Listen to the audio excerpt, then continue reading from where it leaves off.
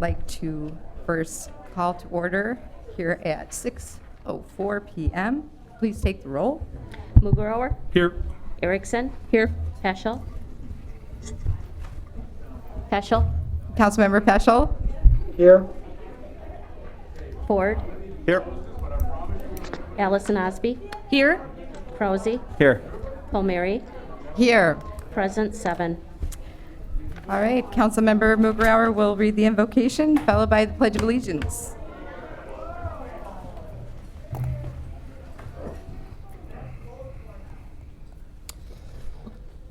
We are mindful of the blessings of liberty that we have in this nation. May our decisions tonight improve the quality of life in our city and for our residents.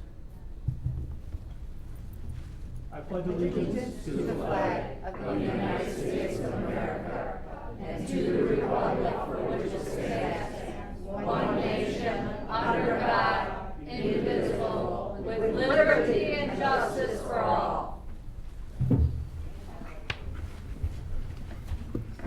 All right, first we have a presentation for the 2019 Rock the Block Review.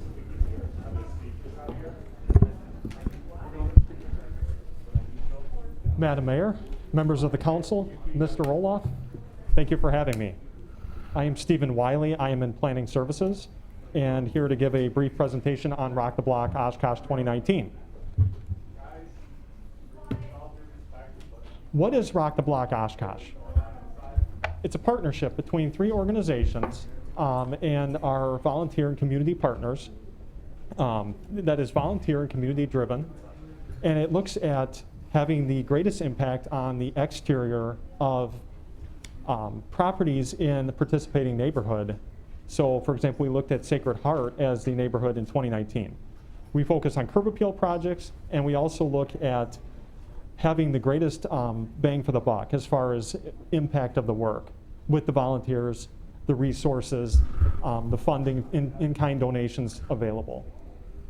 And to note of importance is also the neighborhood interaction. It's building social connections. When you have people working together on shared goals, getting this work done, that also fosters interaction and helps us to have a positive impact in the community. Volunteers are a critical part of the puzzle. We have the 3 organizations, their logos on the bottom of the screen there. Habitat for Humanity Oshkosh, Oshkosh Healthy Neighborhoods, and the city of Oshkosh that help make this thing go.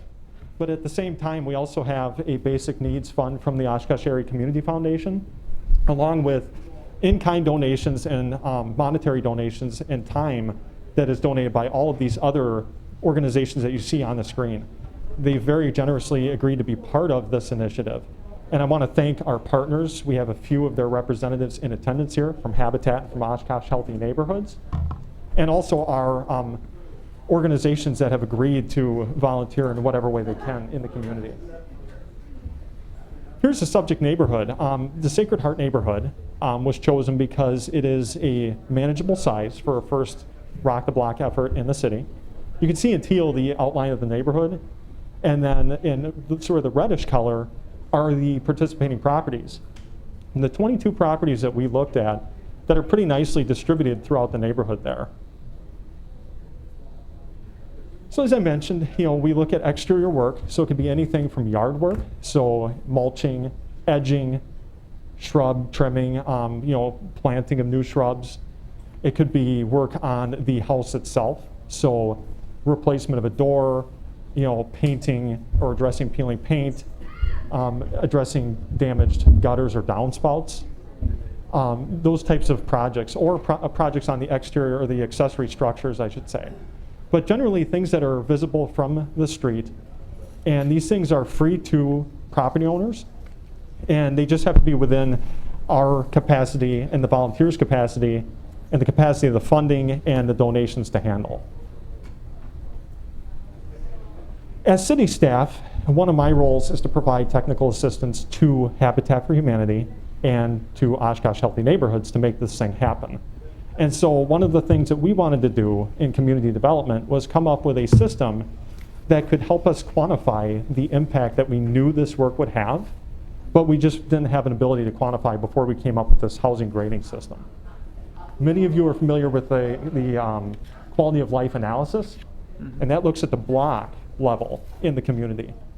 But this is more of a micro scale, individual parcel specific system that looks at where we start out with a particular parcel. We establish a grade, and then when we do the work, we reevaluate that parcel, and we establish a follow-up score. So we start out at 100%, and then if there's issues with the property, we deduct points accordingly to come up with a composite score for that property. And the idea of community development staff during this was to look at how we could move the needle, so to speak.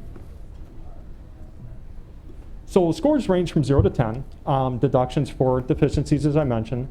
And then we had a few other factors that we wanted to not completely ignore because we felt that they were related.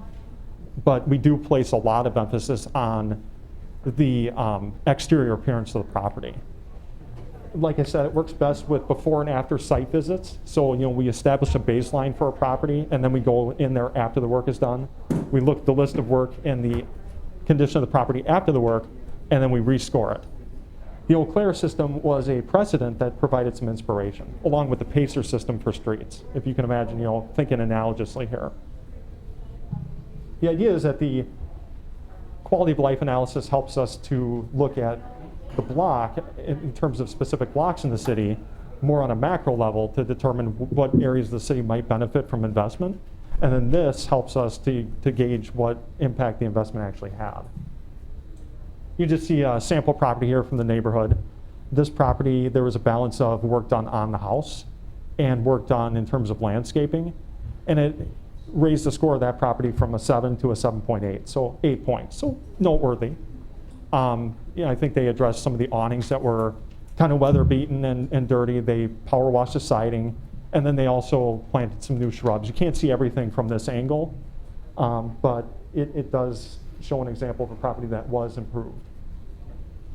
Likewise, this second property here, went from a 7.3 to an 8. So it hit the 8 threshold there, which is beneficial.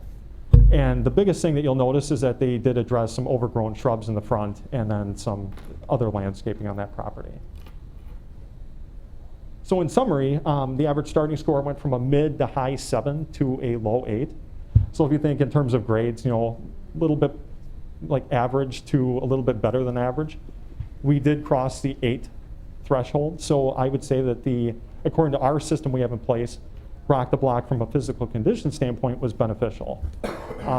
Not to mention again, the social impacts that this can't even really evaluate. They're a little bit harder to look at, but we did have a lot of people involved in meeting neighbors, so it was a success in our opinion. As far as what work had the biggest impact, exterior painting projects really helped. If painting was addressed, that raised the score a lot.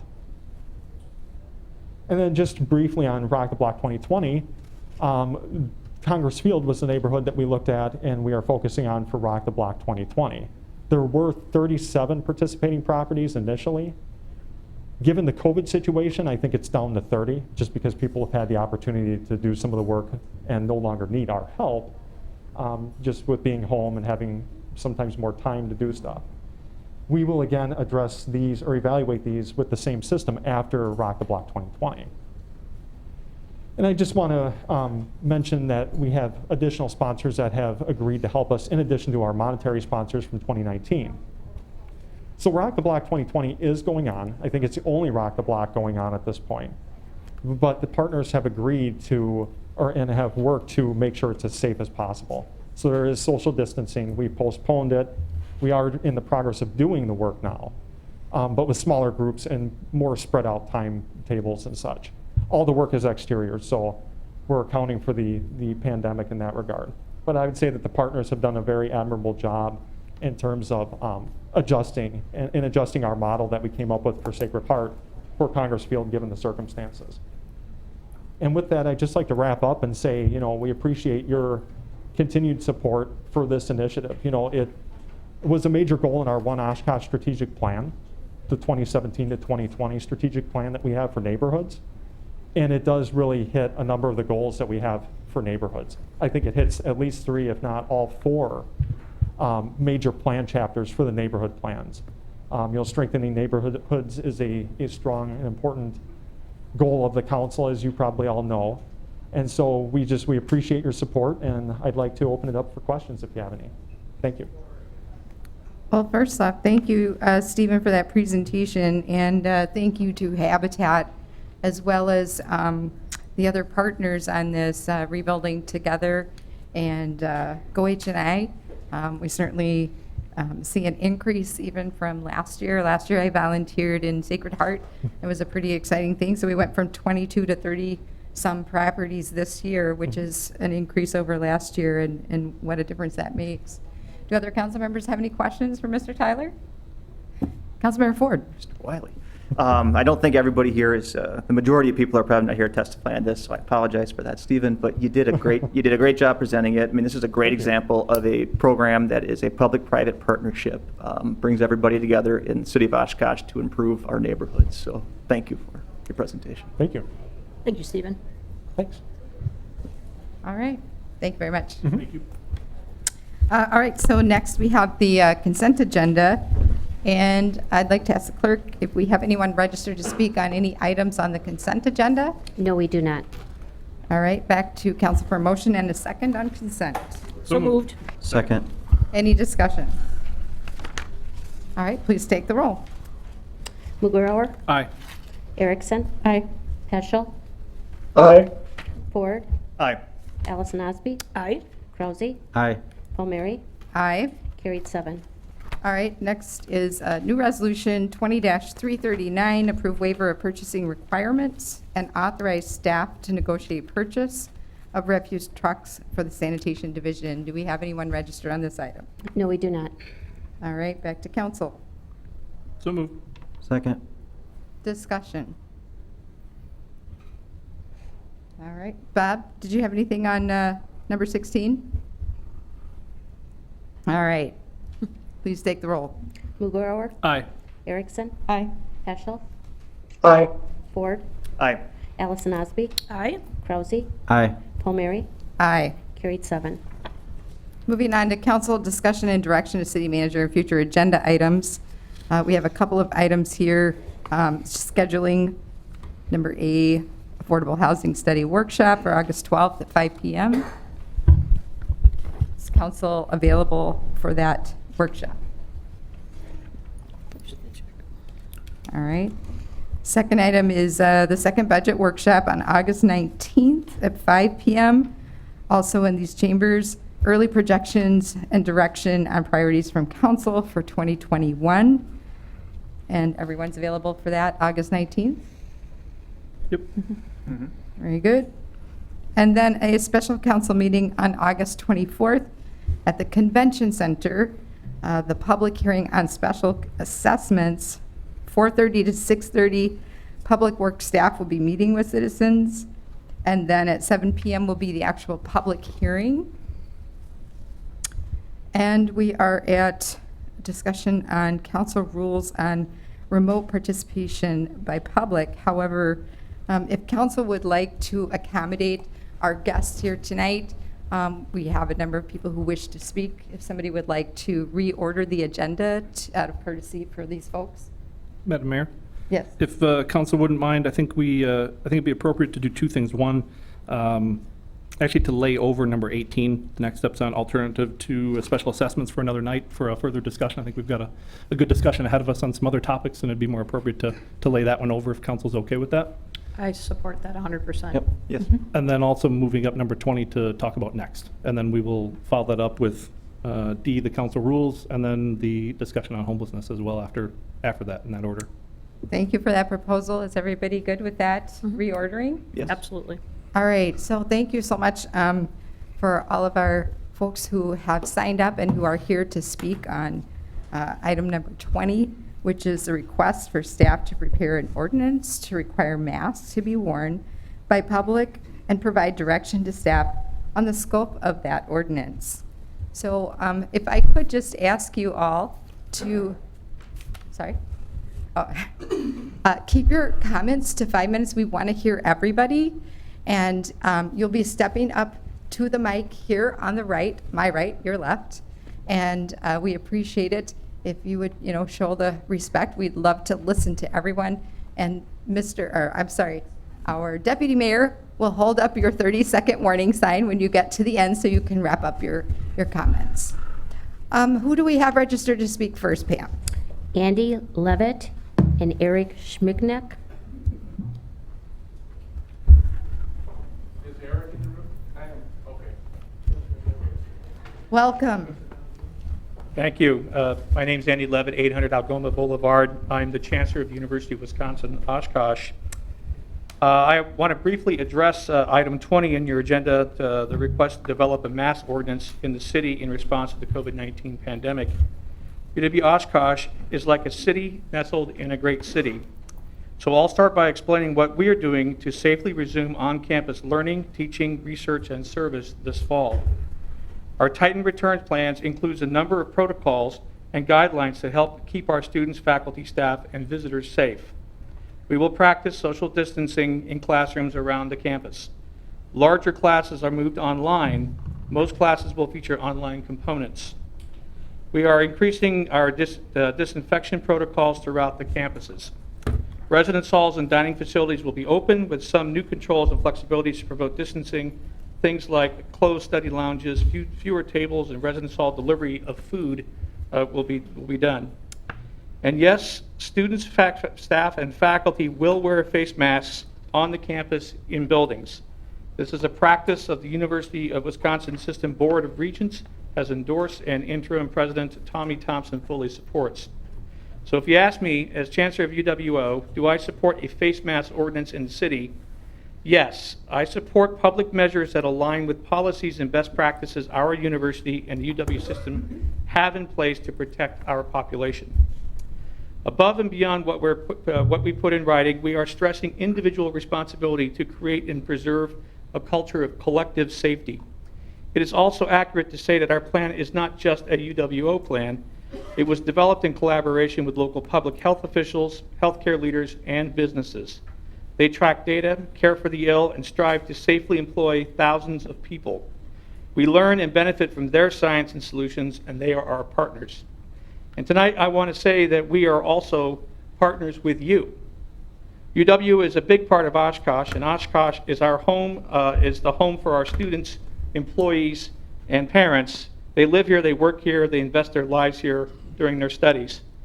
It's been a while, but the last time we checked, UWO had a $500 million per year positive economic impact on this region.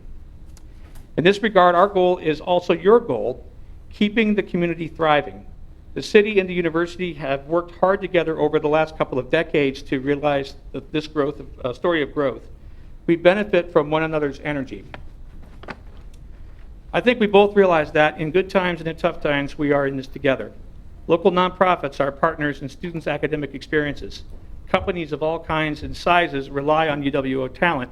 Stores and venues benefit from Titan's labor and spending. We both want to preserve and strengthen this interdependence. Because students don't just choose UWO, they choose Oshkosh. So I want you to know that we are ready to protect UWO's population and mission, and we are also ready to protect this community we dearly love. Whatever you do to protect the good people of Oshkosh will strengthen UWO's effort and help us preserve on-campus learning and life to the semester's end. I would be happy to return another time to talk about in greater detail in what we do. I deeply respect the many voices that you will listen to and hard work that goes into any kind of municipal ordinance like the one you are exploring. Please count on UWO as a partner in your work in the journey ahead. With that, thank you. Thank you. Thank you, Jessica.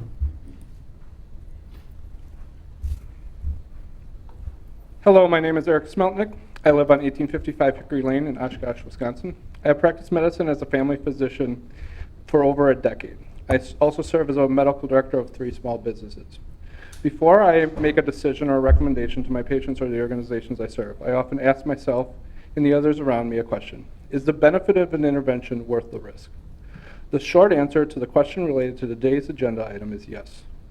Mandating the use of masks or face shields provides a benefit to the city of Oshkosh that exceeds the risk. You may ask why. First off, are masks even effective? Or face coverings? They are. A Fox News report from May 15th stated that coronavirus infections would plunge if 80% of people wore masks. Cloth masks are effective in reducing the spread of COVID when used indoors in areas of community spread and where greater than 80% of the population wears the mask. 50% compliance, this study found, has absolutely no benefit. The threshold of 80% compliance is difficult to achieve without a mandate. In the past weeks, this report was confirmed by a comparison of 5 states that surround us: Wisconsin, Iowa, Minnesota, Michigan, and Illinois. 3 of these states have statewide mask mandates. They had 25 to 60% fewer cases than the 2 states that did not. A face shield or a mask, cloth masks are equal in preventing COVID-19. People may present evidence that seems to potentially contradict these statements. It is important to consider, are they discussing the spread of COVID-19 or a more general viral spread? Are they looking at close contact in indoor spaces?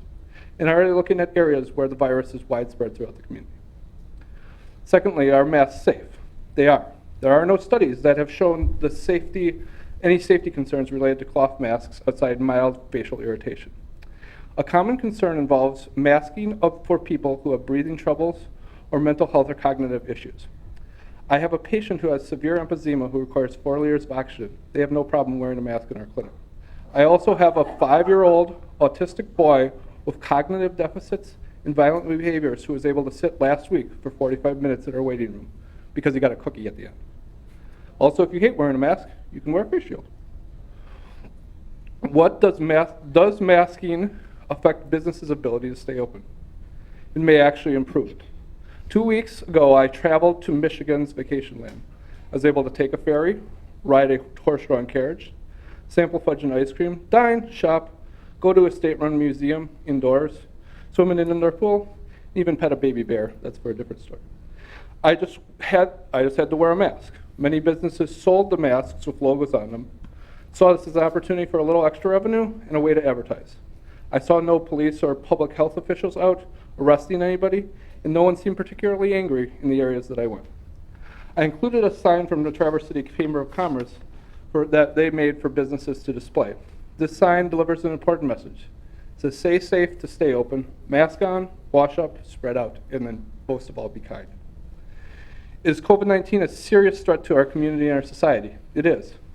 In the last 6 months, COVID-19 has killed 140,000 people in the United States, 800,000 people, or 800 people in Wisconsin, and 16 people in Winnebago County.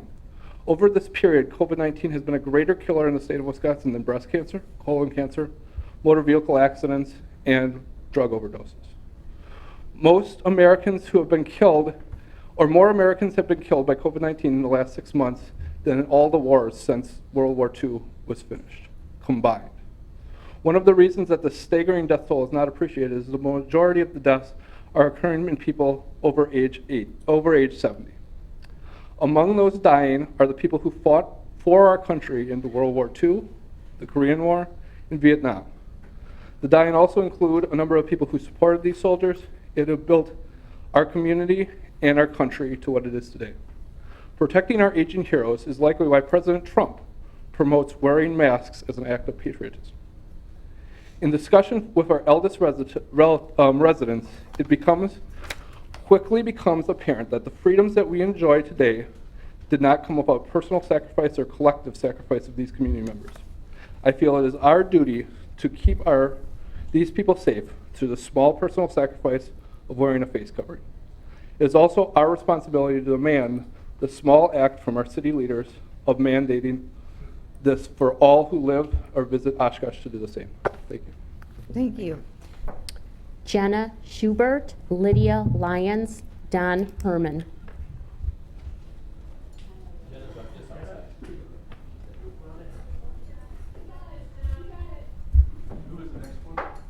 Lydia Lyons. And Don Herman. Welcome. Thing on. Yeah, you're good. First of all, I wanted to thank you for hearing our thoughts today. My name is Jenna Schubert. I've been corresponding with a few of you, so it's good to finally see your faces. I moved here in 2007 to go to the University of Wisconsin. I graduated with a bachelor's in literature. I met my husband here, who also graduated from UWO. He's an accountant at a local nonprofit. We've bought a home here. We're raising our family here. We have 4 small children. We still go to UW basketball and football games. We live at the library and we love the farmer's market. This is our home. So the issue of forcing a mask mandate on your citizens is a big one to us. Part of the confusion comes from the timing. Had you tried to pass an ordinance in March, you probably wouldn't have had much fuss from any of us. We didn't have a lot of information at that time, and we took the precautions that we saw fit as a community. It felt like a coming together of sorts. What was facing us seemed unpredictable and scary. I remember our kids were putting up dinosaurs, hearts, superheroes in our windows during that stay-at-home order. My son found one of the rocks that the police and fire departments had hidden for the children. But guys, we're 4 months into this. The data is in. As of today, 4 months into a pandemic, there are 141 active cases in Winnebago County. That's as of today, July 28th. Less than 1% of people in our community have COVID right now. And that's not just less than 1%. That's less than 0.1%. My husband is an accountant. There are less than 10,000 active cases in our state, according to the Wisconsin Public Health Department's most recent update. So many of us here are confused. We're here because we're kind of baffled by this. We were all a little nervous at the beginning, but the pandemic came, and we did our due diligence to not overwhelm the local hospitals, which have never been overwhelmed, for the record. So why are all of us coming up here to convince you guys of the data? We're confused. We love our city, and we care about our community, but what is happening now is not care. Keeping people in fear is not caring for our community. Instead of making plans to insulate and protect the at-risk, we're scaring people by talking about a mask mandate. Seriously, I feel like I'm at an intervention right now. I understand that maybe you're thinking if we mandate masks, people will feel more comfortable being out sooner. But by creating a mask ordinance, you're saying, beware, there is something to fear. The data for our state and our county shows absolutely directly opposite to that, without masks also. So the sooner we can look people in the face and say, really, the worst is behind us, the sooner people will adjust to the idea that this is ending and start coming out of hiding. But lying to them only forges more fear. I keep hearing that wearing a mask is a sign of compassion and respect. It's a sign that we care about others. It shows that we care that others stay healthy. And all of these things would be true if this were Ebola. If we were watching people bleed from every orifice, if people's internal organs were spontaneously imploding, if there was a 50 to 90% death rate, you wouldn't even have to ask us to wear masks. In fact, you wouldn't be able to talk us out of our houses. We wouldn't even be considering a school year in the face of a deadly pandemic. This is not about compassion and respect. You are telling people that they have to cover their face because someone else is scared, and because that someone else is scared, we need to protect them instead of pointing them to the data and to the truth. So the question we need to be asking is, how can we actually help the at-risk and immune-compromised individuals in our community?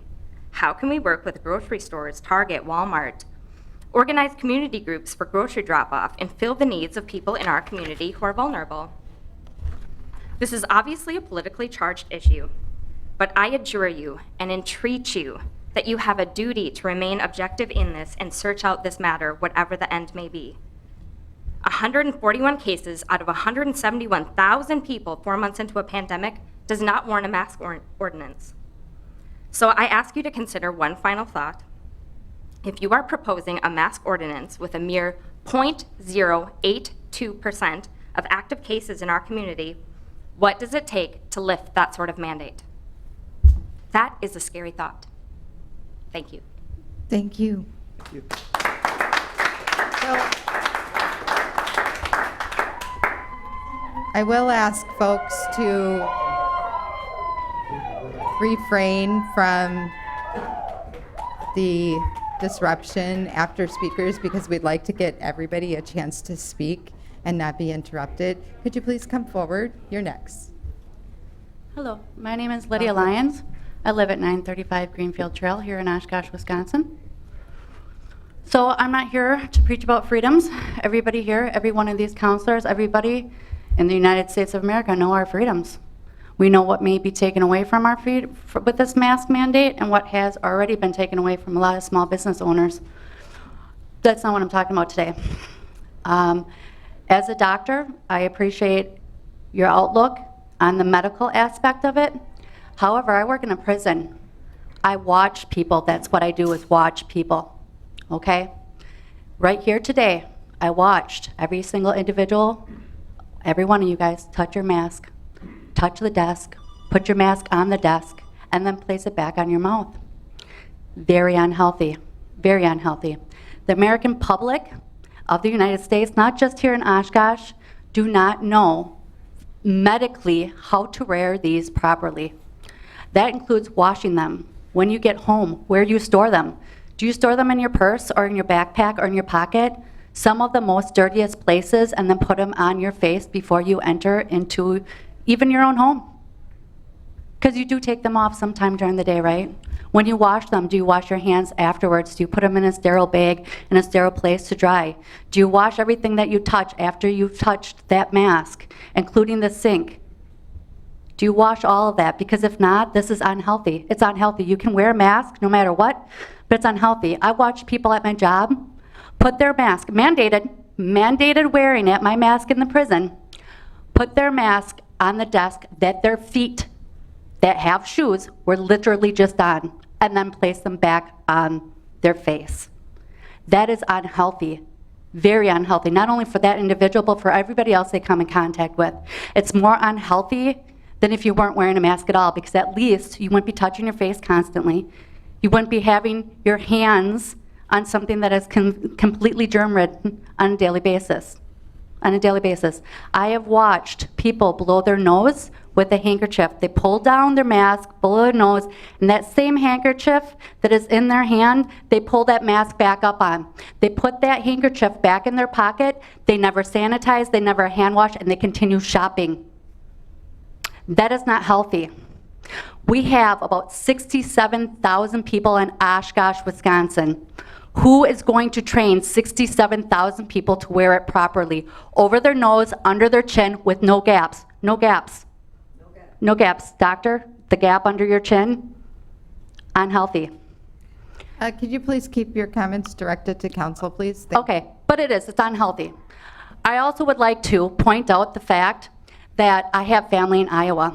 Iowa is not mandated mask wear. I just talked with my brother. It is not. Anybody can Google stuff, but it does not mean that is the reality of it, okay? In the war, World War II, 85 million people lost their lives. We are not up to 85 million people. That was World War II only. We're not even close to that. Okay, the people who fought for our country, my uncle, who I had to just spread ashes for today, received a Purple Heart in Vietnam. He saved only one person from his troop. He fought for our freedoms. So we want to bring freedoms into this. Masks are not the way to go. We couldn't have a proper funeral for my uncle who served. He served. That's already been taken away from us. I watched Target have mirrors so you can try on masks. Tell me, is that safe? Is that healthy? Because it's a fad. This is just a placebo to try to make people feel safe. It is a dangerous disease. It is out there. People are going to die with or without masks. But I can guarantee you the unhealthy mask wearing, which is what everybody is doing.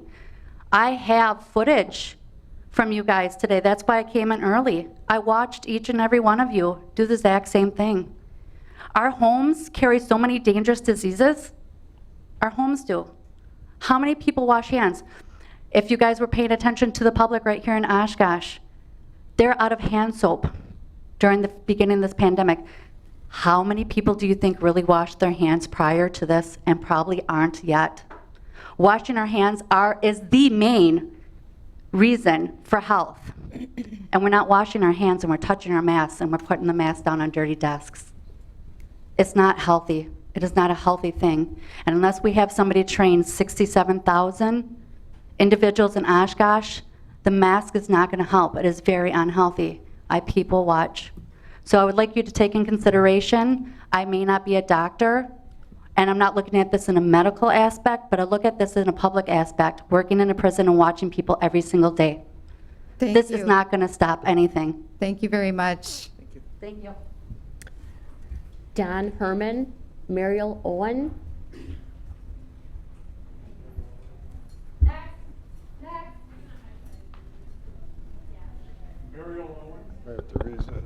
Welcome.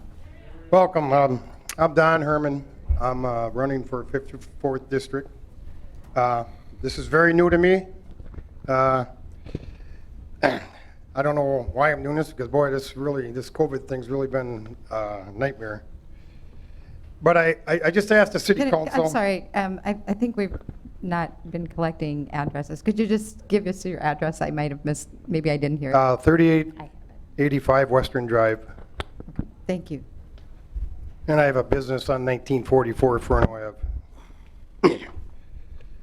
But I asked the city council, I mean, we've been a couple meetings now with the Winnebago County Board. They're trying to do the mask.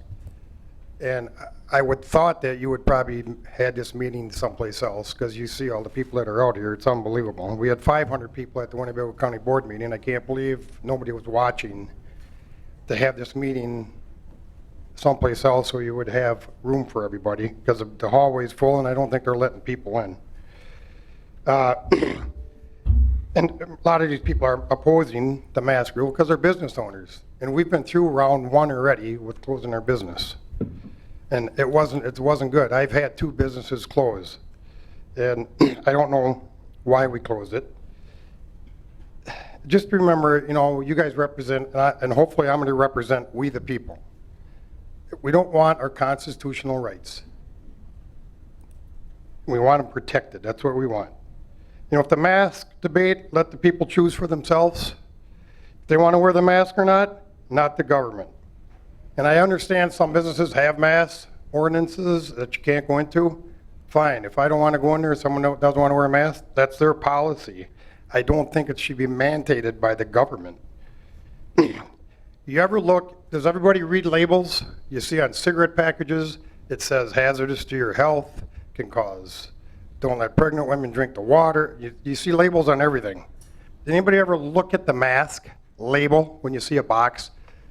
I have the label from the post office. It says right on there, does not protect from COVID-19 or any infectious diseases.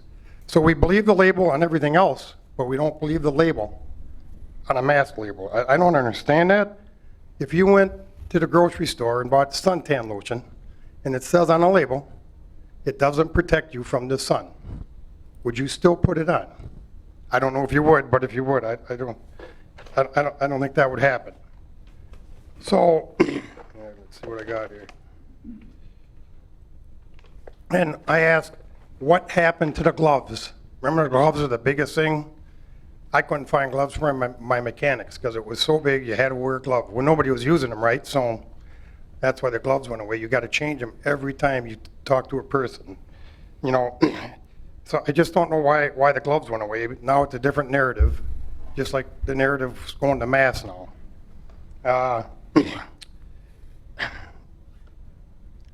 I mean, we've done fine, everybody, a lot of people, we've all done fine protecting ourselves. We don't need government to protect ourselves. A lot of people are, you know, they're 67 years old or 50 years old. We know how to protect ourselves. We don't need government to protect ourselves at all. You know, I really feel bad, you know, with the mask situation that you want to pass. How about that night attendant that's at a gas station or a convenience store? Do you remember way back when you came with a mask, you were actually a criminal? Now you're going to put an ordinance in. If you don't wear a mask, you're going to be a criminal. Isn't that ironic? I don't understand it at all. Just remember, the label on the mask box, read it before you do anything in your vote, and you'll see what you're doing. I close to say, stop abusing government power and protect our constitutional rights. That's what we're here for. You always got to remember that. Thank you. Thank you. Mariel Owen, Rana Dean, Josh Schrath. Hi, I'm Mary L. Owen. I live over on Vinland Street, and we just moved to town last year, and we love it here. There's so much to do. My sister-in-law was just in town and commented on how much there was to do, and there's not even as much to do as there normally is, but she still thought it was a wonderful town, and I love it here. I also don't think the mask should be forced, recommended, but not required. If people want to wear masks, that should be entirely 100% up to them. But to force it is an overstep of government powers. And I have some stats here. There's no proof that masks alone work. From a Mayo Clinic website, it says face masks combined with other preventive measures, such as frequent hand washing and social distancing, help slow the spread of the virus. So I'm sure that is absolutely true, but combined with other preventive measures, as it was already mentioned, how much more effective is just simple hand washing? You know, you go into these restaurants, and I just had to chuckle. I went into a local restaurant recently, and they had like a 4x4 plexiglass between tables, as if that's going to keep the germs from one table from reaching the other. I mean, I have 3 kids, and I know that sicknesses just spread through a house like crazy. There's no, if I couldn't just put a 4x4 plexiglass by my kid's door and expect the germs to stay in. So definitely, I think hand washing, absolutely. Social distancing, yes. If someone wants to wear a mask, absolutely. But to just act like face masks are the savior of the world because people wear them, that just, it doesn't really make any sense. On April 8th, to the Trump administration, I believe it was, there was a report given that says there are no studies of individuals wearing homemade fabric masks in the course of their typical lives. And then on, it says the current level of benefit, if any, is not possible to assess. Similar to SARS, which I'm sure will be addressed or already has been addressed, but the coronavirus can pass through masks as far as from what I've read.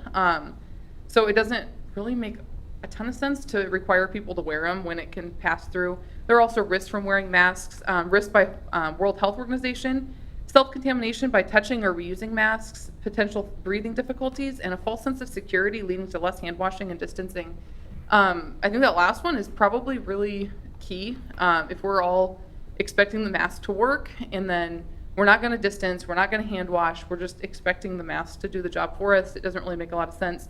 Also, risk by MSN Lifestyle News, shortness of breath, lightheadedness, headache, acne, development of chronic dermatitis, weakened immune system, new patterns of skin wrinkling, and development of chronic respiratory conditions due to microfibers and material.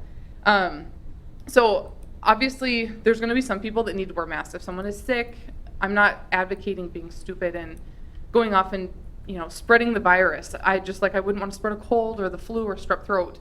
But I'm not sure exactly where this is going to stop. If we require masks for this, are we going to require masks for influenza season coming up? I mean, are we all going to be locked in our houses because influenza season's here again, just like it is every single year? Also, how will it be enforced? I mean, I think the police officers, which I'm very grateful for, but I think the police officers probably have a lot more criminal activity to deal with than whether or not someone's wearing a face mask. So I don't think that that's really going to be an ideal enforcement pattern. So anyway, I also have some stats here from, says no evidence that face masks protect, say experts. An epidemiologist, Mike Osterholm, speaking of how aerosolized particles escape masks with every breath, says, if these cloth masks do little to reduce virus transmission, do we not have an obligation to tell the public of this potential limitation?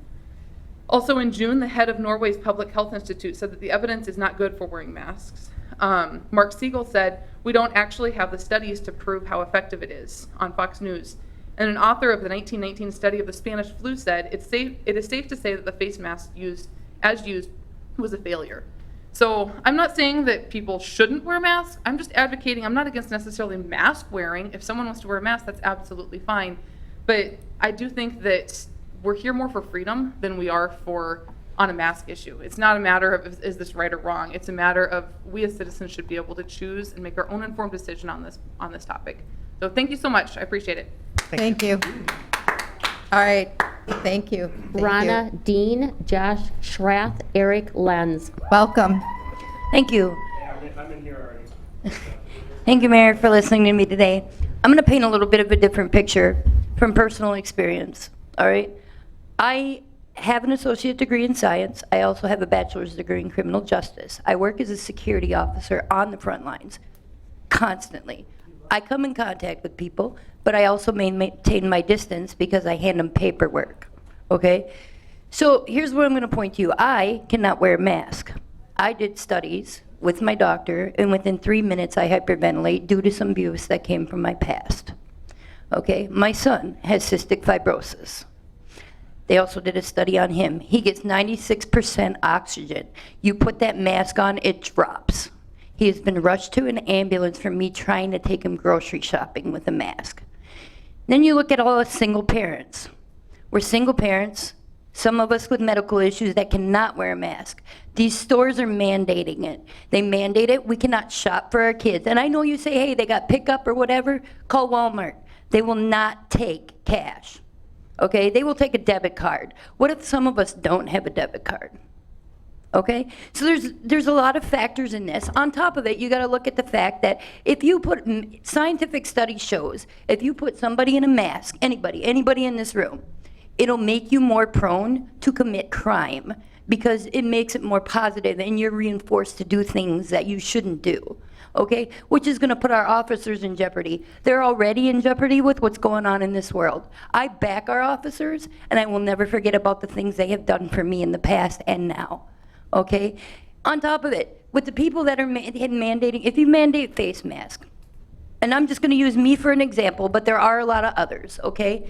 My job compensates for me not wearing a face mask. If it is mandated in this city, people will lose their jobs that cannot do it. Our unemployment rate will climb. Our crime rate is already climbing, and it'll climb even more. And then you gotta think of the mental health of many people, okay? There's already mental health problems. And as the doctor said, you know, this pandemic or whatever, he thinks it's worse than the suicide. But pay attention, really look, because some of these numbers, the way I look at it is you look at what's went down. Okay, so accidents have gone down, heart attacks have gone down. I personally witnessed my grandfather having a heart attack. They had to list it as COVID. We fought back. And what they said to us is if we don't get a chance to examine him before he dies, he is listed as a COVID death. That's not right. That's where some of these numbers are coming from. That's why some of these accidents that are high rated as killing people are not on the list anymore because everything's listed as COVID. People get money from it, the hospitals, whatever, it doesn't matter. It's wrong. Okay, they are lying to us. I have personally witnessed this myself. I don't want to see our community have more crime than it already has. I've been living here for over 30 years. Okay, and this has gotten so much worse. And now it's even getting worse. And our mental health of our children, it's falling. It's falling.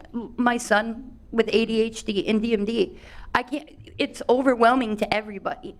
Okay, and now I'm gonna have to, if you mandate this, me and several other parents who are single parents are gonna have to figure out how do we get groceries in our house? How do we feed our kids? How do we help their mental health? To me, it's child abuse. You put that mask on, you're shunning your kid to shut up, you know, to that thing that they used to say, you should be heard and not seen. You should be seen and not heard, whatever, you know, how they ever say it.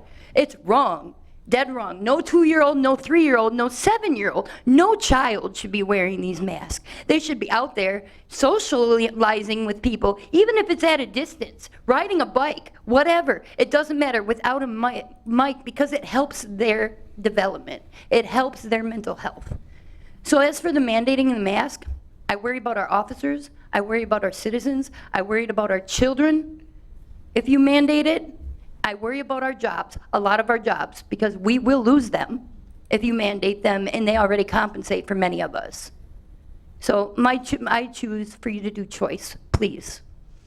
Thank you. Thank you. Josh Sharath, Eric Lenz, Shanna Zastra. Welcome, sir. Hi, my name is Joshua Schroth. I'm a resident here in Oshkosh. I live at 1119 Buchanan Avenue. I want to first thank God. Philippians 4:13, I can do all things through Jesus Christ who strengthens me. I want thank you for giving me thank you for allowing me the time to speak. Thank you to the officers in this room and in our city and in our country. I served my country. I did 2 tours in Iraq. My last deployment, I was wounded and awarded the Purple Heart. I bled blood, sweat, and tears for my country. I love my country. I swore an oath to protect it against enemies foreign and domestic. What I see here is an act of tyranny and a push of the mainstream agenda, a narrative from the mainstream doctors who agree with the narrative. There are thousands of doctors who have came out against this, but have not been given ears as they do not agree with the narrative of fear-mongering. 5 months after this all started, Oshkosh Defense started the enforcement of wearing masks. I sacrificed my awesome job at Oshkosh Defense because I refused. It goes against my soul, goes against my conscience. Every time I had to put that mask on, I felt like I was wronging myself. If God wants to take me, he's going to take me. If he wants to take you, he's going to take you. I end with what Franklin D. Roosevelt said. The only thing, well, two statements. With what Franklin D. Roosevelt said, the only thing we have to fear is fear itself. And Benjamin Franklin, those who would surrender freedom for security will not have, nor do they deserve either one. Thank you. Thank you, sir. Eric Lenz, Shanna Zastira, Marilee Pelko.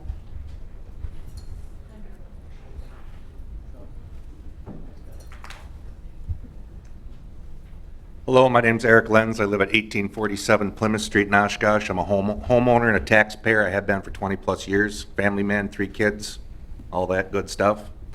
First thing I want to ask is, if we're all worried about the spread of this nasty, crazy pandemic that's taken millions and millions of lives, how come we're not cleaning this microphone off?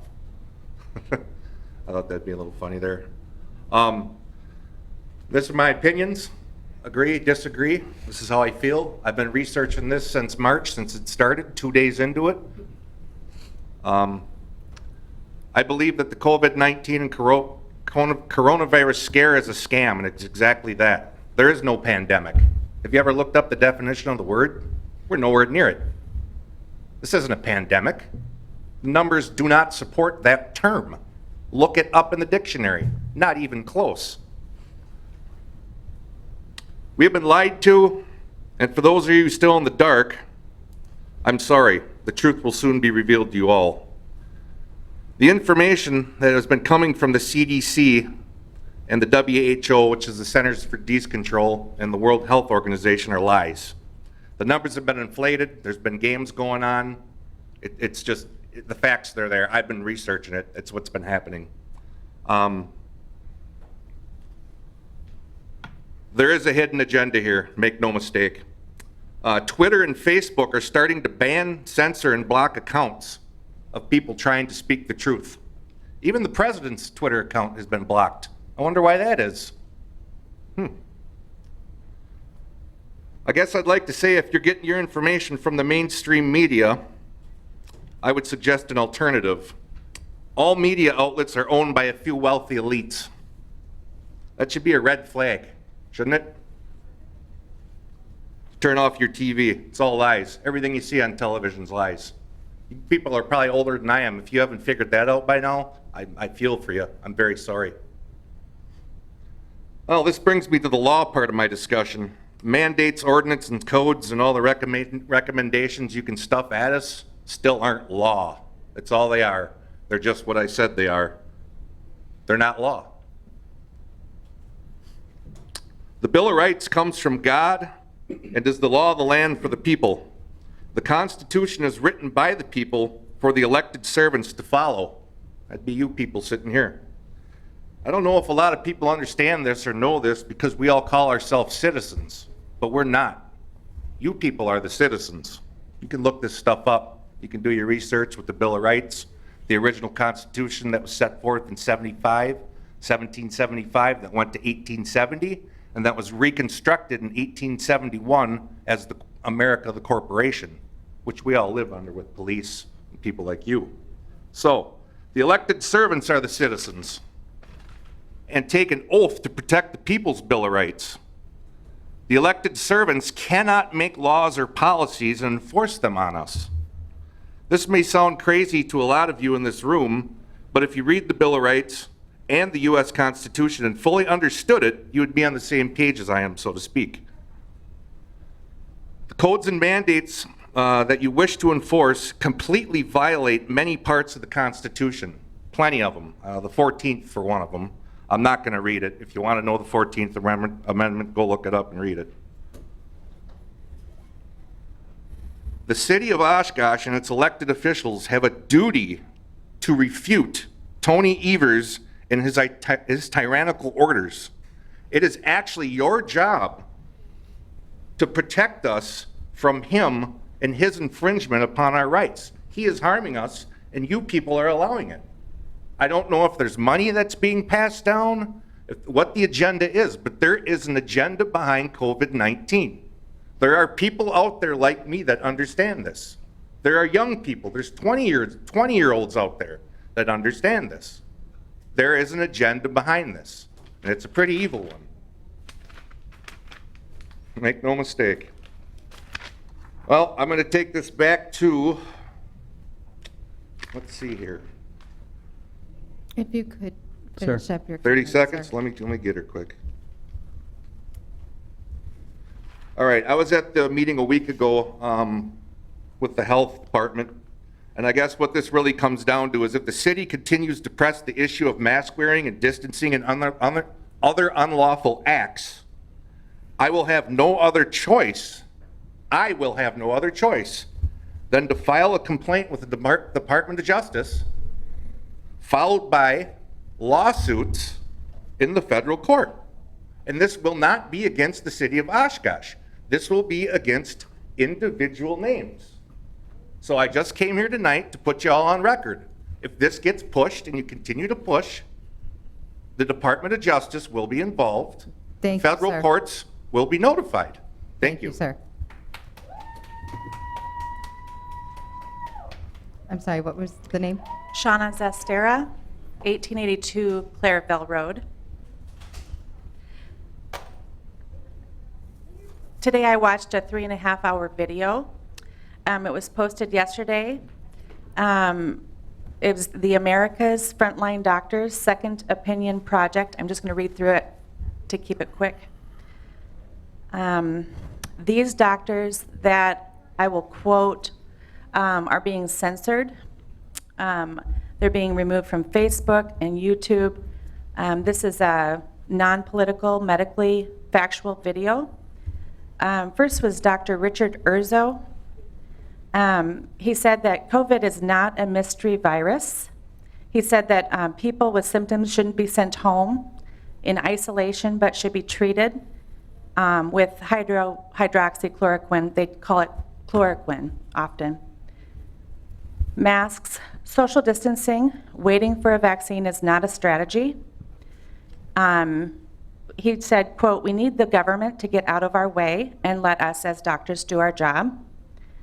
Dr. Simone Gold, she talked about a study published by Virology from the National Institute of Health in 2005, which described the epidemic at that time as a severe acute respiratory syndrome, looked like, quote, "the new SARS-CoV.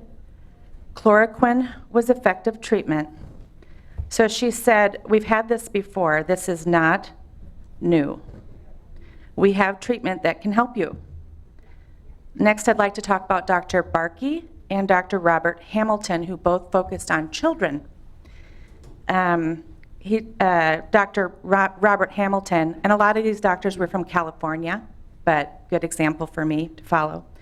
COVID effects on children and school policy focused on that and just said kids are doing great.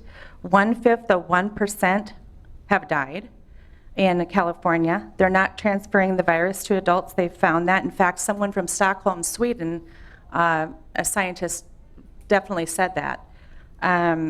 we need to get our kids back in school. The next one was quite moving for me personally, just because he was a psychologist for adolescents and children. I would encourage anybody to look this video up. At about 55 minutes to an hour and 5 minutes, this Dr. McDonald spoke very eloquently. He said, "This is not a medical pandemic, but an emotional pandemic centered on fear, but not based on reality. In my view, this is child abuse. We are training an entire generation of children to live in fear," unquote. Safe? Compared to what? He said.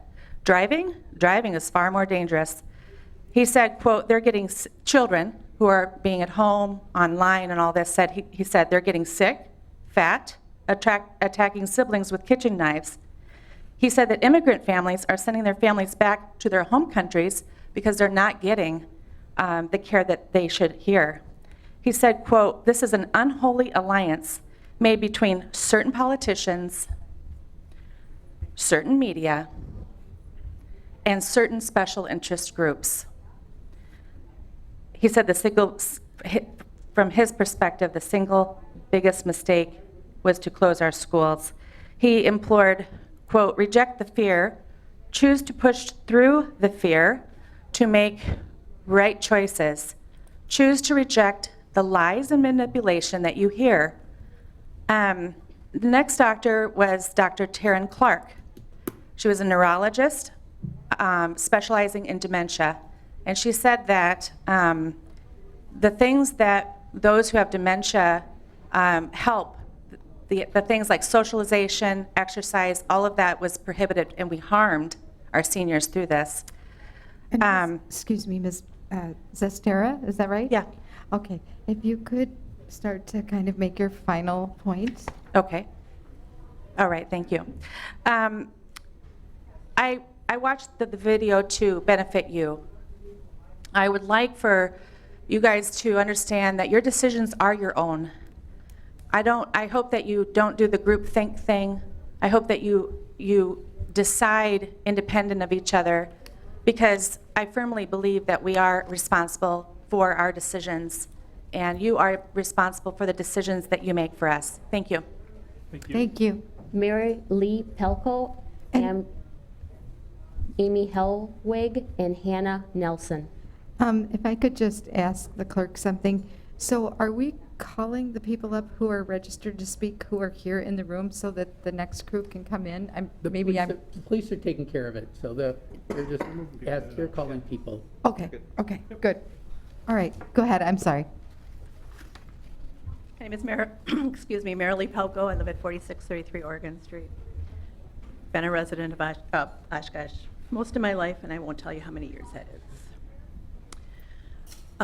When I went online and I was looking for the agenda for this meeting tonight, and I saw the invocation. We are mindful of the blessing of liberty that we have in this nation. May our decisions tonight improve the quality of life in our city and for our residents. It got me thinking about a couple of the words and phrases in that, and the first one was liberty, so I looked it up in the dictionary. Liberty is the quality or state of being free. So let me just start by saying that if you force me to wear a mask, I am no longer in the state of being free. It's just a mask, you say. Liberty, my body, my choice. So give me logic behind this one. I can murder and abort, the same thing, my unborn baby, and I've been able to do this all the way through the virus. But now 4 months later, 4 months too late, I can't go grocery shopping without a mask to feed my family. Where's my liberty, my choice, my freedom to take care of the family? I chose not to abort. My right to not restrict my family's airways. Liberty. Tell me how isolating our elderly is allowing them to be free. They lived over 80 years just to be locked up like prisoners. And I have a stepson who is a prisoner, so I know. They are away from their families. If masks are so great, why are we not allowed to wear them and go visit them? Nobody has that answer for me. liberty. The next is improve the quality of life. Improve is to enhance and make better. If masks and isolation are so great, then tell me how Bethel Home, right here in Oshkosh, got so many cases of the virus. All the staff were diligently wearing their masks and their PPE because I saw them through the window. My mother lived there.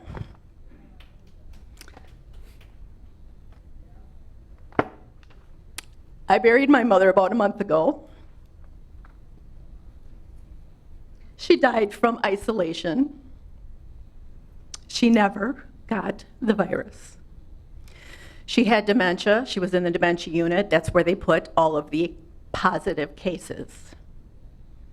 She had dementia. She didn't understand isolation, so she just wheeled herself wherever she wanted to go without a mask. She never got it. She died from loneliness, from isolation, from social distancing. Tell me how that improved her quality of life. We watched her wither away through the window because why? Masks don't work. Because if they would, we would have been in there visiting her every single day like we did prior to this virus. Quality of life. On the day of her funeral, we looked at her death certificate, and it said respiratory illness, or respiratory failure. It said pneumonia, and it said probable COVID infection. She was never tested for pneumonia. She was never tested for COVID. We took it to the county coroner, God bless her. She looked into my mother's records. The records for the last 6 weeks of her life, or 8 days of her life, I'm sorry, said O2 levels perfect, temperature perfect, lungs clear. Every day, even the day she died, O2 levels were perfect, temperature perfect. As a person with asthma, please tell me how blocking my airways with a mask is enhancing or making better my quality of life. And I was going to bring in my ale inhaler, but I had the virus back in February, and I'm still alive. The experts say we only get it once, so then why do I need to wear a mask to protect others? From what?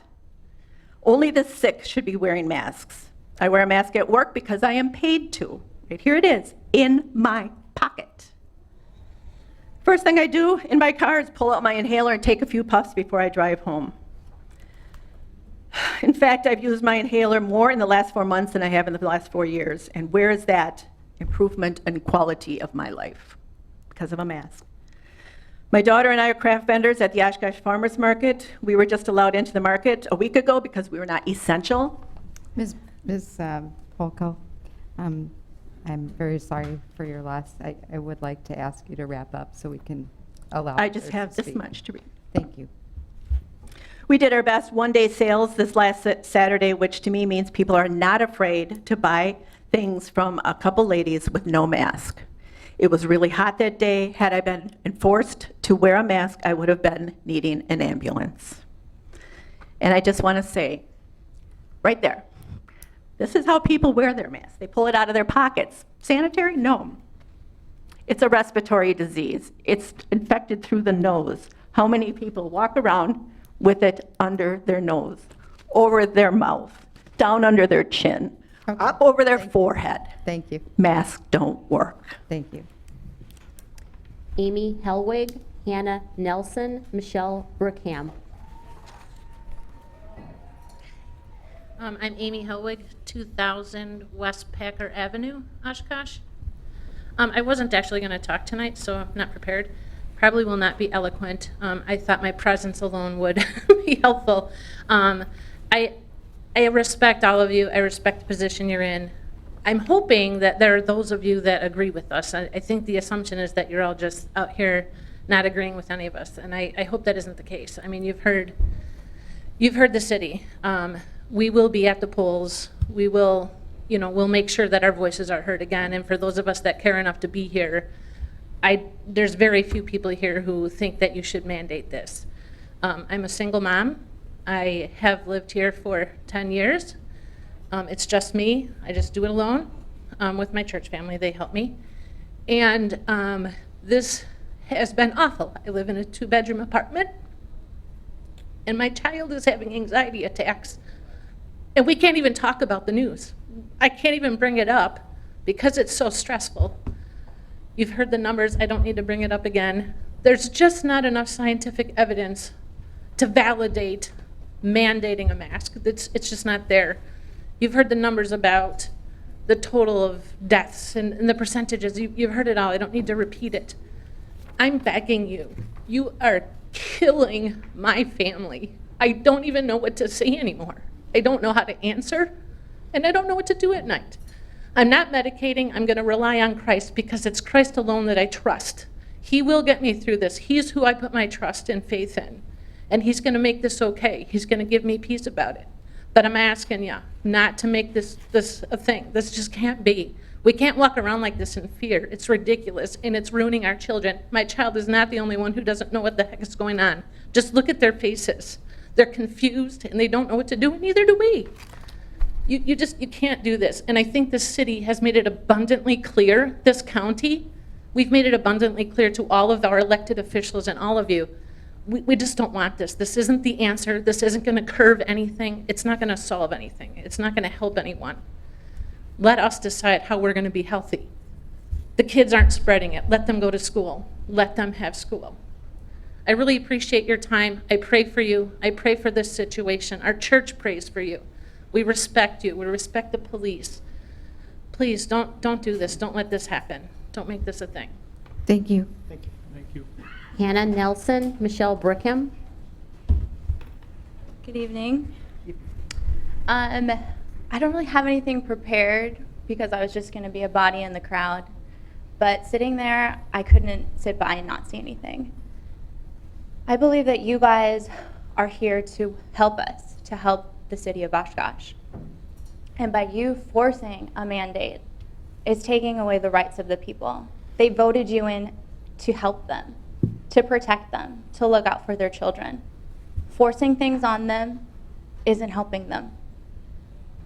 Oshkosh, I've grown up here, and it's always been a safe place. It's always been known as a safe place. People want to come here for tourism, to visit family.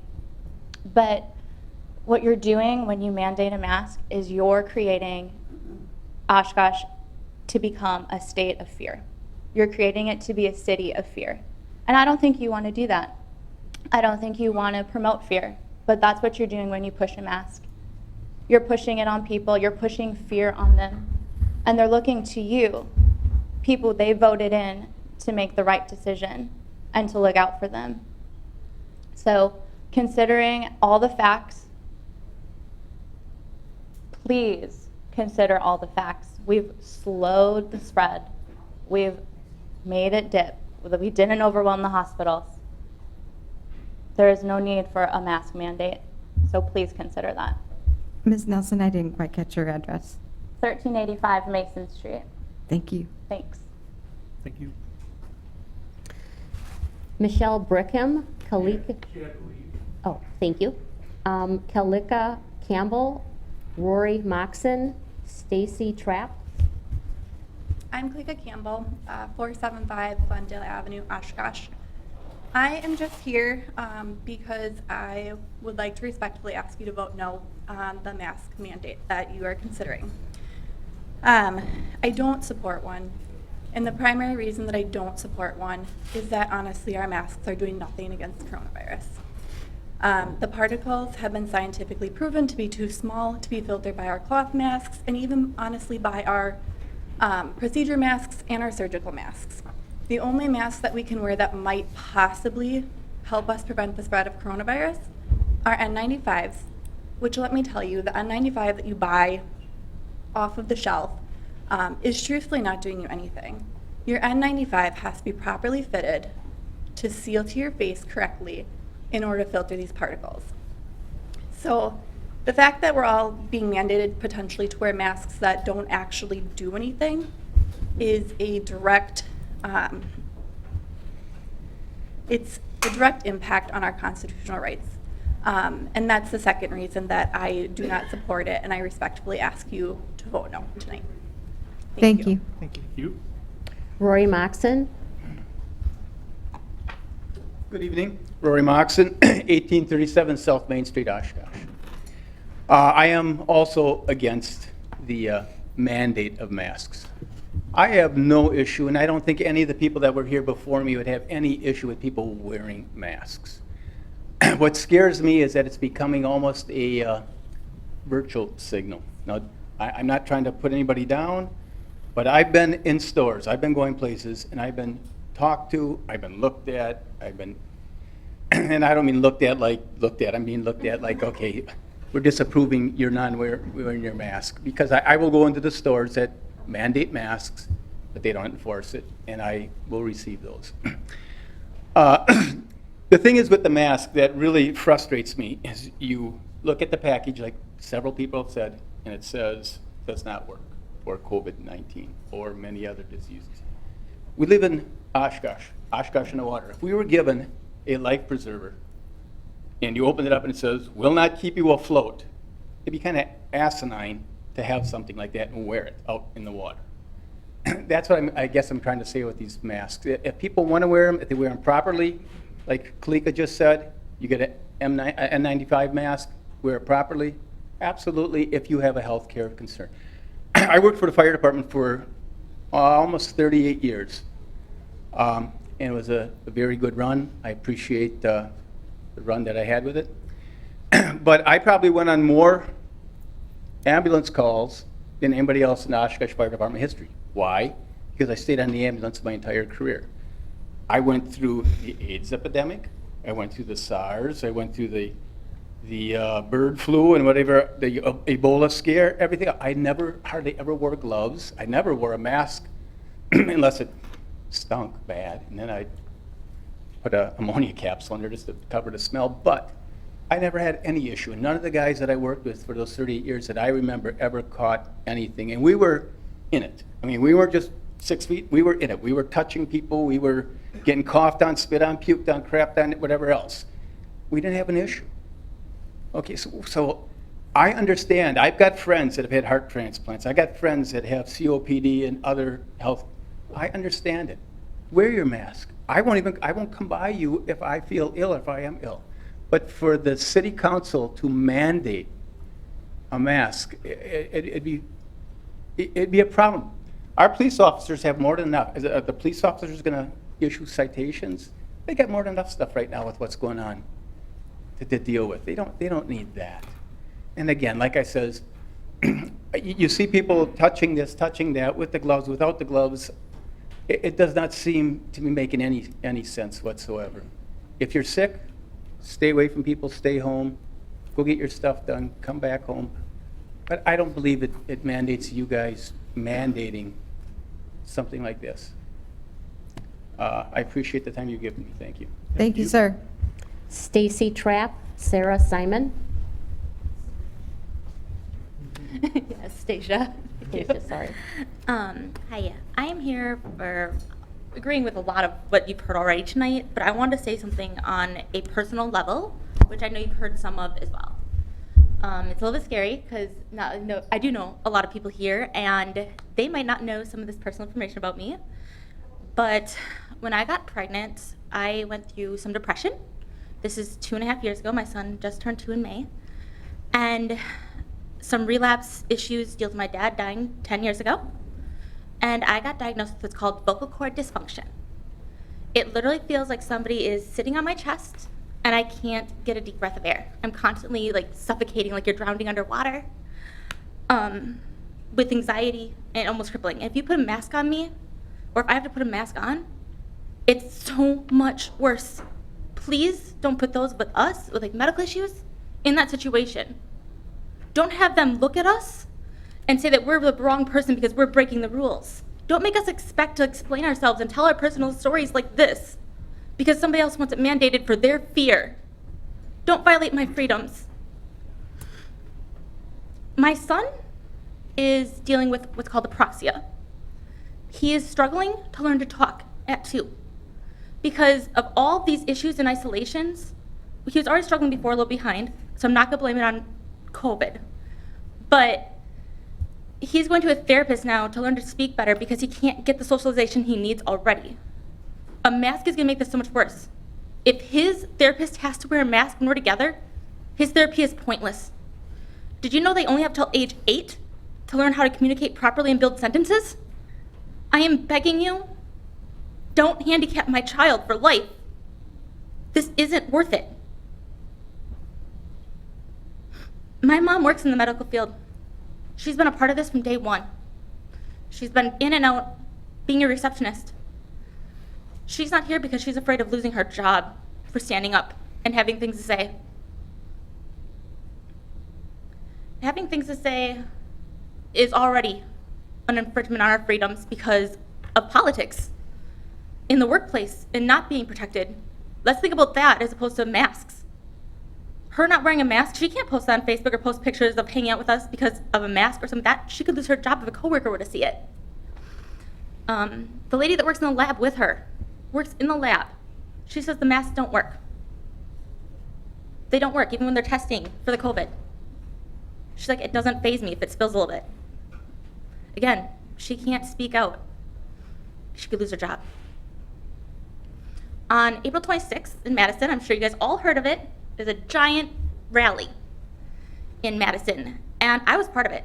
There's about 20 in my group that I knew personally, and we were all hanging out. Not one in the group 20 wore a mask. We didn't wear signs. We didn't social distance. We hugged. We were grouped together. We rode together. We had our lunch together. We shared drinks and bottles of water. Not one of us got sick. In a huge group like that, the friends of friends we knew didn't get sick. No one we knew that went to this rally. The friends of friends that weren't even in our direct group got sick. If it's this crazy, contagious virus, then why didn't one of us get sick? So I'd just like to say thank you for your time. Please, please, please don't mandate this for my son's future and for my health and my day-to-day living. Thank you. Thank you. Thank you. Sarah Simon, Trudy Eckstein. Hi there, my name is Sarah Simon. I'd like to thank you for being here and thank you for listening to everyone. On behalf of mainly all the people who have spoken already, I would just like to tell you that I would encourage you to vote no. I do not support a mask mandate at all, and I believe that people should have the right to be able to wear a mask or to not wear a mask. I respect people who would like to wear a mask if they feel afraid or if they are at risk or whatever the case may be. I just don't think that it's right. I'm a mom of 2 little boys, and it literally breaks my, not literally, it breaks my heart. When my son, we're going shopping, and he's like, oh, Mom, like all the mask stuff. If you guys pass a mask, what is that like for a child? What is that like? They're trying to play at the playground, and all these other kids, some kids are wearing masks, some kids aren't wearing masks. Oh, we can't go over by them because they might breathe on us, they might cough on us. People need to be social, they need to be able to, it's good to see faces, it's healthy, we need germs, we need to be able to choose, I guess is my biggest thing. And not only that, but also I respect so much our law enforcement in Oshkosh, and I truly believe that if you pass this mandate, it is going to cause a lot of problems. There are a lot of people, as you witnessed, who are not in support of the mask mandate, the word mandate. Advisory, recommendation, sure, but mandate is going to push people to, you're trying to push people to do something that they don't necessarily want to do, and I believe that might cause some issues, and I think that we have a lot of other bigger issues to deal with, so thank you. And I'm sorry, Sarah, what was your address? 1760 Robin Avenue. Thank you. Thank you. Trudy Eckstein, Matthew Mickelson. Hi, I'm Trudy Eckstein. My address is 1216 Charlene Ave in Welcome. Omro, but I own a business in Oshkosh. I had to stop watching the news every day because every time I turned it on, my business was being attacked for the ones spreading the COVID because I own a bar. So I had to stop watching that. What I wanted to tell you is the reality of what's going on in my bar. It's a community bar. People come in because they feel comfortable, because we know each other, and they feel comfortable around each other. We're not getting flooded with overcrowding. I'm doing everything I can to sanitize surfaces, sanitize hands, to the point where they call me Mother Clean. And I always say, guys, I'm just protecting you. I'm not trying to be the problem. I'm trying to be the solution and not spread the virus. But I don't feel like that's getting out into the community, that we're the problem. I'm sorry, I'm nervous. But, so I wanted to stand up for that and just say that that is going on in the bars, in a lot of the bars in Oshkosh. That's the majority. Also, I want to touch on what Dr. Schmeltnick said. With all due respect, you should know better than to use one child that you bribed with a cookie with autism to group. I'm sorry, can we not attack Okay. people? This is supposed to address the council. I had a Thank you. child, 13 years special needs. He had an oral aversion. For 13 years, I was never able to train him to put anything on his face, to the point if you touched his face, he would vomit. So taking one child and saying that you can train all the children with special needs to wear a mask with a cookie, I think is irresponsible. And that's all I have to say. Thank you.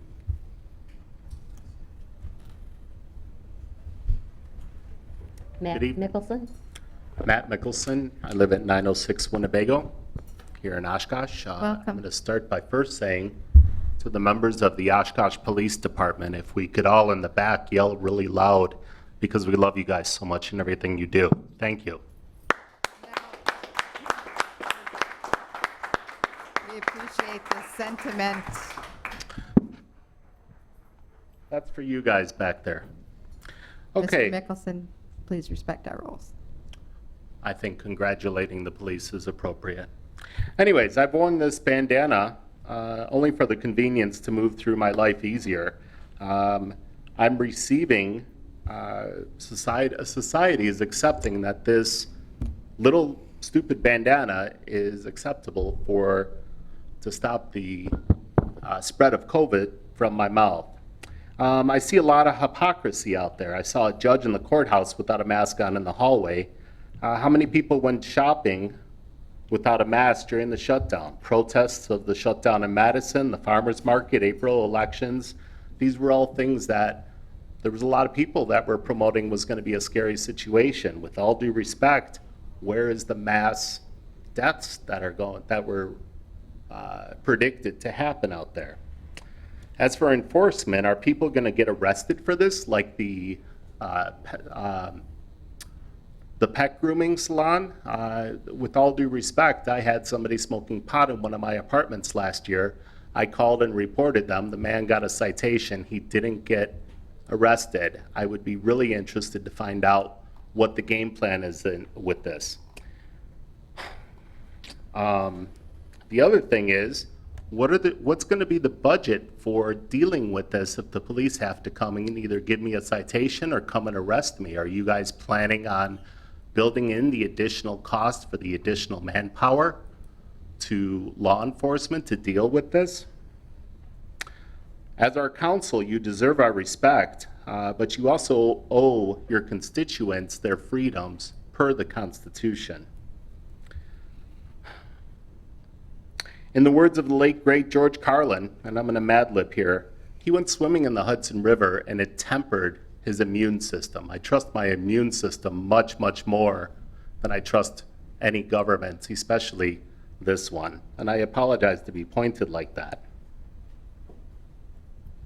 Several people are actually currently working on finding people to run for the county board if the health department amendment goes through. If this mandatory mask ordinance goes through, we can expand that to be included for the city council if need be. It seems like there's a lack of trust by governments and their constituents to know how best to live their lives. I know how to live my life. I don't need a big brother to come and tell me what to do.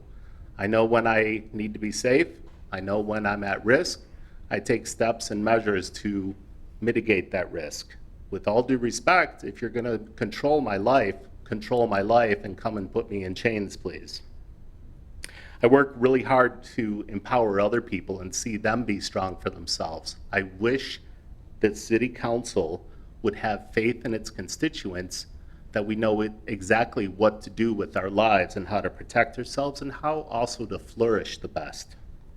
How about instead of enforcing this on all of us, you believe in the people that you represent instead? Thank you for the time. Thank you. Thank you. Thank you. Leslie Anderson, Benjamin Campbell. As stated, my name is Les Anderson. I live at 4695 Christine Street in Oshkosh. And I would just like to state that myself, as a taxpayer, as a property owner, as a resident and citizen, am not in favor of a mask mandate. And I represent many family members and friends that feel the same way. And I just ask that you, as our city council, and I respectfully ask that you would respect our freedoms and our abilities to make common sense decisions to protect ourselves and our families. Thank you very much. Thank you, sir. Thank you. Benjamin Campbell, Nathan Smith. Benjamin Campbell, live at 143 West 22nd Ave.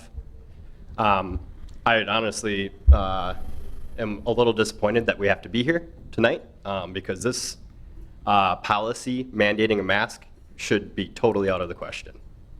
If you look at real facts, I own a construction company. I'm a certified lead-safe renovator. And in our training, we're trained that we have to wear P100 masks to protect ourselves. A P100 mask means that it blocks out 99.9% of air particles. That's what gets filtered out. And a P100 mask is rated to 0.23 microns, not 0.3, 3 microns. The COVID-19 microns particle size is between 0.06 microns and 1.4 microns. Therefore, even a P100 mask, which is rated higher than an N95 mask or your surgical mask that you're wearing right now, it's not going to do any good at all. In fact, the surgical masks that are provided at the door, I see 3 of you wearing them right now. In a sterile environment, they're good for 3 to 4 hours as spec'd by the manufacturer. In a non-sterile environment like we are currently in right now, they're good for about 20 to 30 minutes. If I remember the time correctly, it's about 7:30, and you've been here for at least an hour and a half, so you should have changed your mask at least 3 times for it to do any good at all. That is pretty much all that I have to say right now. Thank you. Thank you. Thank you. Nathan Smith, Patricia Diener. Welcome. Good evening. Thank you for serving on the council. Thank you for representing us so far, and I hope you continue to represent us. You've heard everyone talk about the facts and the science and this and that. That's good stuff. As far as the gentleman that spoke earlier, how are you going to enforce this? All the crap that our police departments have been through. You know, I've got friends on the police department here in Oshkosh and in Fond du Lac, and having to deal with the phone calls. Hey, I just saw 3 people at that house during the lockdown. You know, I just saw 6 people in the park. And these poor guys are having to go run around and chase these calls. So now, hey, I just saw somebody walk down the street without a mask on. I was a military policeman. We called that when you go through the housing area and just slap parking tickets on every house there at 2 in the morning. We called that spreading hate and discontent. Don't do that. I don't want our police department to have to go spreading hate and discontent among the people who would otherwise support them. And so if it's not the police going around enforcing it, are we going to start turning citizens of Oshkosh against each other? Hey, I just saw the guy across the street walking around without a mask on. So now you're walking around, were you the one that snitched? Are you the one that told on me? Are you the one that ratted me out? Do we really want a city like that? I don't. That's all I have to say. Mr. Smith, I'm sorry, what was your I'm address? sorry, my address is 1222 Bay Shore Drive. Thank you, sir. Thank you. Thank you. Patricia Diener, Joseph Farmer. Do I need to state my name? Hi, Patricia, welcome. I'm here for the mass. I feel that we shouldn't be doing this due to, I have a friend that has a medical situation. She's got asthma, she's still on oxygen, and she's still wearing a mask. And I think that is not gonna help. It's just gonna make it worse. And like years ago, we had, when my mother was an RN, all the sickness we had years ago, they never used masks. They didn't do all that stuff. And just stop and think. Let people have their choice to do what they want. Instead of somebody telling somebody what to do. We all don't like to be told what to do, but I think we're adults, and I'm here because I'm against the mask. Thank you. Thank you. Joseph Farmer, Julie Kluver. Good evening. Good evening, Mayor. My name is Joseph Farmer. I live at 5960 Kalepeen Road. That's in Black Wolf. Kalepeen is Koelpin Road. How are you tonight? I'm just going to leave you with a few words tonight that I wrote down at work while I was working today. I've heard of a new virus. The new virus holds bonds and holds no bonds, or no mask can stop it. This virus turns man against man, neighbor against neighbor. This virus emboldens men to think that they know better than their neighbor. This virus will not stop until the unjust has become justified. This new virus masquerades as what is best for the people. This new virus uses fear and hides behind benevolence. The virus holds no regard for liberty or the pursuit of happiness. The virus has has awaited this day to come. This virus blinds all men from seeing the outcome of their decisions. This virus, once it has a foothold, never relents. This virus has killed millions in its fight against it. This virus is not new at all, but has been allowed in our homes, in our businesses, in our hearts and our minds. This virus only has one goal, is to destroy liberty. No mask will stop it. It only makes it stronger. This virus has a name. Its name is tyranny. Tyranny. Remember that. Remember what we fought for here 244 years ago. This virus is more deadly than COVID-19. Liberty has a high price, but the expense of tyranny goes on forever. Please do not let the expense of liberty be sold out by the false promises of tyranny for the greater good. We hear that a lot nowadays, don't we? For the greater good of the people. You know more than me. Okay, remember that. I will leave you with these words from Benjamin Franklin. Those who give up essential liberty to obtain a little temporary safety deserve neither liberty nor safety. Thank you very much. Thank you for your time. I respect you. Thank you. Julie Kluver, Michelle Diener.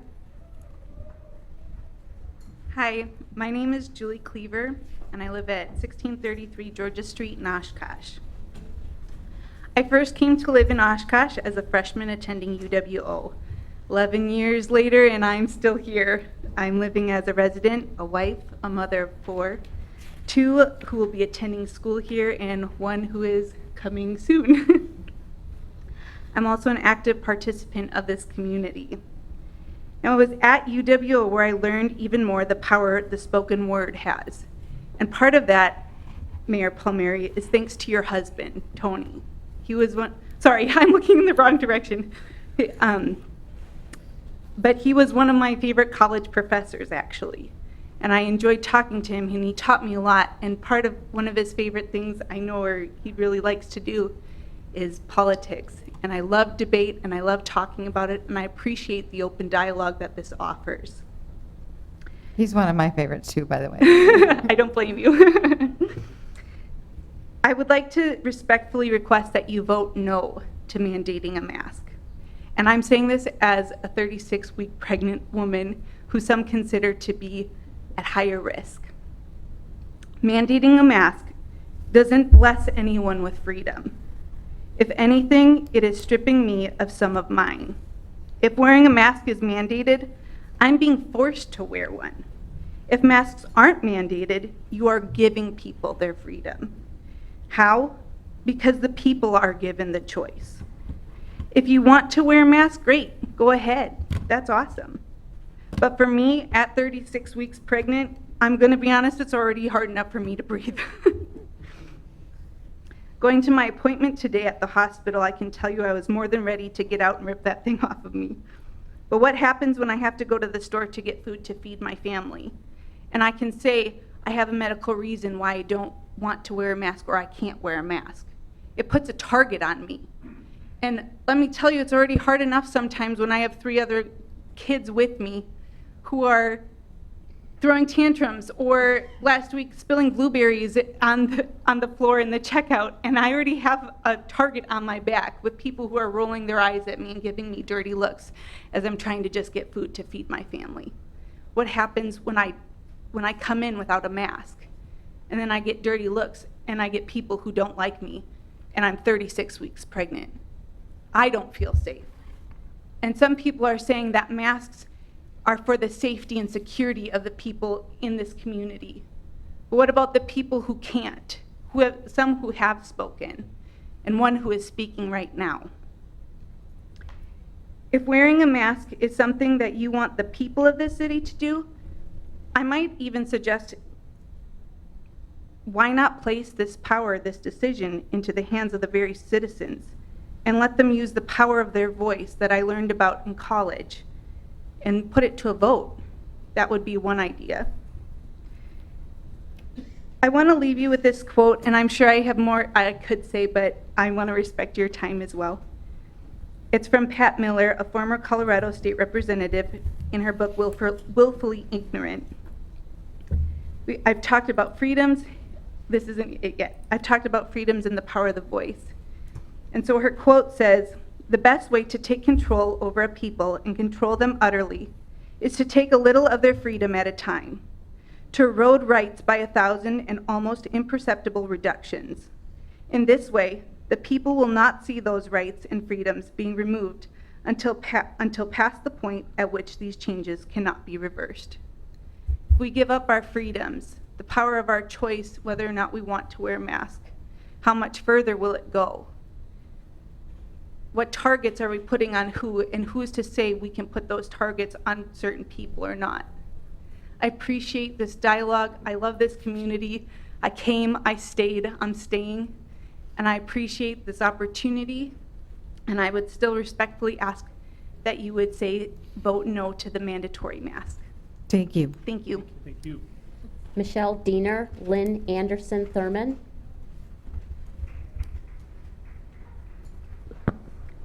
Hi there. My name is Michelle Diener. I live at 1316 Broad Street in Oshkosh. I am against the mask being mandated. I actually have asthma, and as soon as that mask goes on after 10 minutes, I'm having trouble breathing. It isn't that I don't care about people, because I do. I help in the community a lot. And I feel that you shouldn't be making a decision for my body when I can make that decision for myself. And I think that if people were given that choice to say yes or no, you would get more of a yes from people to do it than to be mandated to say, hey, you know what, you can't go somewhere or do something in your city that you lived in. I've lived in for 40 years.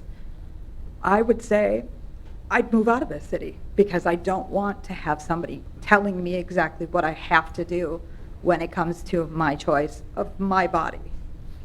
And I hope that with the decision that you make, it is for us as the people that live in Oshkosh, not just to make more money for the city or to allow somebody else to make a decision for all of us here today that want this to not be mandatory. Thank you. Thank you. Lynn Anderson Thurman, Tim O'Brien.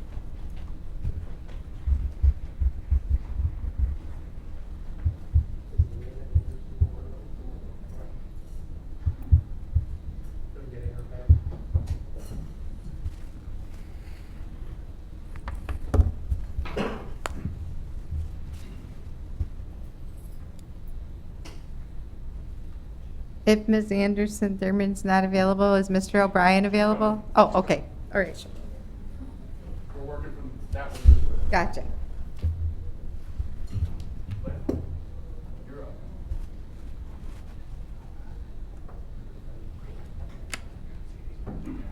Yes, if you could just state your name and address, please. Welcome. Hi, Lynn Anderson Thurman, 633 Wagoo, Oshkosh. I'm a business owner and a citizen, and keep forgetting which computer I'm working on here. It's not on my screen. Okay, so I want to thank you for this opportunity. First, I'm going to dive right into facts straight from the Wisconsin Hospital Association website. COVID-19 tests and deaths. This information is current on their website as of July 28th. Positive tests are at 49,417. And just a reminder, this is for all of Wisconsin. Negative tests are at 823,905, and that is not everybody. Positive tests within the last 24 hours at 590. Negative are at 6,359. Now the bed count, which is current as of July 24th, currently available in the ICU is 285 beds. Intermediate care is at 158. Medical surgical is at 1,052, and negative flow isolation is at 917. Note that it's important to recognize that the positive toll is not a part of the death toll. Funny, I should have to mention it, but with the panic about a positive reading should not be frightening. We all knew when we were pulling together to flatten the curve, the idea was to help the hospitals, and that eventually there was a good chance that everyone was going to get this. It was not about eliminating a virus. You can't eliminate a virus. We can't make it just disappear. It makes me very angry also that we no longer seem to have a health community that can advise people other than to wash their hands, wear a mask, and isolate. Funny that no longer is there advice on building your immune system, your own personal warrior that you can carry with you and protect yourself instead of relying on somebody else or a mask. We should teach people to fish. We shouldn't be teaching, or we should teach people to fish. We shouldn't teach them to go and buy it at the store or something. You know, let's stay natural. So how long is this mandate that you're requesting? Is it a week, a month, a year? Or until the vaccine is available? Now, if you're relying on a vaccine to fix you, you'd best watch the testing that's taking place. In the Ukraine right now, recent testing of 15 volunteers left 5 soldiers dead. Note that vaccines typically take years to prepare, and we're trying to do this in months. So be careful what you're wishing for. Those pharma ads on TV with a long list of side effects, be prepared for something even longer. Plus, it's important to understand that there will be no one responsible for any injury, or death that happens to you or your child. I beg you to start looking for a way other than a piece of fabric to drape across your face for protection. And why would I be talking about vaccines during a mask meeting? Early on, a few people were asked to wear a mask, which is turning into everyone. So I wouldn't be surprised to see if a few people volunteering for a vaccine would be turning into the entire population. Look at the doctors that have recently spoke up on the virus. They're finally coming out, and I beg you to go and search them. They are speaking out about hydroxychloroquine. Yes, this is what happens when the makers are the benefiters as well as the dictators. Think about it. There is no way this medicine, how did I write that? Think about it. There's no way this medicine was not approved. This was used for 30 years. Speaking of the hydroclock, now I can't even say it. The hydroclock, I can't even say it. You know what I'm talking about. But let me tell you another thing that as I'm looking at you, with wearing masks, they look so distancing. It's so beautiful when you can see a person smile through their mask. And that's not easy to do. So if you could wrap up, please. Okay, I want to say one thing here. As the Nevada City Mayor stated, we went into our homes and were quarantined. We were then subjected to fear porn 24/7. That did a number on us. And some people are still in solitary confinement. Thank you. Thank you. Thank you. Tim O'Brien, Michael Schra. Is Mr. O'Brien in the room? No. Okay. Michael Schra.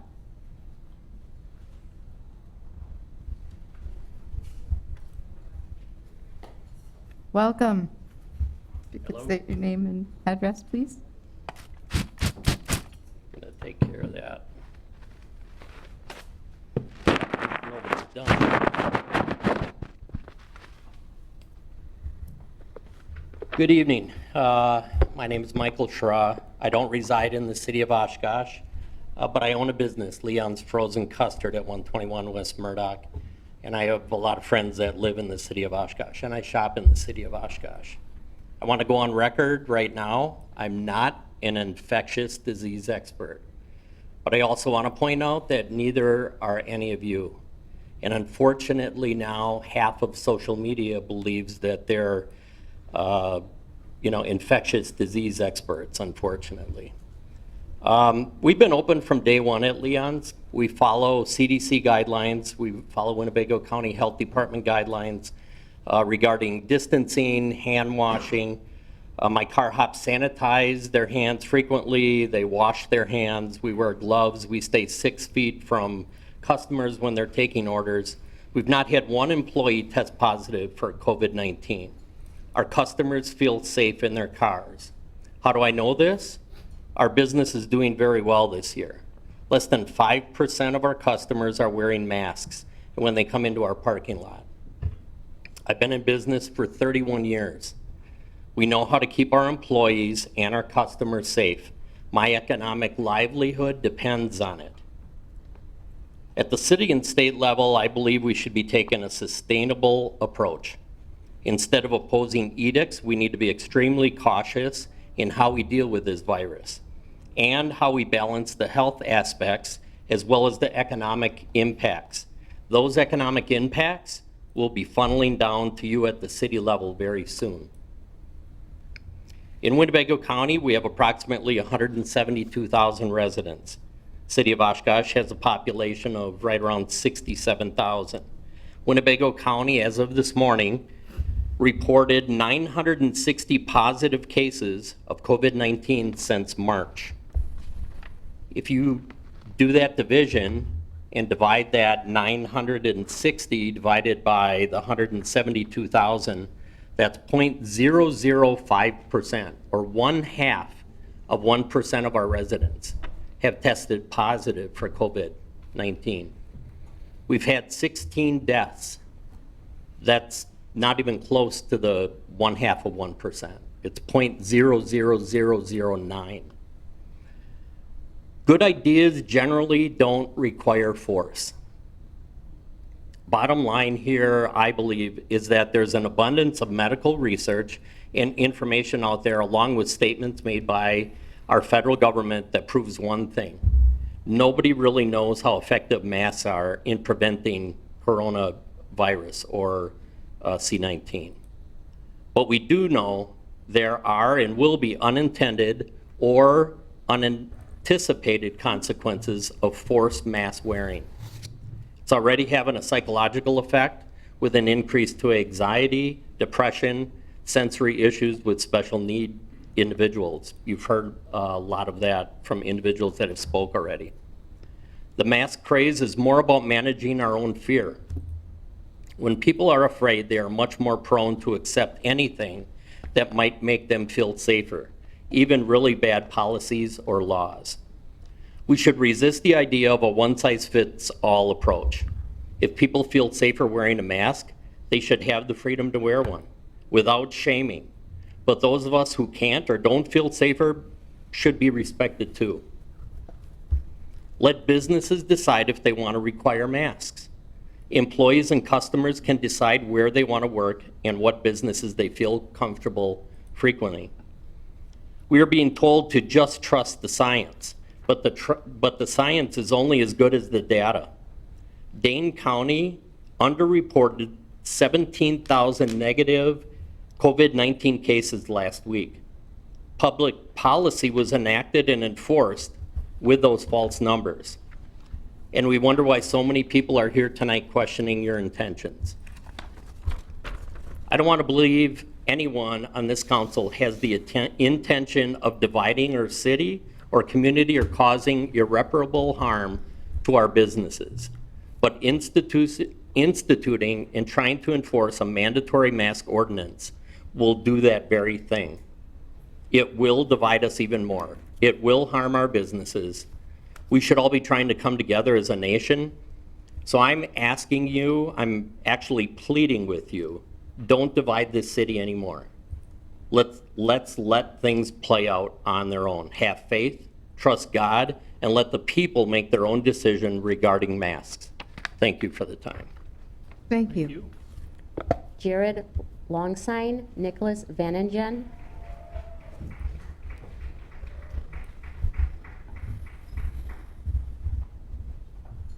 Good evening, Jared Longsign, Welcome. 132 West 25th Avenue. So I'm grateful to be here. Matt, I know your wife Lindsay. It's been a long time. I had a lot more hair back then, but I digress. All right, so how do we manage during a time of crisis? Sticking to guiding principles to help make those best decisions we can. We know that times change and so do processes, but principles should stay the same. That's what makes us who we are.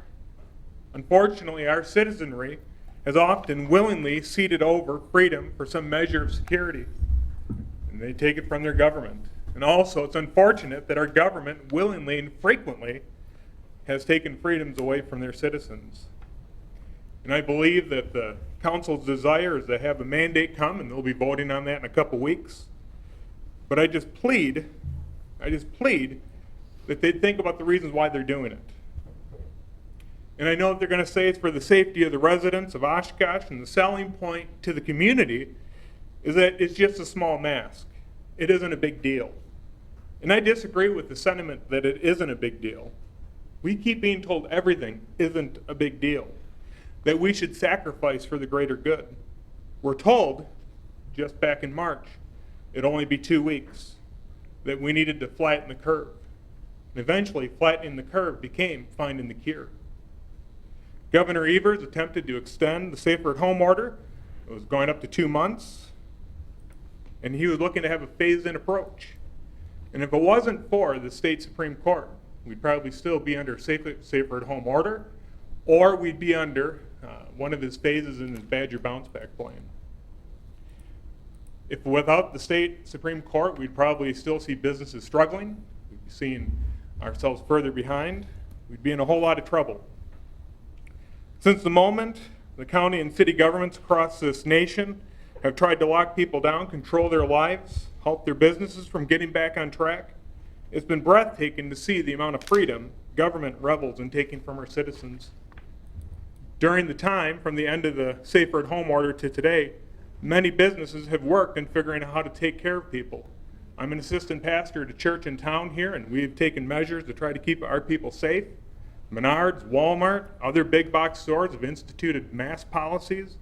Restaurants have implemented social distancing and other measures.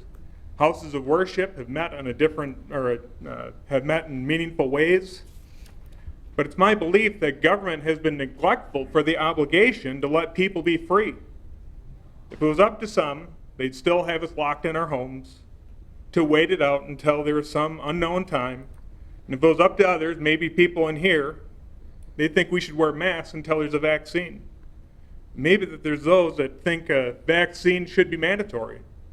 But let me just make a plea with the council that you should trust the judgment of business owners, citizens, community leaders to make good decisions.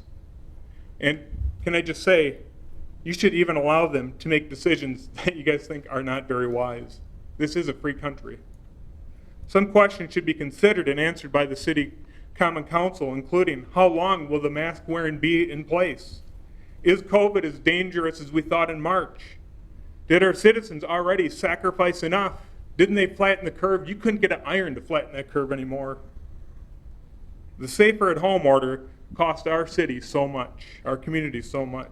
And we should think about the consequences of it. And there's a number of questions that I already sent to you guys. I think it's more than a reasonable doubt about the efficacy of cloth masks, the negative impact on the community, and the lack of need for the city ordinance. Let me end by saying I'm thankful for those who serve in our community. I pray for you to be better used in our community and to meet the needs of our citizens. I hope the Oshkosh Common Council looks for ways to encourage businesses to stay open, to set good guidelines, and for us to consider some of the proposals, and to provide an atmosphere for our city to maintain in liberty. And let me just finish with this thought. Someone mentioned earlier about collective safety, that we should have collective safety. But can I just say collective safety should not be compulsory safety. We should have the freedom to choose. Thank you very much. I appreciate you guys very much. Thank you. Nicholas Vanningen, Tim O'Brien.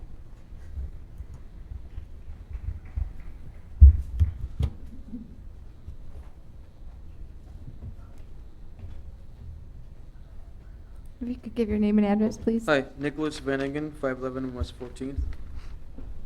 Welcome.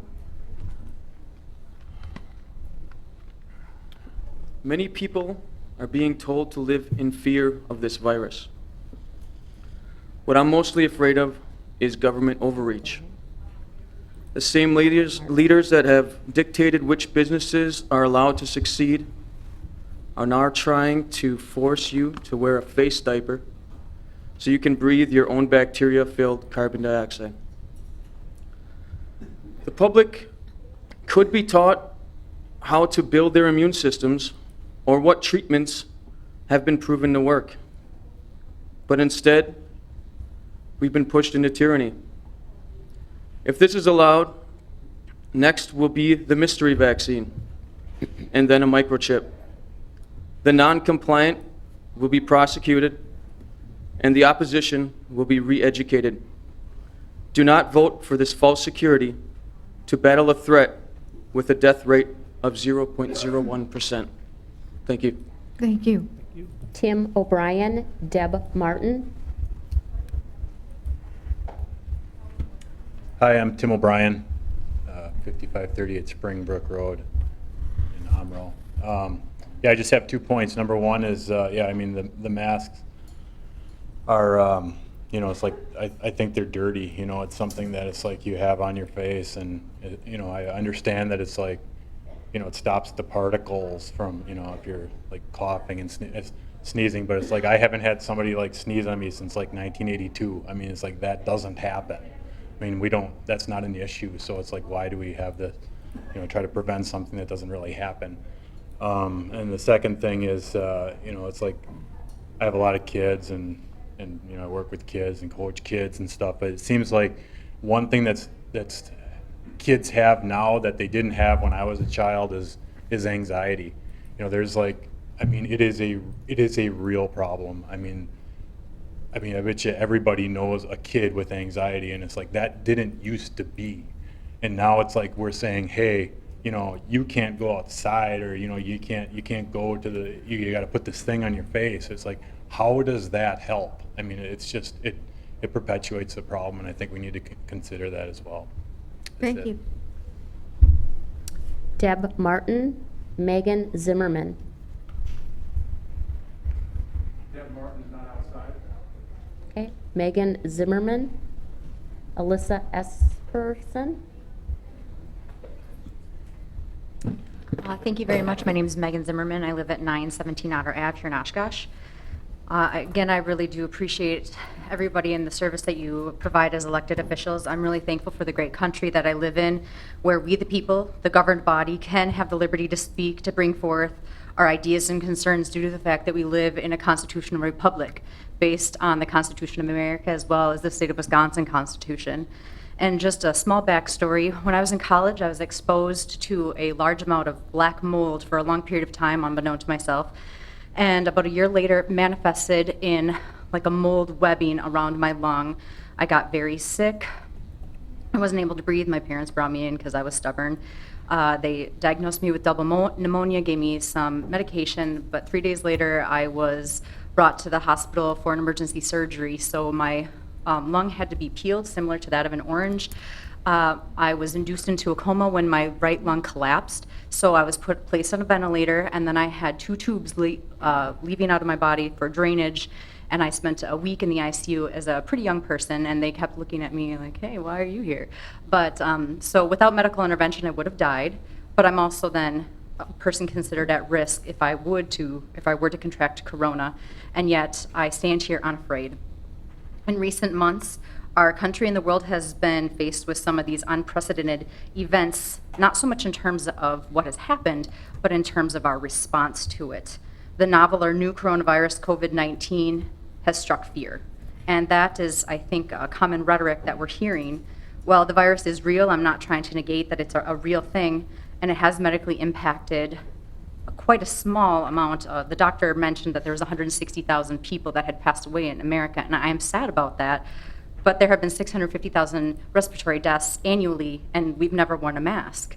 And we have 331 million people in America, and that is an incredibly small percentage to then force anything on people. Coronavirus is not new.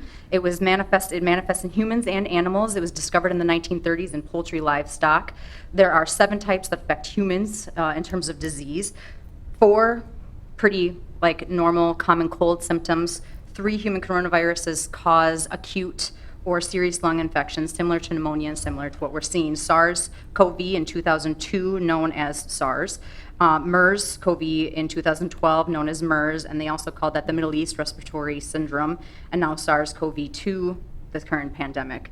Just a quick side note, naming a virus based on WHO standards, the World Health Organization has always based a name of a virus on the location of its origination. So there's no way a racist or prejudiced use by doing that, and I haven't heard that from our city council or in Winnebago or a lot in Wisconsin, except mainly Dane County. But it is in no way going to help people by saying racist or prejudiced remarks in terms of something that's a sickness. It's only going to divide a country more and not unite a people that are still a united people, one nation under God. In both the 2002 and the 2012 outbreaks, there were lives lost due to what the WHO did call a pandemic, same as this. But we never lost our practical side of living. We still went to the grocery store. We still met people out at the park with our children, unmasked, people that we know, not know. We went to places of worship to continue our well-being spiritually, emotionally. And the WHO and the CDC have both released numbers that stated that those 2 instances had a higher death rate than COVID has. And yet we are stopping life as in general, that we know it. We aren't moving past something, letting people develop herd immunity, let people develop emotionally and get past something. We're dragging something on to fear. There's a gross overestimation in terms of the death rate initially, and that fear has then came back. The CDC, and this is some of the data I've seen, is 0.26% of a death rate. That's a 99.24% recovery rate without masks and without a vaccination. Why are we changing the protocol? Why are we changing the precedent? We've lived through this. I've lived through this. You have all lived through this And you're still here, you're breathing, you're living, you're functioning.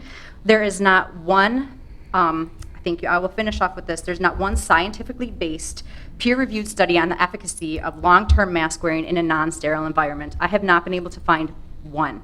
Not one. And yet, we're saying we're basing these big, big decisions, and mandating masks is a big decision, and we have no data. We have no data of the long-term potential harm, both physiologically as well as emotionally. We've heard the anxiety increases, and there's just no reports. Thank you, Ms. Zimmerman. I am just asking that you vote no to these things, because if you're going to make a decision Thank on you. data, Thank you. we need to have it first. So I do appreciate it. Thank you very much for your time. Thank you. Alyssa Esperson, Timothy Rhodes. Alyssa's not outside, I'll check for Timothy Rhodes. Timothy Rhodes?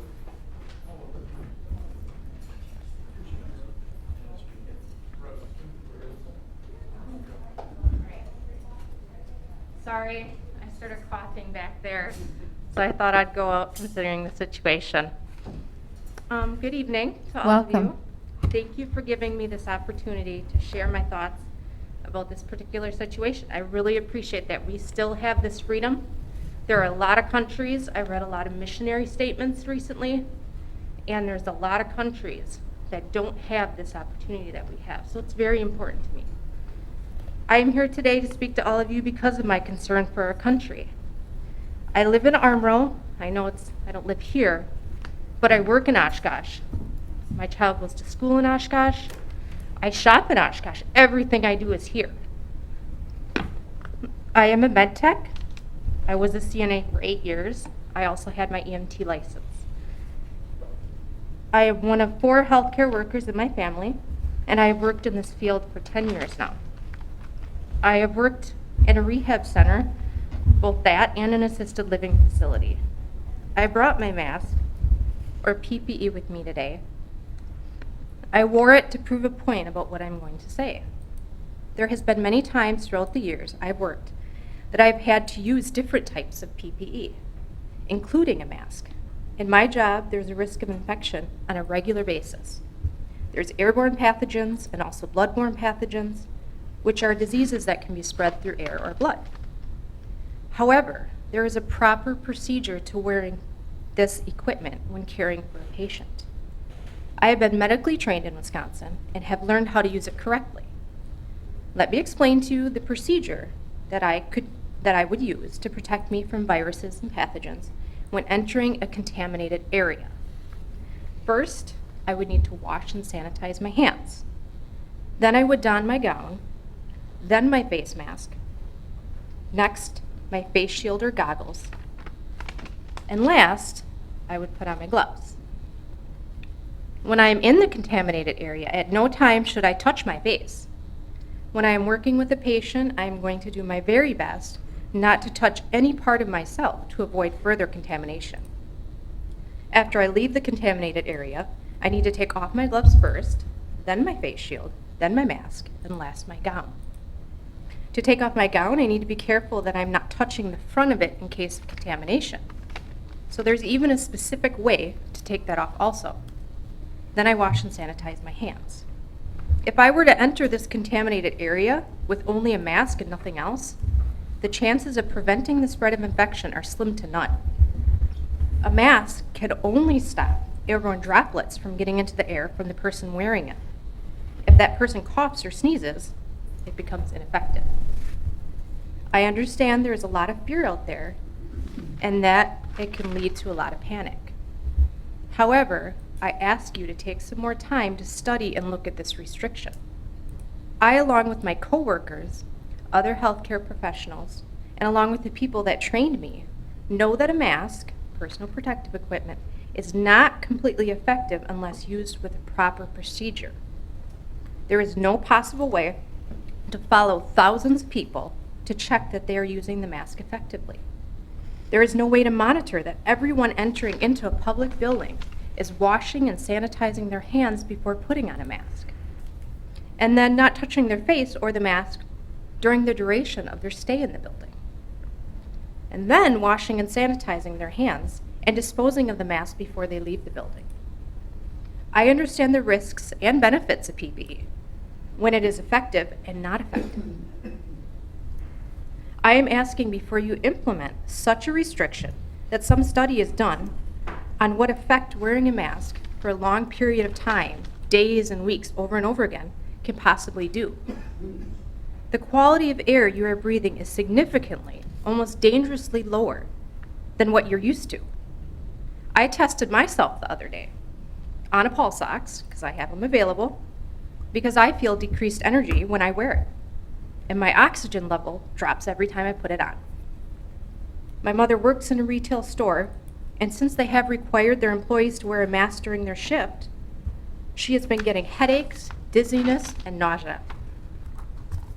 My son was diagnosed with asthma a few years ago, and I am fearful that they will require him to wear a mask without knowing the consequences and what the lack of oxygen and low air quality could possibly do to his lungs.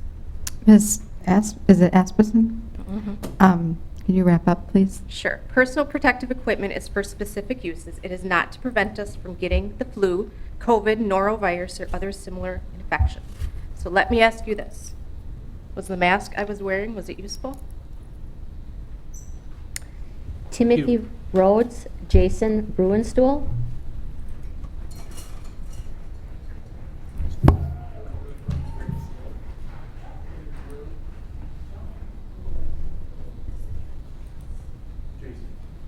And Ms. Asperson, I think there's, how many more do we have out there? Is it maybe folks want to recess here? And one was leaving. I'm sorry. Yeah, so how many? Okay. Council, at this point, after Mr. Rhodes, do you want to take a recess, or would you like to continue? Madam Mayor, we have 4 individuals signed up to speak yet. Okay, that's what I was asking. Thank you. Go ahead. I'm sorry, Mr. Rhodes. Housekeeping. Jason Brennenstuhl. Jason. I'm the next guy. All right, okay. sorry That's about okay. that. Jason. Brennenstuhl. 526 East River Drive, Omro. I pastor Wildwood Baptist Church here in Oshkosh. Want to thank you all for your service to our community. I love being here and working in Oshkosh, and I know that you don't normally have to deal with these type of things. You deal with all the things that we don't want to deal with, traffic and commerce and all the things that make Oshkosh a great place. So thank you very much for your service. A lot has been said about loving your neighbor, and obviously that is a business that we are in, being together, being a partner, promoting charity. Wildwood Baptist Church has been in Oshkosh for 60 years. I'm their 3rd pastor. We have food pantries. We help out with folks who are in substance abuse, visiting the prisons, help the fatherless. We have a ministry in our church that not only helps here, but helps across the world. They ship 20-foot containers before the wall came down into the Eastern Bloc countries, and then after there was freedom, they would ship 20-foot containers of humanitarian aid, Bibles, all free of charge, all from the people here in Oshkosh and across the world. They just this week shipped their 100th container, 100 20-foot containers. We are about loving your neighbor. Myself, I spent 10 years in Africa as a missionary with my family. So we want to promote loving your neighbor and helping other people. And it is noble and honorable to try to help the community. I know each one of you probably have a story of somebody in your life who is immunodeficient, an elderly father, mother, whatever, that you want to help. And I commend you for trying your best to help in that situation. But what makes charity powerful is choice. When you have a choice for charity, that is what makes it effective. If you force a child to share his lunch, it's not going to be effective. If you force a neighbor to come across to the street and cut somebody's lawn, it's not effective. If you force families together, it's not effective. They have to choose to be there. That charity is based upon a choice.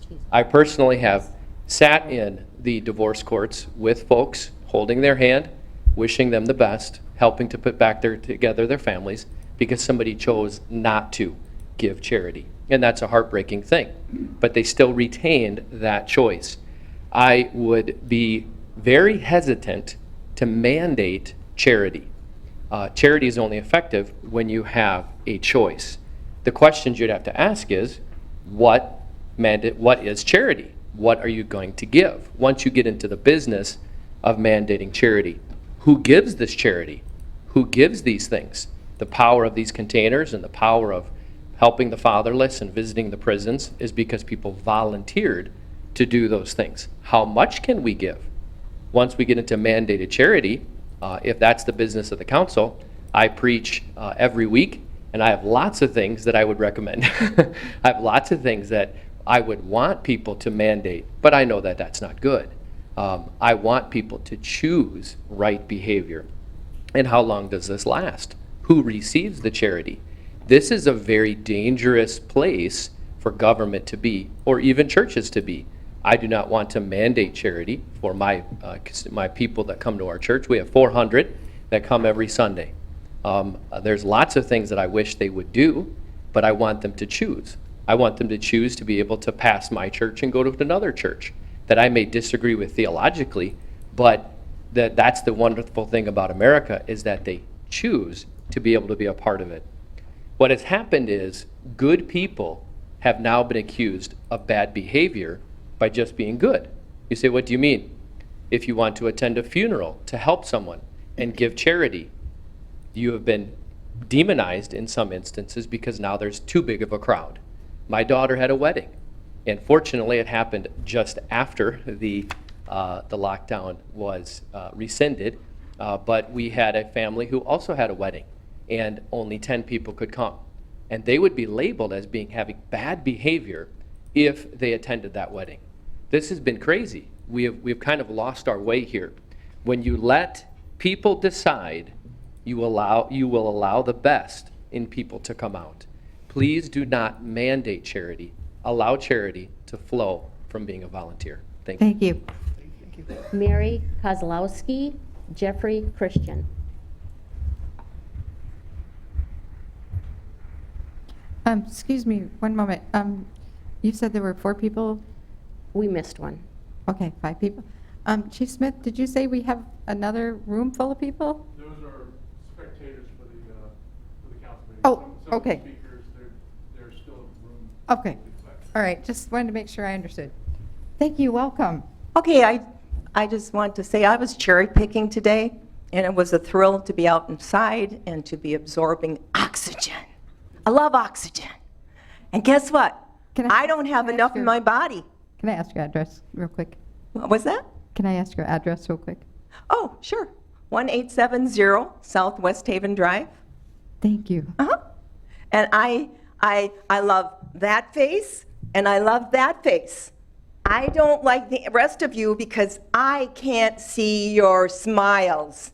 I love that face. I love that face. When I was in a store the other day, I had a terrible morning. I was depressed. I was trying to figure out what store I could go shop in where I didn't have to wear a mask.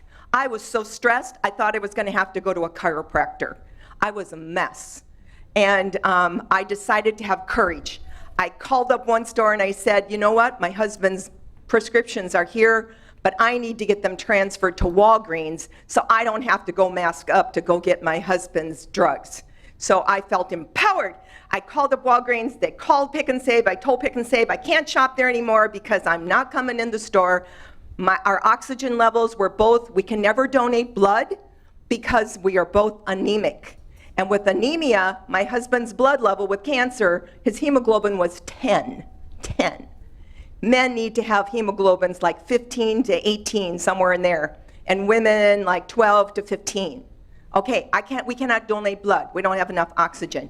All right, and this is the point I was trying to make today. I heard a most wonderful thing on this little gadget here that teenagers use too much of, but now as adults have to learn how to use more of because they are smarter with this, but we have to teach them smarts about how to live in this world because the world is a really mean place right now. It is not for families. It is not for free spirits. It is not for smiles. It is for masks. I feel like I'm living in the Twilight Zone, and pretty soon I feel like I'm going to be living in Star Wars because it's all bizarre. There are mornings I just want to wake up and go, oh, I'm I'm so glad that was just a dream, but it's real, and it's real nasty. It's a really nasty world that we're living in right now. So when I heard the OSHA report, I was like, first of all, I'll tell you what happened on the second part of that day. I found out I couldn't go to Walmart, I couldn't go to this one, I couldn't go to that one, because yes, I could say, yes, I'm anemic and I can't wear a mask because our doctor says if you're anemic, you should not be wearing a mask because here's what OSHA says, okay? And I did find a couple stores, and I changed the thing to Walgreens, so I felt empowered on the second half of the day. And I saw a lady in a store with no mask on at one of the stores I shop in, and you wouldn't believe the energy that I got in my body when I saw her with no mask on. I was just energized. I was so excited. And to see you all with them on, I just feel like you're imprisoned. And when we have to wear them, that imprisons us. Our ears and nose and throat, I don't know, maybe you all saw this in the Herald. Katie Armataski, our ear, nose, and throat person. Hi, Katie, if you're out there. But anyway, she deals with people who can't hear. My husband had to get hearing aids. We found out Katie and Mr. Alban actually made a mask where there's a vinyl here. So you can see the smile. And now the person is a person, not a kind of like dummied up. You kind of look dummied up with those masks on. You do. You look dummied up. Like mummies that are wrapped up in cloths, you know, like Lazarus we really in the Bible. don't tolerate personal attacks, so please limit. Okay, I'm sorry, but it's just, I'm a very passionate person. So, and I talk with my hands, and I get excited when I have something that, okay, back to OSHA. Okay, so OSHA was saying there's these 3 masks. The N95s, if I said that right. I'm sorry if I don't get it all exactly right. Is that right? N95 mask? Those ones with the little holes in with the little air holes? Okay. Those are for a specific person, and they're meant for healthcare people. And he likened it to a vacuum filter, where it's supposed to do one job but not the other, so it doesn't filter out the bad stuff. So not good for people. Okay, the second mask was the surgical mask. He said those are also to be used for medical only. And after a certain number of minutes, they're no longer any good. Okay, and the third mask they pointed out, this is OSHA, O-S-H-A, you know, the big organization for all safety and health. And then the third mask was the cloth mask. And he said, it doesn't do any good at all. And that's how I will end. Thank you. Thank you. Jeffrey Christian, Dan Esperson, Melinda Rothy. Good evening. Thank you for allowing me to speak. Jeffrey Christian, 1292 West 18th Avenue. I believe tonight that I can provide a unique perspective on this. I'm also a member of the Wildwood Baptist Church. My pastor, Brennan Stoll, spoke just before. I was on staff. I've lived in Oshkosh since 1988. I was on staff there for 10 years. I'm currently a missionary, and I serve in Eastern Europe. I have served in the country of Russia, the country of Ukraine, and currently in the country of Belarus. And those are countries where government controls every aspect of an individual's life. And it can be quite repressive, and it can be quite depressing, actually. Sometimes it gets to a point where you can actually feel the oppression on your body. And now we came back in January for a planned furlough, fortunately before this COVID-19 came up. And so we got here, and then it came up, and I have to say honestly, I have become appalled by the similarities that I'm seeing here over this COVID-19 that we've experienced the last 17 years in these former Soviet countries that still have a lot of that communism in their government. I want to say this, Americans enjoy freedom like no other people in the world. It's because of our Constitution, it's because of our founders, we all know that. But why is it that we can have this freedom? I've often asked myself this. Well, I believe it's because Americans are responsible people. Americans are intelligent people. Americans are reasonable people who can use those things, being responsible, intelligent, and reasonable, to make proper choices for themselves without the help of governments. We're capable of making these decisions. Now, the use of masks is no different than anything else. It's just the issue at hand today. Each business evaluates their situation right now, right? We've heard a lot of people talking about these places require masks. I personally have no problem with that. But again, that was their choice to make. They used their intelligence and their good sense to make a decision they felt was best for their customers and for their company. Now, I have the choice. Again, the key word, I have the choice either to go to that store or go to another one. And that is the beauty of American freedom and liberty that we've been hearing about all night, is that we have the choice to make that based on our responsible behavior, our intelligence. We are able to make choices that make sense. So it's a choice that everybody makes. Each citizen makes that same choice. One may choose to wear a mask. I have no problem with that. I have no problem with any of you. I respect the fact that you want to wear a mask. But I ask that we that don't want to wear a mask also be respected for making that choice and to retain the ability to make that choice. That's very important, that we be able to make choices, whether it be a mask or anything else. That is what America is. That's the fiber of American society, is that freedom. And I want to say that people that choose not to wear a mask, they don't choose not to wear a mask because they're racist, as some people have said, and they don't choose to wear a mask because they're reckless, as others have said, and they don't choose not to wear a mask because they don't love their neighbor, as Pastor Brennenstall already explained. But we choose not to wear a mask because we've made an intelligent, informed decision for ourselves about our own selves. And I think that that's very important that we understand that. Now, it means that we're able to exercise our free will, and that's important.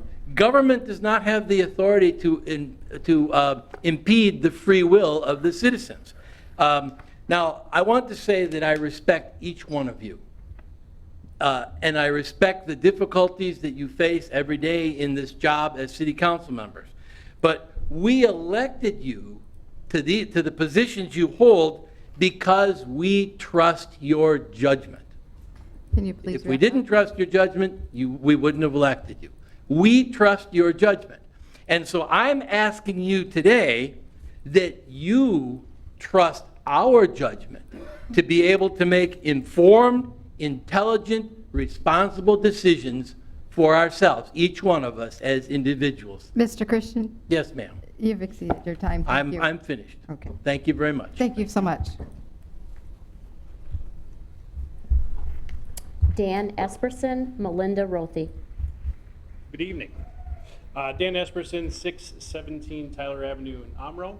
I do have a child that goes to school in Oshkosh. I also work here in Oshkosh and worship here in Oshkosh as well. First off, I'd like to echo the sentiments of a lot of other people and thank you. During this time, I don't envy any one of your positions.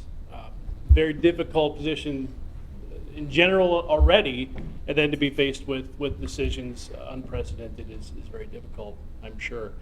I'm 38 years old. I'm a father and a husband, and 20 years ago I became a legal adult. And now, 20 years later, I'm standing in front of a council defending my right to make my own adult decision. I work in the service field. I'm in numerous customers' homes a day. With my job, I am not required to wear a mask, but I choose to do so.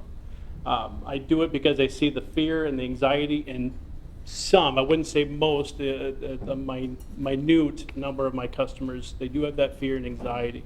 And out of respect for their home and their fear and anxiety, I do wear a mask.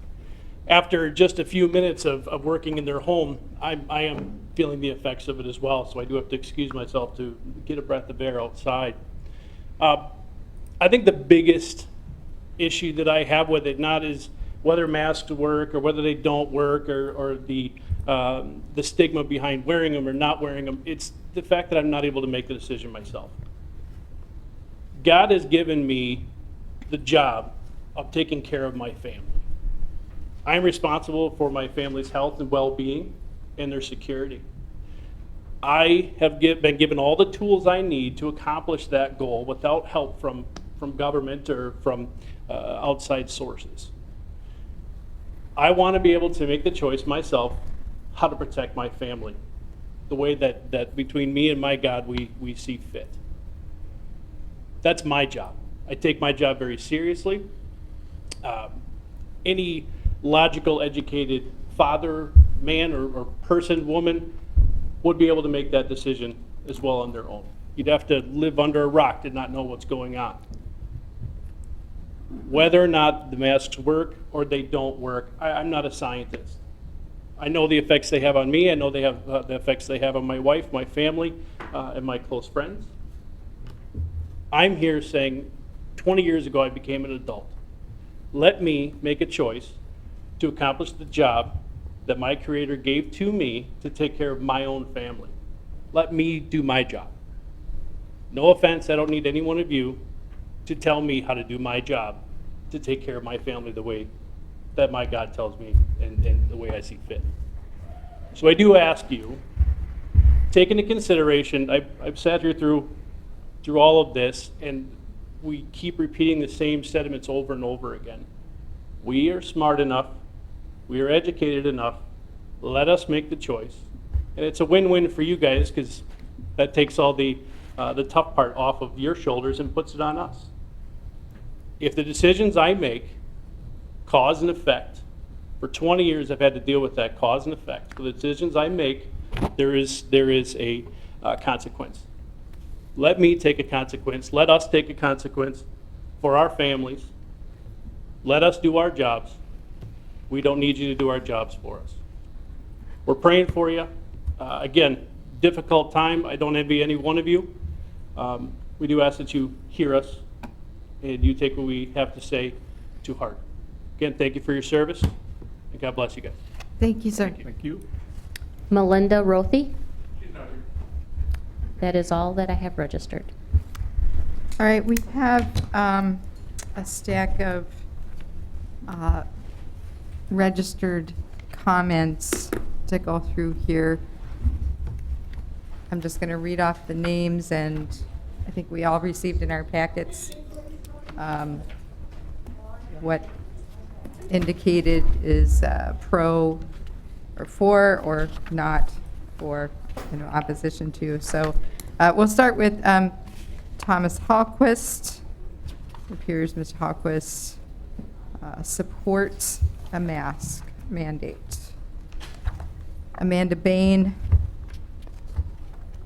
supports a mask ordinance. Anthony Hengst supports a mask regulation at this time. Joyce Frone supports. Tony Palmieri supports. Pastor Matt Dvorak. Let's see here. Just having received this. Does not support.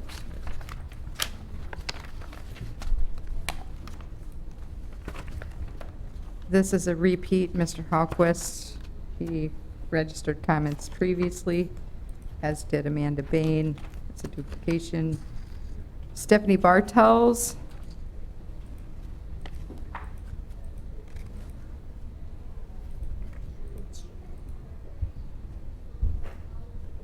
Supports. Jason Mills supports. Jenny Williams supports. Laura Dowdy supports. Deb Martin supports. Carol A. Stevenson supports.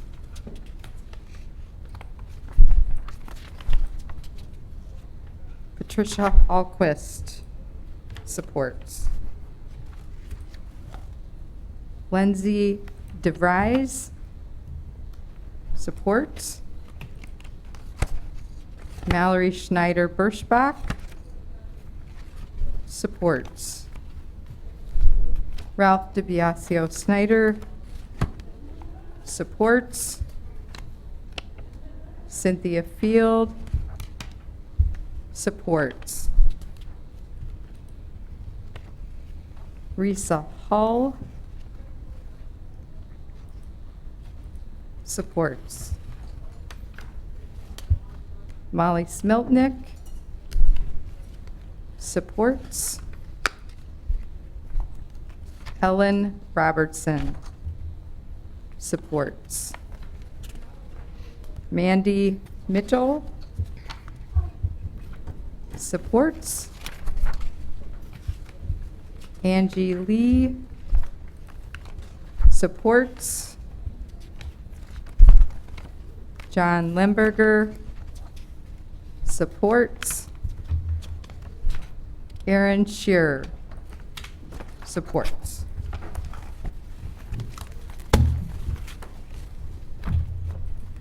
I think we should call a 5-minute recess. So we'll adjourn at 10:02. Sounds good. Sounds good to me.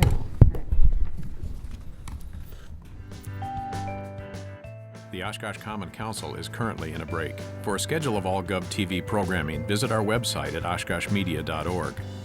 This is GovTV, opening accessibility and understanding of local government, helping you to be informed and involved. Also streaming live and on demand at oshkoshmedia.org and radio simulcast on Oshkosh FM 101.9. Like us on Facebook at our Oshkosh Media page.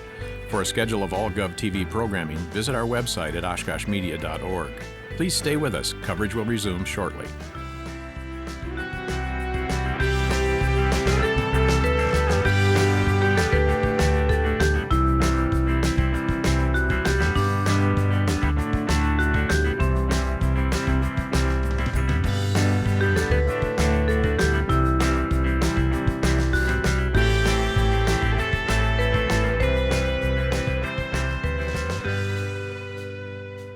The Oshkosh Common Council is currently in a break. For a schedule of all GovTV programming, visit our website at oshkoshmedia.org.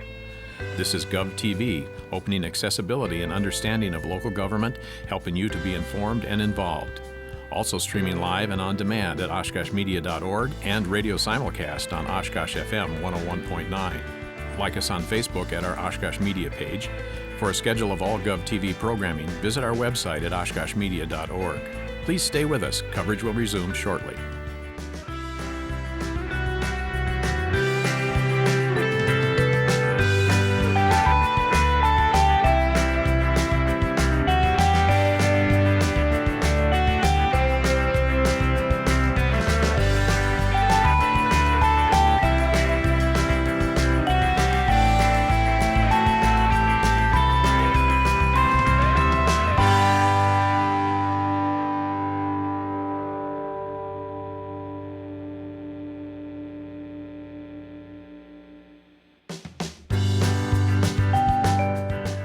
The Oshkosh Common Council is currently in a break. For a schedule of all GovTV programming, visit our website at oshkoshmedia.org. This is GovTV, opening accessibility and understanding of local government, helping you to be informed and involved. Also streaming live and on demand at oshkoshmedia.org and radio simulcast on Oshkosh FM 101.9. Like us on Facebook at our Oshkosh Media page. For a schedule of all GovTV programming, visit our website at oshkoshmedia.org. Please stay with us. Coverage will resume shortly.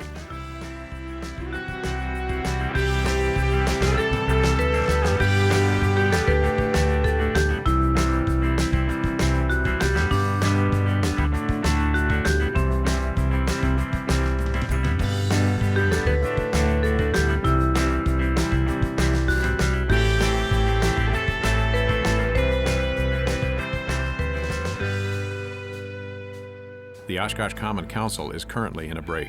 For a schedule of all GovTV programming, visit our website at oshkoshmedia.org. This is GovTV, opening accessibility and understanding of local government, helping you to be informed and involved. Also streaming live and on demand at oshkoshmedia.org and radio simulcast on Oshkosh FM 101.9. Like us on Facebook at our Oshkosh Media page. For a schedule of all GovTV programming, visit our website at oshkoshmedia.org. Please stay with us. Coverage will resume shortly.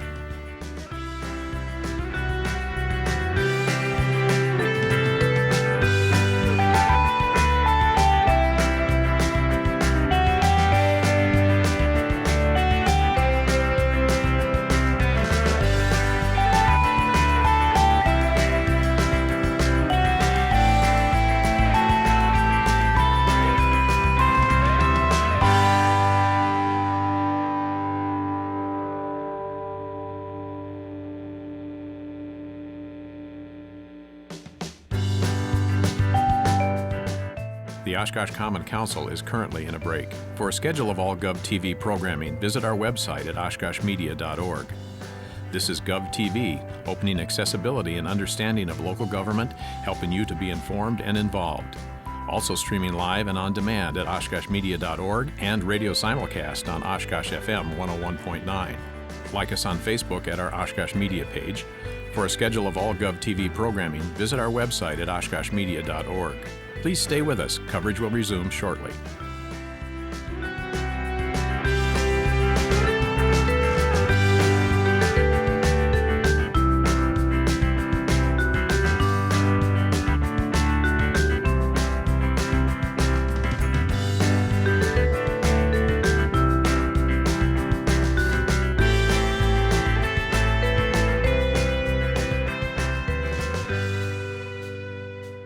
The Oshkosh Common Council is currently in a break. For a schedule of all GovTV programming, visit our website at oshkoshmedia.org. This is GovTV, opening accessibility and understanding of local government, helping you to be informed and involved. Also streaming live and on demand at oshkoshmedia.org and radio simulcast on Oshkosh FM 101.9. Like us on Facebook at our Oshkosh Media page. For a schedule of all GovTV programming, visit our website at oshkoshmedia.org. Please stay with us. Coverage will resume shortly.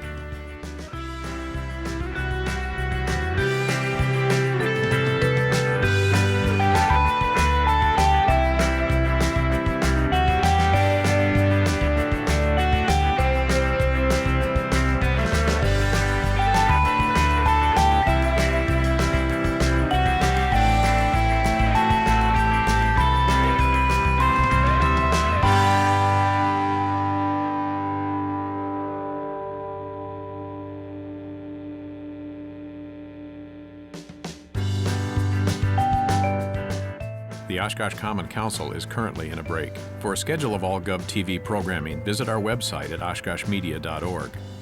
This is GovTV, opening accessibility and understanding of local government, helping you to be informed and involved. Also streaming live and on demand at oshkoshmedia.org and radio simulcast on Oshkosh FM 101.9. Like us on Facebook at our Oshkosh Media page. For a schedule of all GovTV programming, visit our website at oshkoshmedia.org. Please stay with us. Coverage will resume shortly.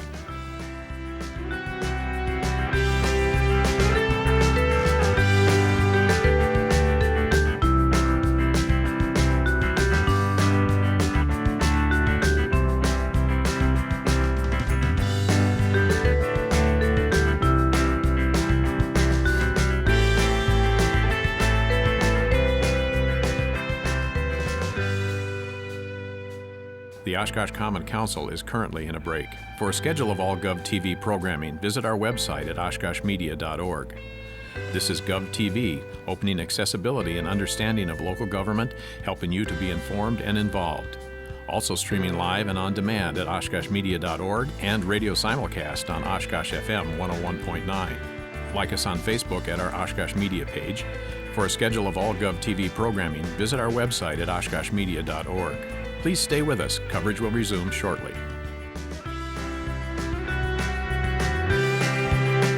With Councilmember Peschel, who was with us virtually. Councilmember Peschel, are you back with us?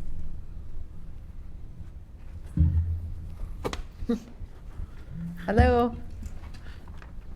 All right, so we've heard a lot of citizen comments this evening, and we had a significant number of registered comments, in addition to several hundred emails, last I counted, that came in the last 72 hours. We should, since this is a discussion item, we will not be voting on this. This is for council to discuss, and I'd like to hear what my fellow council members are thinking on direction for staff moving forward. I guess I can start. Yeah, go for it. Deputy Mayor Krause. Okay, thank you. I got a prepared statement because I want to make sure I hit my points. First of all, I want to thank everybody for coming in tonight. I know it's hard to get away from your families and obligations, so I appreciate them making the time for sharing their opinion.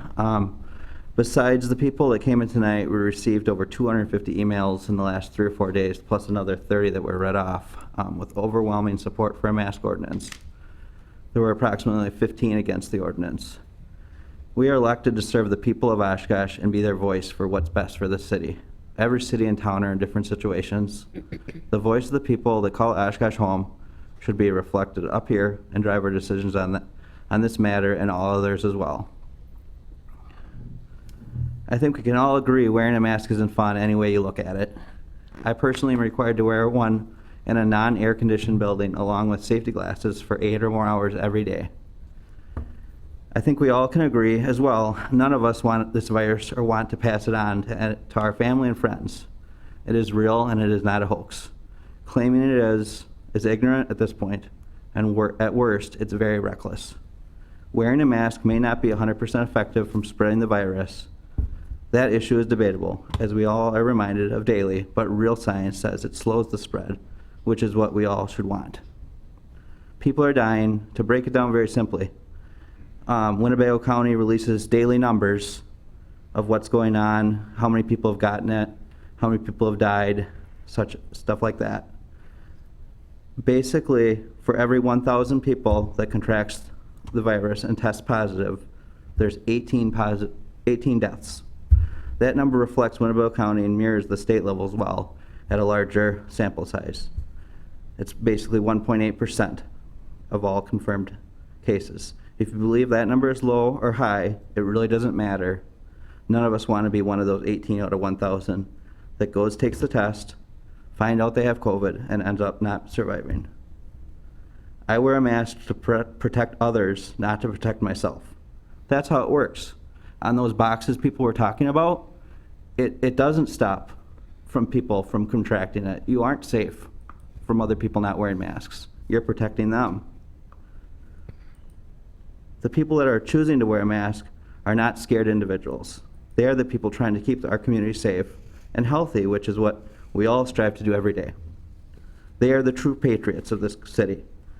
I will be supporting the creation of a mask ordinance in Oshkosh. Thank you. Thank you, Deputy Mayor.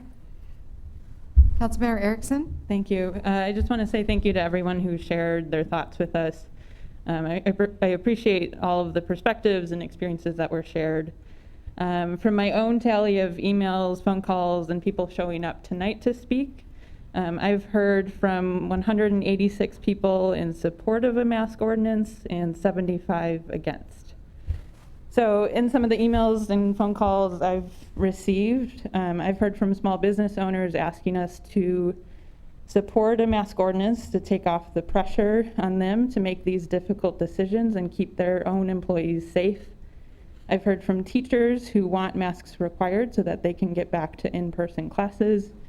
I've also heard from healthcare workers who've been wearing masks since all this began and need us to step up so that they can continue to do their job safely without seeing hospital systems in this area overwhelmed. I don't want to see things have to shut down again. I don't enjoy wearing a mask myself, but I do this for other people. And this is just one of the small practices that I think we have to take to avoid having to shut things down again. This is temporary. We won't have to wear masks forever, but I do think it's a better option than having to close things down. So I think although we've been lucky to see small numbers in this area, we have to keep that going. We have to keep that progress up. And for some people, this is very personal. For people who have lost a loved one, a neighbor, a friend, it's really personal. And our number of cases each day are very unpredictable. Our case rates continue to increase in the county. There's overwhelming scientific proof that wearing face masks do reduce the spread and can help us get a handle on the spread. So I'm also supportive of staff drafting a proposed ordinance, and I'm interested in hearing other perspectives. Councilmember Ford. Yeah, first off, thank you again to everybody for sharing your thoughts tonight and for all the emails. It was fun engaging with citizens back and forth. I spent probably too much time on that, so I apologize if you didn't hear from me. I'm still going through those. But we heard a lot tonight about abstract threats, things like tyranny, some half-truths, and some conspiracy theories. And I don't like that stuff. I don't think this council should be in the business of making it a safe space for that kind of misinformation. That said, those were the outliers. Right? There's real concern out there about should this be a mandate or should this be voluntary compliance. There's, I think, legitimate questions about did we take this too seriously? Is it as dangerous as we thought it was? I don't have the answer to all those, to all those questions. But I do know the real threat, which is an existential threat to all of our freedom, is COVID-19 and the disruptions that it's causing. I know my mother-in-law's watching tonight, so I got to shout out because she doesn't like me complaining. But like personally, the last few months has been the most difficult in my household with our 8-year-old, our 11-year-old, me working from home, my wife on the front lines. And I say that not because my situation's unique, but because my situation's typical.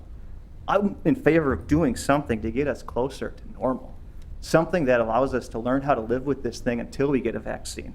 I get people asking us, tonight saying, what are we gonna do? Are we gonna do this forever? No, I wanna tie this thing, a mask ordinance, to the declared emergency. That ensures we have a real sunset date and also gives us the ability to come back if the numbers go in the right direction and make changes. 2 weeks ago, if you would have asked me, do we want a mandate? I said, heck no, I don't want a mandate. I totally agree. I think it was the pastor who said that people are more inclined to follow policies, follow directives that are in line with what they want to do, with their own values, with their own personal preference. That makes total sense, but the problem is the numbers, which are the analytics, have started going in the wrong direction.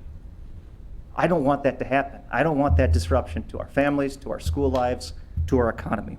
So if I can do something small, like wear a mask, and the fact is it's not about the individual, right? The science is pretty clear on this, that it reduces the spread, right? It's a risk mitigation strategy because you wearing the mask, you're not spreading it to others when you're asymptomatic, right? I totally get the personal responsibility. If it was just about you, if it was just about the individual, heck no, there should not be a mandate. Right? But this isn't like a seatbelt law where if you don't wear a seatbelt, you crash, you kill yourself. This is a situation where you can hurt others. Doesn't mean you're right. It's not a moral judgment thing. It's a reality thing. It's a science thing. And to paraphrase one of the talk radio guys I listen to, COVID doesn't care about our feelings, or whether we like this or don't like this. No, nobody likes this. It's really easy to pretend it doesn't exist, but reality keeps coming back. When we have thousands of UWO students come back, when our kids go back to school, we're going to see flare-ups. And like it or not, getting back to normal is dependent on those numbers going down. We can argue after the fact, when this is all over, that was the right strategy if we overreacted, but that is the reality we're facing. I wish the state and federal government would take more action, because yeah, a virus doesn't have municipal boundaries, doesn't care about it, but the fact is they didn't, so it's up to us. So I'm in support of this. I really like the Green Bay ordinance. I like it because the fine is light. It's relying on business community to only call if there is a disruption. It exempts religious institutions. It makes exceptions for individuals that need to wear a mask for work, people that have health problems. I think it's a great model, and I know that our attorney sent some details over about it, but I really like the Green Bay one personally. So thank you. Is anyone else ready to go? Bob, how are you? Are you up for weighing in? You're muted, Bob. Yes, unmute, please.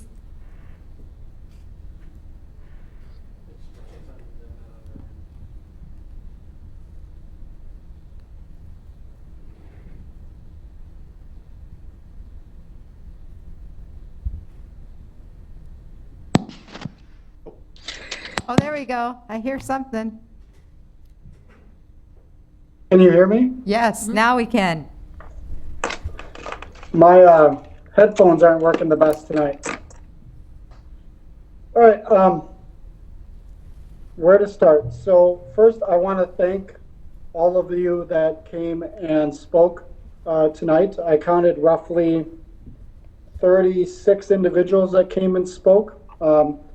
Most of them were for there to be no mask mandates, so I appreciate your opinion in providing that to us, and I appreciate that you found your avenue to express yourself. I also received a number between 250 and 275 emails from residents about, again, that number, about 20 of them were asking for a no mandate. The rest of them were asking in support of having a mandate. I've received several phone calls. I've received several Facebook messages about it, all kind of indicating in support of a mandate. So I take this from the perspective that if we were still masking and social distancing and having restrictions in regards to businesses being open, we may have completely flattened this curve by now. We may not be still having the issues and the upticks that we are having currently in our community. My concern really comes from adding roughly 9,000 to 10,000 students back into the Oshkosh community, and then adding from a UWO, and then also adding the return of staff and students back to the Oshkosh Area School District and other schools within our community, and how that's handled. And I feel that having a mandate is the best way to completely flatten that curve. It's one of the few things roles that I think we have in regards to keeping this under control and not making it worse. So I would be in support of entertaining a discussion about a mask mandate. Thank you.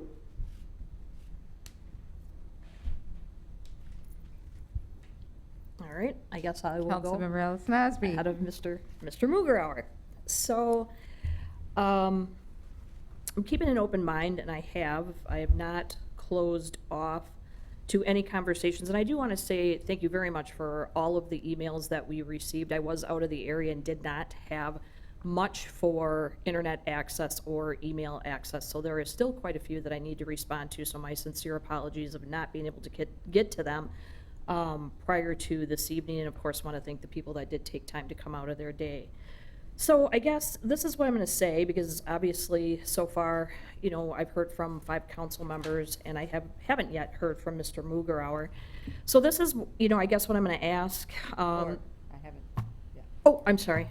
But I think I know where you're at on this, Ms. Mayor, with all due respect. And so there's a couple of comments and I guess a couple of things that I guess I'll wait to weigh in heavily until I guess there's an actual mandate that's on our agenda to actually work on.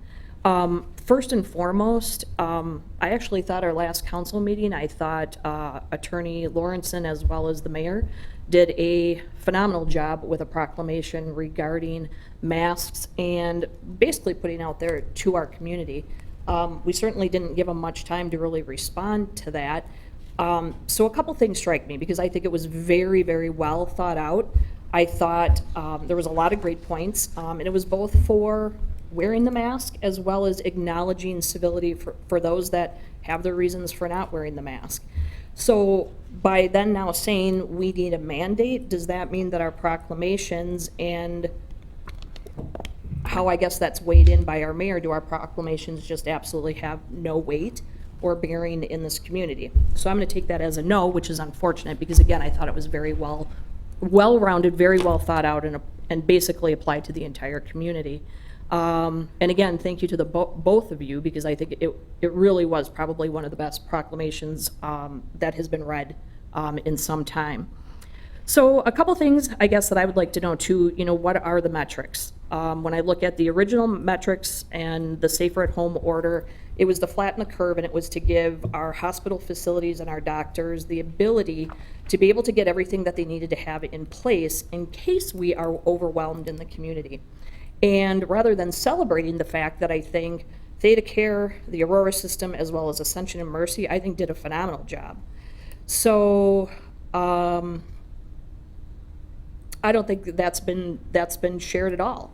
I think the citizens of Oshkosh 100% completely did what they needed to do, and so now we're months later, and now we need a mask mandate. I'm not at all opposed to masks. In fact, I wear a mask for a number of reasons. Do I all the time? No, I don't wear them outside. But I have a 90-year-old mother, and I have somebody in my household that has a condition that makes them incredibly vulnerable, and they cannot get sick. But that's our responsibility, it's not yours. So with that also being said, what is the time frame? The end of the emergency? When is the end of the emergency? Is that a year from now, 6 months from now, 2 weeks from now? The other question that I guess I have for council is, where does our jurisdiction begin and where does it end? I had a number of people that asked about us doing this because they want their kids to go back to school. What the school district does, and I guess this is my question for Ms. Lawrenson as well as Mark Roloff, a number of concerns that I heard tonight and through our emails is students coming back into the area from bigger areas, out of state. Can we tell the university that they cannot do the dorm situation? And if they do, can we tell them how to regulate their masks? Can we tell that to the tech school, and can we tell the school district how they're going to operate? Where do we begin and where do we end? I legitimately don't know if we have a city ordinance. I think the other thing is too, and I get the confusion because I'm right there, and I guess I'm asking staff then to contact the health director as well as some of the medical facilities that we have, which I've gotten the numbers.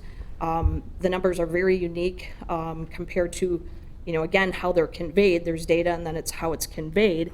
And so I would want to know specifics, because as far as I know, we can only do the mandate in the city of Oshkosh, and we keep getting Winnebago County numbers.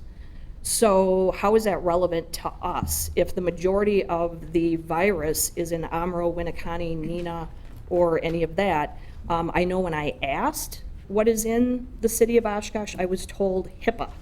And I totally understand that, and I completely respect that. But then if HIPAA is a reason that we can't get specific data, then why is it then that in order to not comply with the mandate, we're asking citizens to share their personal medical information? That is a big question that I have. So I would like to know what is our liability in that. Enforcement is a big issue. It's not a law, it's an ordinance. And so what is the expectation, I guess, from my council members as far as enforcement? The few people that I did talk to did say that they felt, a few said OPD, some said Winnebago County Health, but here's my question as well. If really truly the enforcing agency is Winnebago County Health, and I have a lot of confidence in the staff, but do they have the ability, the training, and the number of people on board to be able to enforce? So that is something I would like to know. Again, not for discussion tonight, but if we're indeed moving forward to a ordinance. Again, I think that our community has done a phenomenal job when you look at specifically from what I have been able to get from healthcare of what they know is actually happening in our city. If we are going to go up based off of other numbers, are we gonna have a travel ban? That's a question that I have. Because obviously we're talking about what's going in here. We can do everything perfect, but are we gonna tell people they can't leave the city and we're not gonna ask anybody to come in? It's far-fetched, but again, and again, Mr. Ford, you can disagree, but these are questions that I think are relevant. And then I think my most important thing is, and again, this goes a little bit back to HIPAA, but obviously we had people that had the ability to speak both in person and through email. But I thought also too, one of my jobs as being an elected official is to speak for those that can't. So in my volunteerism, in various things over the years is, so when I hear about selfishness either way, who is actually talking for the children that do have anxiety and issues? What about the children that have been abused both physically, emotionally, and sexually and have been silenced? What about the men and women who, against their will, have not given permission to have their voices suppressed or their airways held while they're being violated in whatever way? And who is speaking for the veterans that have PTSD and when they're required to do things such as wear a mask are triggered? I absolutely 100% agree. We also need to be looking out for, there was a comment tonight that I thought was incredibly important. For those that are immune deficient, that have a number of issues, the single mom, it's very difficult for her to mask, kids that are, single digits and under. What are we doing as a community? What are we talking about to help them? What are we doing to talk and to help our elderly? I'm not saying it should be a free-for-all at all, but these are some of the things I guess I would like to know before voting either way about whether it's good to mandate. So those are just kind of my thoughts, and I hope you respect them. And again, I don't think this is the appropriate time to debate, but those are things that I'm asking of my council members if this does indeed move forward. And also with staff, I'm going to say and be insistent that then the health director needs to come back with some specifics and some data. And I would also know, I already know myself, but present it to the council what the specific data is for Aurora, Ascension, and Theta. I think you guys would be surprised. Thank you. Thank you. Councilmember Mugarauer. Thank you, Madam Mayor. Surprisingly, I didn't prepare a prepared statement tonight. Usually I'll do that especially on something like this, just to make sure that all the thoughts are organized well. But I chose tonight to listen, and I've been doing that with, as several council members have mentioned, the hundreds of contacts we've had, email, phone. It's been great. I'm thankful for the people that they want to engage, that that there is something that they're fired up about, either left, right, center. It doesn't matter, that they're fired up and they want to talk about it. And I think that's fantastic. So I welcomed every single one of those, and it's been good to engage with those that have something to share. I want to thank those that attended tonight, just like several other council members did, whether they attended and spoke or just attended. It is not easy stepping up to that microphone. It can easily be intimidating. You're sharing your thoughts, you're sharing your feelings, you're sharing personal stories, you're doing it in front of a room full of strangers, and you're doing it on television, and easy to criticize those that step up here, but I want to thank them for doing so and doing so in the fashion they did. Having civil discussions, we're going to disagree. The seven of us up here do not agree on everything. We're not supposed to. That's okay. That's the way the system is, and I enjoy the system. The deputy mayor and I had a very brief but good conversation before this meeting started, just on our own personal thoughts, and I appreciate his sentiment and his reasoning for it, and I think he does mine as well. And that's the way it's supposed to work. That's how we keep moving forward.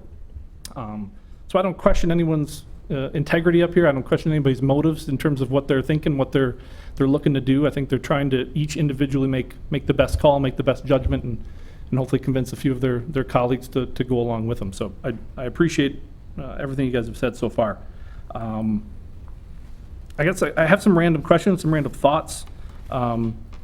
It's probably not surprising. I'm not in a huge favor, not in a huge supporter of a government mandate. I believe in smaller government. I believe in the people's choice. I believe in those types of ideals, and I think that every time we issue even a small, inconvenient, I heard that word a couple times tonight, temporary thing, it takes away at people's individual individual choices, individual rights, their abilities to just to make the best decisions for themselves and for those that are important to them. Concerns regarding a possible mandate. Ms. Allison Osby shared a couple. I'll reiterate them. What is the purpose? And the purpose cannot be just to reduce the spread. And I don't say that lightly, but what is the absolute goal? I think that needs to be defined. I think we've had, I enjoy Councilmember Ford's use of analytics and data points and things like that. I think it's an appropriate thing to use when you're trying to determine when we've achieved something. How can we do that? How can we effectively say we've won? That we can pull this back. If it's going to go forward, there has to be a date. There has to be a mechanism in which we pull back and take them off. Forgive the pun. How do we know we've done that? And so, within the policy, if someone's bringing one forward, that has to be clearly defined. I know some of the communities have done shorter ones. Councils, we all are at the council prerogative. You can always choose to extend. We can always choose to end early, but I think it's important that there's something specific in there that the people know, at this time, at this date, we're going to either automatically pull it or we're going to reaffirm it. And they have the ability to make sure they're communicating with us, and that we have to listen again if we so choose to keep going. I question locally the education part of this. Now, obviously, unless you've been living under a rock, you don't know what's going on out there, but this is an issue. I'm not interested in debating myself the effectiveness of masks or whether this is real or not. I have no interest personally on that side of the argument. My point will always be about the mandate, that we're telling people what they have to do, that they must do something, and I have serious concerns with that. Have we educated locally enough? I think we see a lot of numbers coming out. They're numbers. Are they accurate? Do we have confidence in those data, in that facts? I know I corresponded with the health director, Winnebago County Health Director, a little bit regarding some concerns I had. I appreciate his responses, but in this state, Dane County, Madison, they got caught a little bit with some inaccurate reporting. Now it's not misrepresentation. There's timingness of some of these reports, but when policymakers are looking to make informed decisions, the information better be right. The information better be correct so we can make an informed decision on what's really happening locally. I like the information that Ms. Allison Osby would like, some information from the hospitals in terms of what they're seeing. I think that's appropriate. I think when you're asking us and hospital CEOs have chimed in, so I think it's appropriate that since they're giving their opinion that we ask them to back that up with data, with stats, with facts. And share that the legal information as much as possible without violating anyone's rights. I think that's appropriate. I do not think it's appropriate for the Oshkosh Police Department to be the enforcement arm of this. They have better and more important things to do than this. This should be something relegated to the Winnebago County Health Department. And the reason I believe that is we don't have the police department enforcing health code violations at a restaurant. If they are non-compliant in terms of health standards, the health department can issue a citation. They have the ability to fine a restaurant owner. The police department is not involved in that action. And I take this on a similar approach, that this is not something that the PD should be handling. The health department should be equipped to be that enforcement arm, because we expect education to be a bigger component of this, that those that aren't complying, that the first step be education. And they are the ones that are well equipped to do so. The PD, they are a fantastic asset for this city, but as we've in many instances agreed, there is way too many things on the PD's plate, and the health department would be more suited for this. I think the last, it's just it's a quote I want to leave with, and then I think hopefully we'll hear from the mayor on this one. One of my favorite presidents, Ronald Reagan, he once said, "The most terrifying 9 words in the English language: I'm from the government and I'm here to help." It scares me that we keep chipping away at personal freedom. And so that one's going to ring in my head for a little bit. I am, as I mentioned to the deputy mayor earlier, I am open. I'm looking forward to some people trying to convince me differently in terms of the mandate part and the enforcement issues, but I think it might be a tough sell. So with that, I'll yield back. Well, thank you, everyone, for some very thoughtful weighing in here. I, too, was very appreciative of folks who came. However, I also want to very vocally support those who did not come, who chose to stay home. So our city attorney has provided us with some scope options, which it was my understanding we would get into if there was enough of us who wanted to pursue the ordinance, and it appears that we do have that. These are not an exhaustive list, but this is a really wonderful organized document for us to compare some of those matrices of other ordinances, of things to consider. I just want to say that I heard the word freedom used a lot this evening, and I'm just going to share what my father passed on to me. I used to say, "Me gusta mi libertad," and he would say, "With freedom comes responsibility," and I think that that's really what's kind of been lost in some of the discussion tonight is the responsibilities that come along with freedom. We have a responsibility to almost 67,000 people. We have a responsibility to complement and support together the UW-Oshkosh efforts. They have announced their return to campus plan, which will require masks on campus. It's my understanding the school district will be releasing their plan. We have businesses who have asked repeatedly, what are we doing? Why are we not doing something? And they want to stay open. I think we all want to stay open. And so by keeping numbers down, we stay safe, we stay open. What is the purpose? Councilmember McGraw, that's a great question. Purpose is to try and stay safe and stay open. I believe that's what our constituents are asking for. What our responsibility is to give direction to staff at this point about the who, what, where, how. And I think we heard a lot of information tonight that would lead us in a direction of speaking about exemptions. Those who may not be able to wear masks for various health reasons and other reasons. I think that we have to define for staff where and when. I personally am leaning more towards, indoor public spaces, and that kind of is a piecework throughout this document that city attorney has provided here. Public transportation, outdoors, I think outdoors is a really difficult thing unless you're in a very tight space. However, what we've been asked to do is to define those specifics. Now, the question I have is, staff, were you expecting to have those directives tonight or in advance of the next?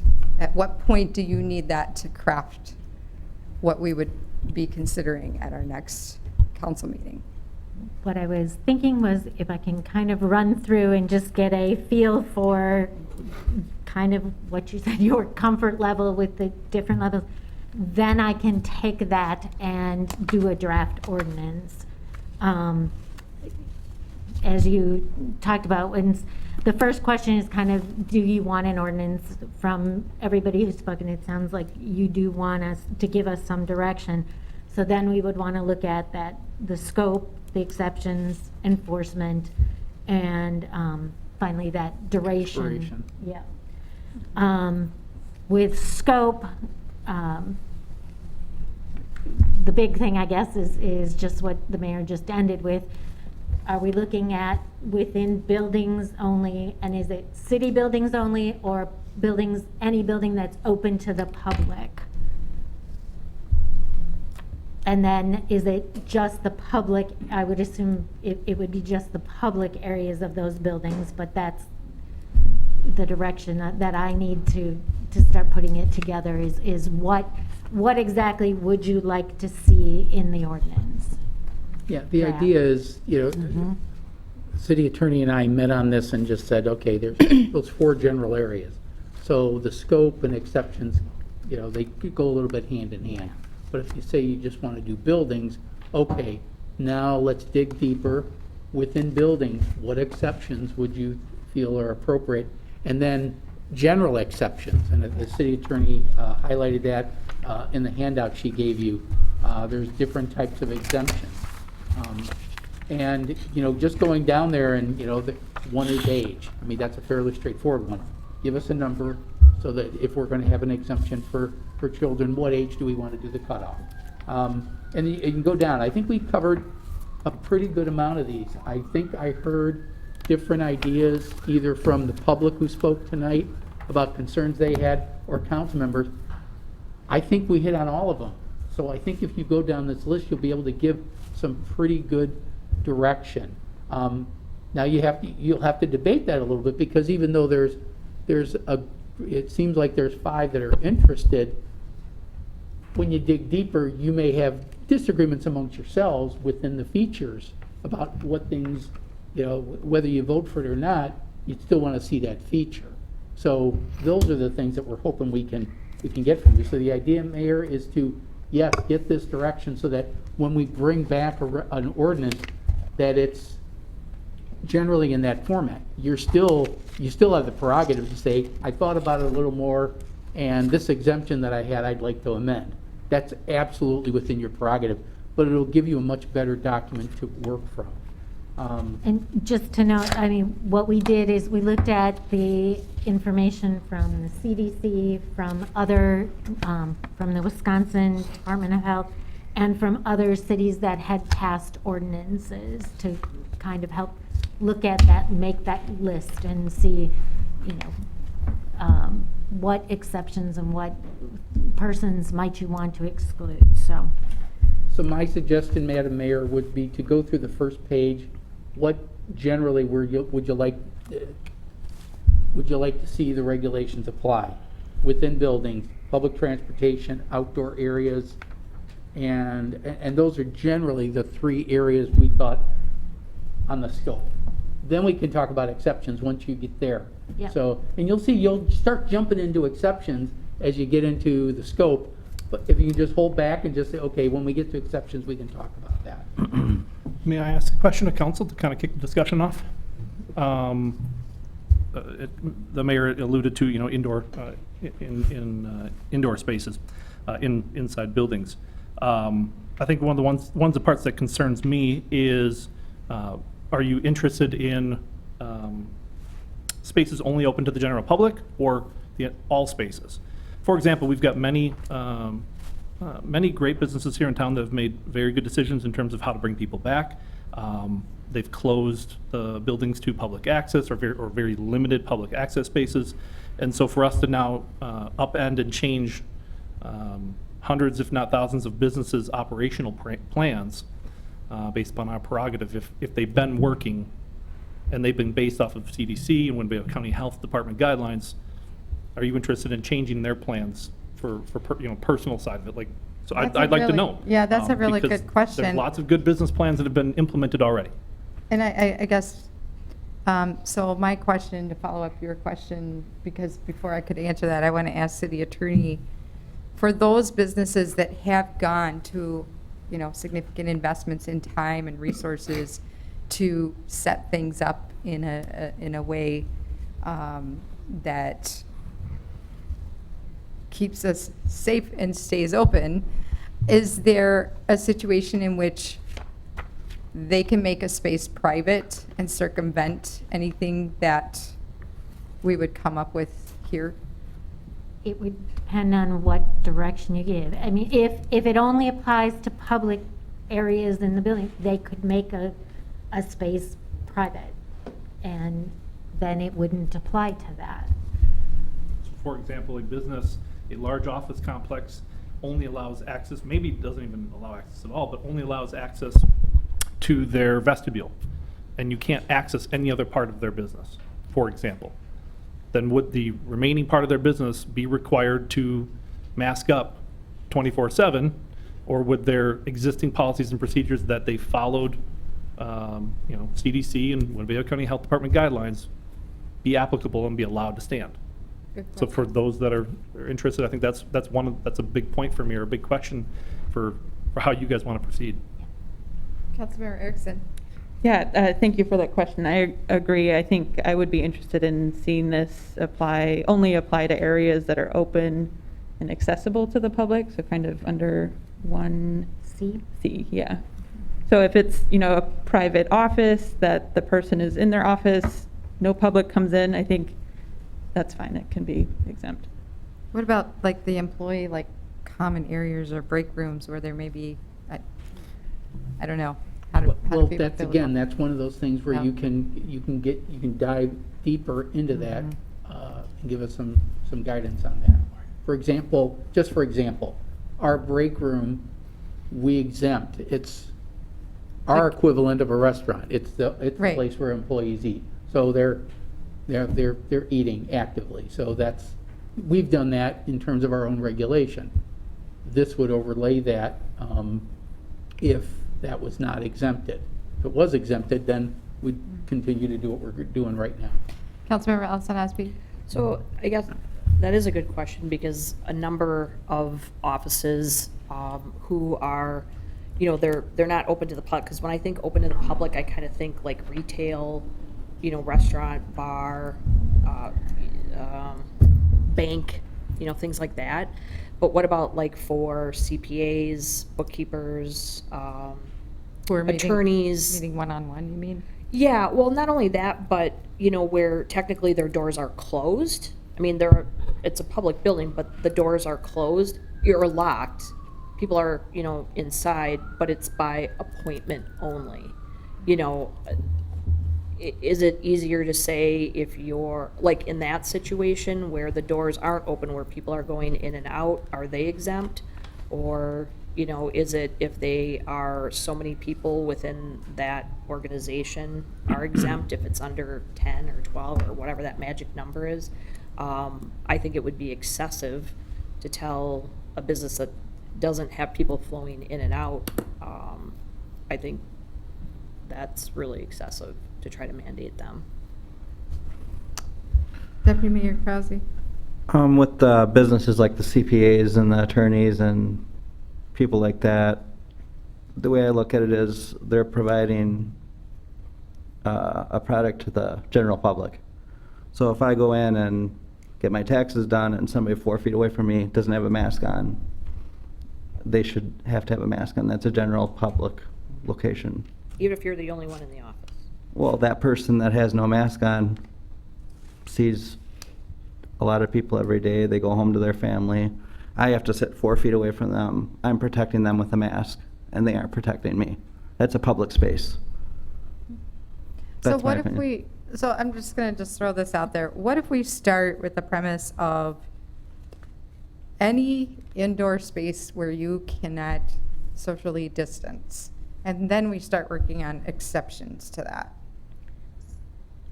Open and accessible to the public and can't socially distance, or any indoor space that you can't socially distance? Again, that's Right, two separate right. concepts, and so I want to just be clear in my head which.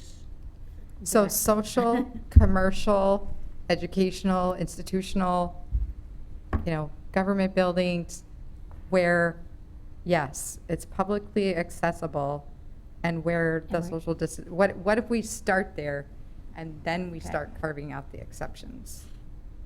And can't socially distance. Okay. Can I comment on that? Or I'm sorry, Councilmember Ford, you or- had something? Yeah, I turned to the Green Bay example. I think their language is is really good on this. It's about open and accessible in an area where the public customarily has access. So there'd be a difference between a storefront CPA at tax season and a private CPA with an appointment, right? I would see one of those as being generally open to the public and one of those not. My thought. Bob? Councilmember Peschel? Are you able to hear me? Yes. All right.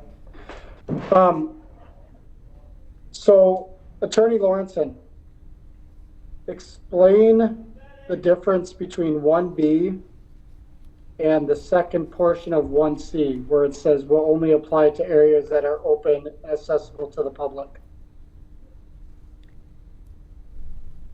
B is, well, C would modify B. Okay, so we could add C to B. Correct. Okay. Okay.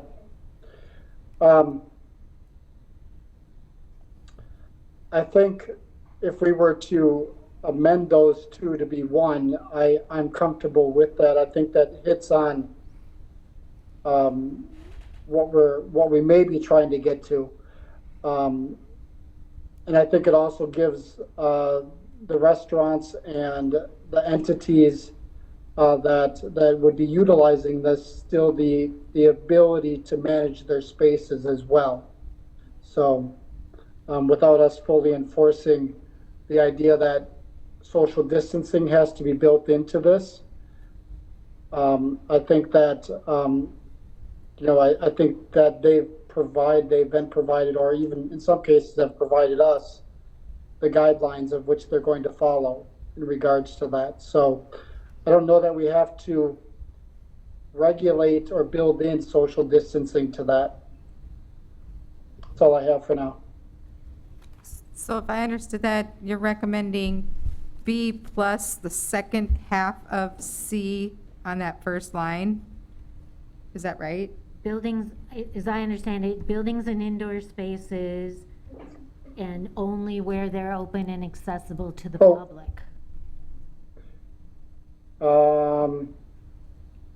Only those areas of buildings and indoor spaces Sure. that are open and accessible to the public. Is that correct? Well, B already says open to the public generally. So to me, I guess I would move back from that. It's not an only thing to me.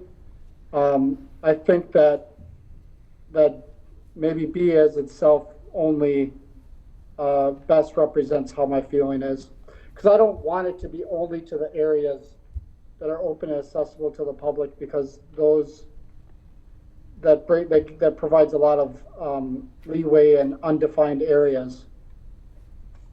My opinion. So I'll stick with B.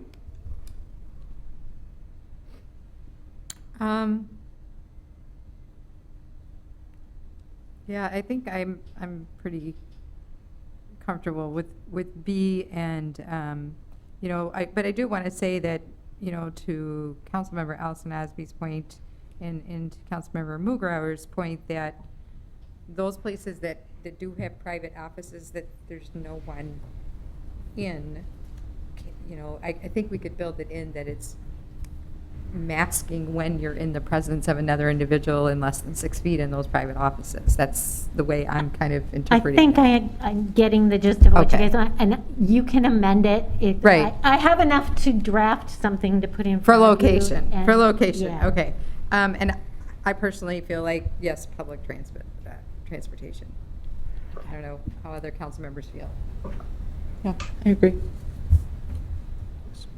I agree with public transit on A, B, and C. Outdoor areas, does anybody want to take a gander on that one? I'm in favor of B.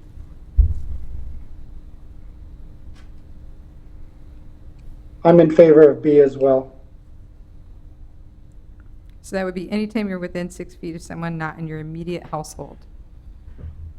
Councilmember Krause. So if there would be like a special event such as the farmer's market where 6 feet is not possible, would that be the type of event where masks would be required outside then? So that's a really good point. I noticed this past Saturday, driving past on Division Street, the Church Avenue, there was a significant gathering of elbow-to-elbow folks kind of around the food trucks. Not distanced, not masked, but, you know, we don't have any way of knowing whether or not they were all in, I would say about 20-ish people. No way of knowing whether or not they were all in one household. Probably not, but, I mean, I guess we just kind of have to think about something reasonable there. Ms. Mayor? Councilmember Ford. Yeah, I may be in the minority, but I'm all for not doing anything with the outdoors. I think legitimate questions about enforcement were there, and in my mind, the best enforcement mechanism is going to be a situation where a business will only report if there is a disturbance, much like it would with any other type of disturbance. And I think it is a legitimate argument that we don't want the police driving around looking for, checking, are you relatives? Or prefer to leave it folks alone. inciting, like you said, you know, stuff, kind of the tattling thing. Not, I think I got accused once of being the neighborhood nanny, so I guess I can live without the outdoor stuff too.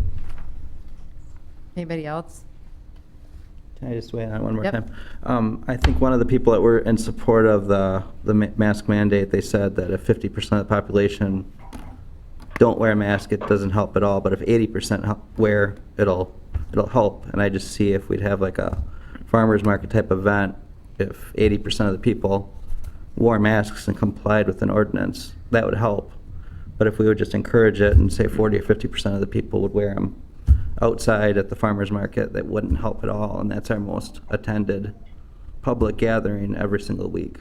So I'm having a hard time with large supersaturation events outside. You made a really good point there, but the farmer's market already kind of promised this, right? That they were going to socially distance and that we already passed that. But they aren't. Right. People attending are not. So that's the problem I have. I mean, we've given the people and the citizens an opportunity to follow and comply by the guidelines, and they're not complying, that are still in effect. Madam Mayor, you know, in terms of getting direction, you know, if there's some consensus about farmers markets, you could specifically mention farmers markets as being applicable without doing anytime you're within 6 feet of someone. If you do that. Or we could say special events. And Could we say any special event attended by more than 150 people, or something like that? Those are, yeah, I mean, we can work, that's something we can work with. And we can You know, amend 'cause it. Really what we're trying to do tonight, again, you're not under any obligation to vote for any Right, feature. we're just that trying you to might give change your direction on the mind. ordinance, yeah. But so- I've only heard one person, though, that's concerned about the farmer's market. Is there anybody else that's concerned about the farmer's market? That's two of us. Oh, okay, I didn't. Yes, didn't get that I was from just you. saying that I've seen the kind of groups, about usually late, mid-morning or so.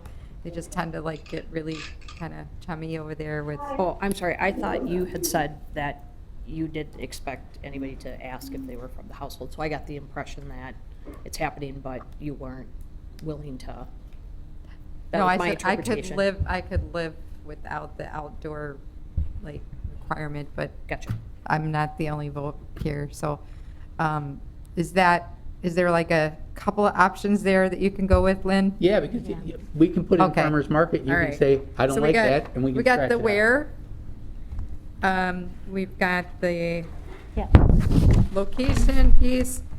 Are we able to move on to some exemptions and enforcement? Does anybody like have something they just cannot live with in terms of these lists of exemptions? I think the first, if I can, Yes. a lot of them, I think you heard stuff about tonight and are kind of maybe easier to knock out. There are a couple I have questions on, and these are primarily taken from other municipalities, and so there's a couple that overlap a little bit. But the governmental facilities, if it's a federal, state, county, or school district building, and it's regulated by another level of government, particularly if it's federal or state, there could be some question of whether we even have the jurisdiction. Is that And the county and the school districts have been regulating their own buildings. Is that an exception that we want to make? I think I heard at least Matt talking about that earlier, but I want to just make sure everybody else is comfortable pulling those out. I guess if the exemption or the exception is either or, so the exception is government facilities not owned by the city of Oshkosh. Right. I'm okay with that one. I think I'm seeing most heads, yes, Yeah. okay. Schools is a hard one, right? Because we don't even know what their plan is yet. I mean, You do know but they will have a plan, I think, from what I've Right, read. right. So that was my thought on putting that one in, and I think that's what the other cities had as well. Behind their exceptions was probably that they are required to have a plan, so. So can I clarify? So basically saying, because there's, for example, school district, school district has a mitigation strategy consistent with state guidelines, our rules won't apply to them. That's my question. But for you. why, so my question to council then, why is it different if it's a institution, school district, university, county office, why is it different for them than it is for a private business that has a mitigation strategy in place as well? Because earlier on, it was all public access buildings, but if they have a mitigation strategy in place already, why are we separating the two? What's the difference? What's your reasoning behind saying that they are different So in the terms of university how they can implement it and how effective it can be? So the university has already announced that they and their state-owned, state-governed, have already announced that they are going to require it. So we can't be inconsistent in what we apply here. I don't think we can be more restrictive, but I'm not sure if you have legal information or authority in We would have that. to take a look at that, and that will slow it down. I will just be Yeah. blunt with you. Yeah, yep.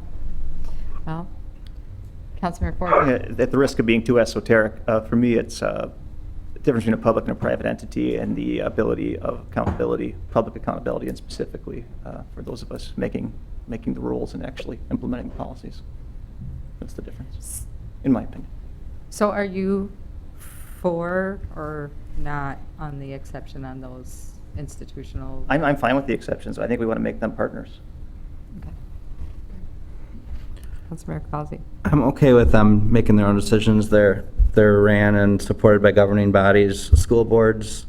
The schools have mostly sent out surveys to parents, and they're using the democratic way of letting the people decide, and they're mostly making good decisions the way I've seen most school systems around here. So far, they've been very good on their expectations of what the school year is going to look like. So I'm fine with letting them decide on their own. So if we're working on being a complement to what they're doing, then we give them that attitude, I guess. Yes, Councilmember Peschel? Sure. So I guess my question goes, if we create an exception for those government facilities not owned by the city, but in the city, how do we, let's say they change their standards or their dates, or significantly change their plans that may be different than what we propose or what we pass. What, if we create an exception for them, there's no way to hold them accountable to this if they say they end early or something along those lines. Something changes, but our order is still in effect. Thoughts? Yes. Yes. Oh, sorry, you weren't, yeah. Councilmember Ford. I mean, I think you convinced me, Bob. Sorry, going back and forth, but I mean, there's a logic there to having it applied to everybody. I think if you look at what the university guidelines are already, nothing on here would go beyond what they are requiring. And I didn't think of the sunset date. That's a very important point. So I'm fine. without Yeah, we don't want to exemptions. be in conflict. You're within our geographic boundary, applies. So what, I don't understand what, the idea was to exempt them because they're doing things, and in some cases, arguably, they have jurisdiction, we don't have jurisdiction over them. I can't get the state to get a permit to dig up Algoma Boulevard. That's why it looks like it does, because the state keeps digging it up.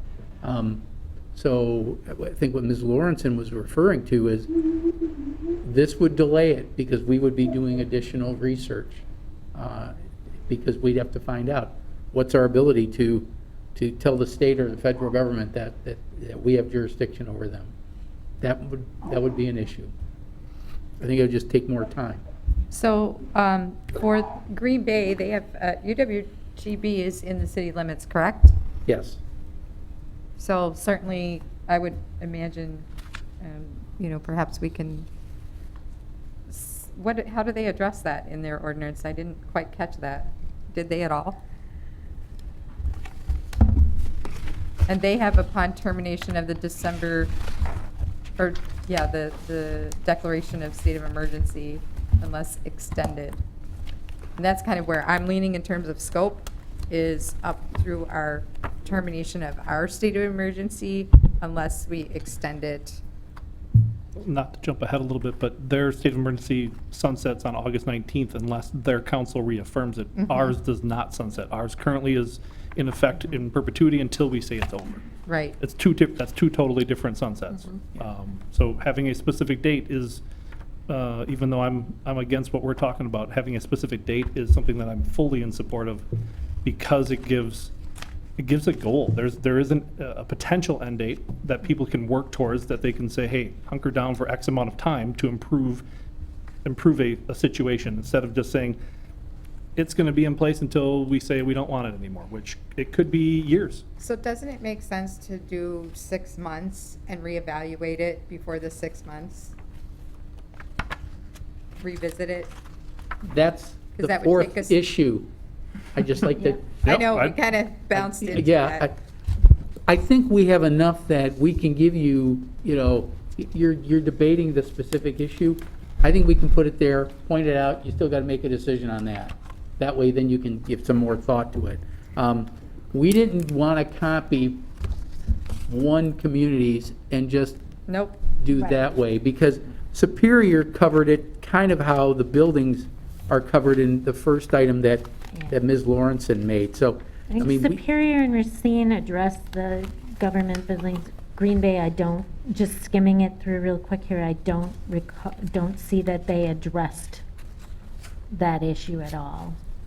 I want to compliment Ms. Lawrenson. She really went through this with her staff to say. Yeah, the what- organization of the material is a model for all departments. I kind of use it sort of like the eye doctor does, better first or better second. Which one do you like? Which one don't you like? We can compartmentalize this. One or two. Exactly. So it sounds like you're still undecided on one or two.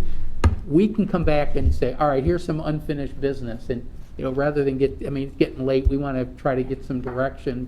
I think we've got enough direction. We If can give them an A or B. Yeah, if we get that Lynn? draft, but then I guess the sticking point is timing and how soon we want to see that back and what's feasible. I know that a number of people who emailed were, asking for us to do this sooner rather than later. However, we want to get it right. And I think that a lot of the urgency or timing, people brought up tonight, well, why now? Well, it's less than 4 weeks from move-in date for, 11,000 students in a 1 square mile. So some of this relates to much of our life revolves around when school begins or resumes, right? And so that's true for K through 12 as well. I think families want to know what to plan for. And so what are your thoughts with timing? Without researching that issue, with direction from this list, I can get this done for the next council meeting. With having to research that issue, I don't know if I can get it done for that meeting or if I'll have to push it. Researching giving the exception or not giving the exception? If we accept the other We don't need governmental that. entities, Yes. I'm good. Mhm. If you want to have me look into that, that's going to take me a little longer.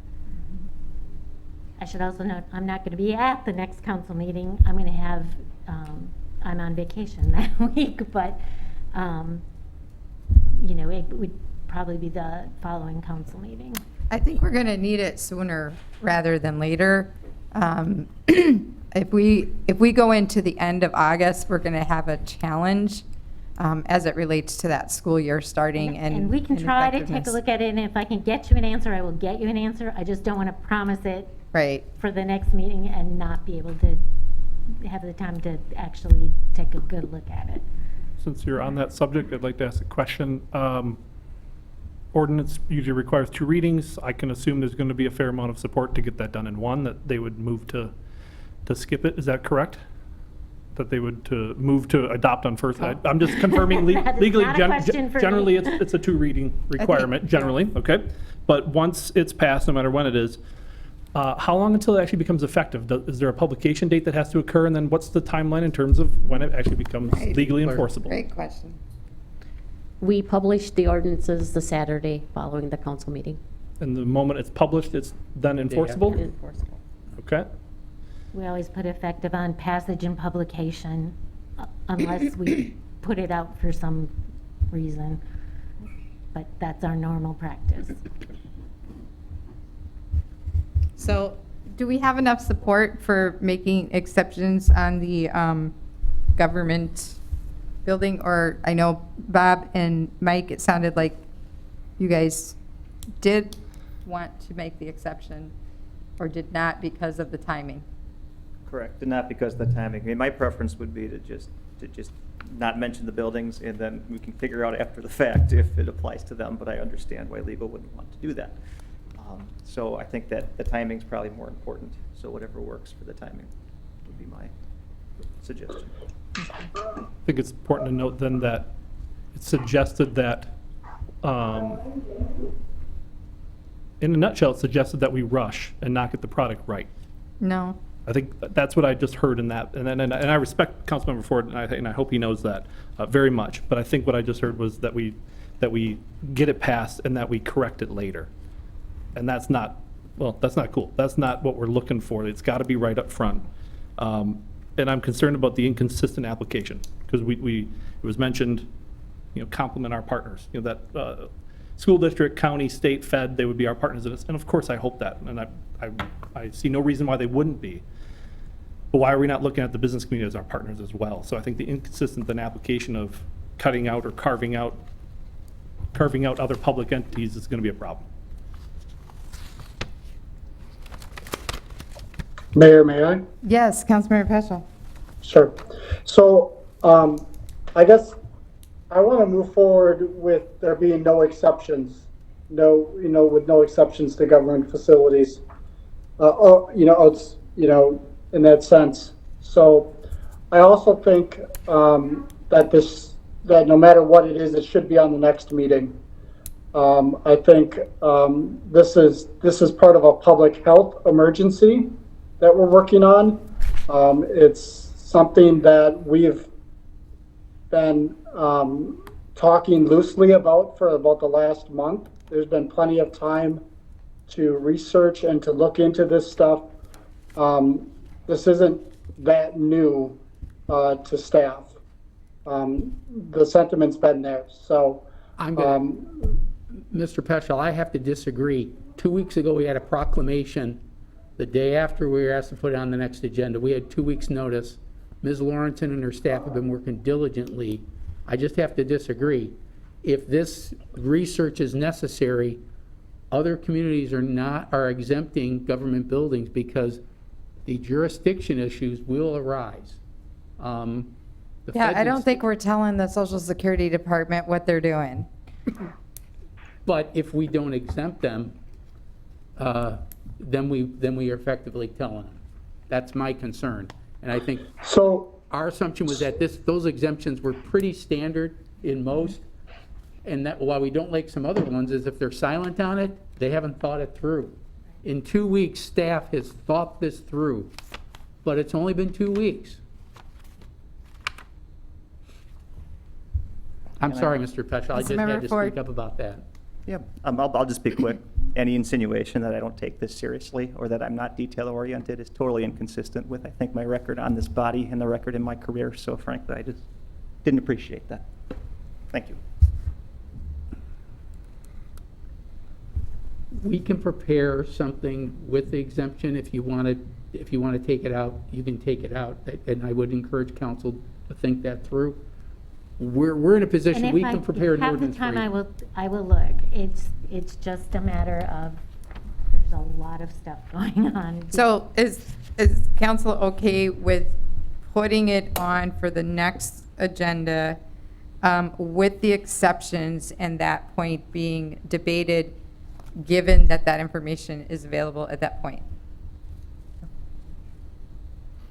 All right? Does that work for you? Yep. Okay. Enforcement?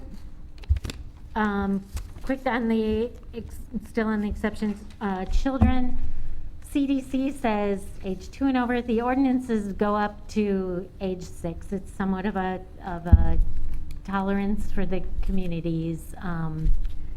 Is there a thought on where to go, or should I put it in age and you can amend it? Yeah.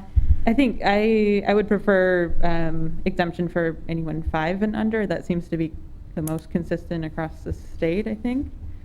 That's where I was leaning, was Very 5. common, yeah. Yeah. Does anybody have a major objection to 5? Yeah, if we could go down those, I think we can go through these fairly quickly. They're not as all-encompassing Yeah. as the others. When prohibited by law or necessary to confirm an individual's identity. For example, Pam will ID you if you are voting in person. So, if it's a person who's having difficulty breathing, unconscious, or incapacitated, that's pretty common in them. Persons who have chronic upper respiratory conditions are a common exception. Persons who are deaf or hard of hearing, or care for those who are deaf or hard of hearing when necessary to communicate. Except in work settings where there may be issues with heat or straps or other issues that are regulated so you cannot wear a mask. That's a very common one in most of the ordinances. Persons in settings where it's not practicable or feasible to wear face coverings when obtaining or rendering goods or services to the extent necessary to obtain or render such goods or services. So if you are going to the dentist, it's hard to wear a face mask, that type of service. Persons with intellectual, developmental disabilities, mental health conditions, or sensory sensitivities that prevent or impair the person's ability to wear a face mask. The next 3 are basically 3 different ways of saying kind of the same thing. What do you want to do with the Y, gyms, fitness facilities? If the person, probably the most common is the third one down there, as long as there's a separation of at least 6 feet and the person wears a mask when not exercising. That seems reasonable to me, that specific, they don't have to wear it unless they're like in common area close to people. Okay. Restaurants, taverns, and coffee shops, places that serve food and beverages. There's kind of 2 different ways that we had seen those addressed, that basically exempts once your customer's in and gets seated, they don't have to wear the mask, or when actively engaged in eating and drinking. Yes, the trick with that one is you keep a glass in your hand. So it's, if they're seated. Once they're seated, they're free to not have a mask. That's. So it seems like we've gotten a lot of information from, CDC, from other recommendations that, have concerns about taverns and bars. I mean, the inhibitions that come along with, imbibement. I don't want to be the teetotaler police on this, quite honestly, but it does seem to point to bars as a greater concern. All bars, or just a few that aren't following the guidelines? But how do you follow the guidelines when you're at a bar? I mean, how do you do that? There's loud music, people are sitting right next to each other. Like I said, if you're But constantly I guess I'm holding the drink. asking, being that they've done some contact tracing, which goes back to some of the things that they identified. They didn't identify the ones that supposedly picked it up. It was not universal in multiple places. It was 2, I think the county said.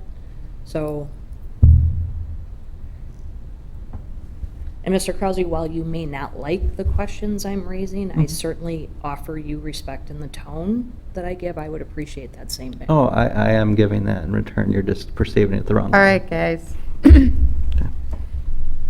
mean, we can also include a 6-foot, or when in compliance with recommendations kind of language on that one. So it's, if you're with your own household and 6 feet away, you can take So I the think what's mask going to off. happen here when we get to that voting on the ordinance, Lynn, is we're probably going to have some A, Bs Yep. voting up or down on sections, if that makes sense.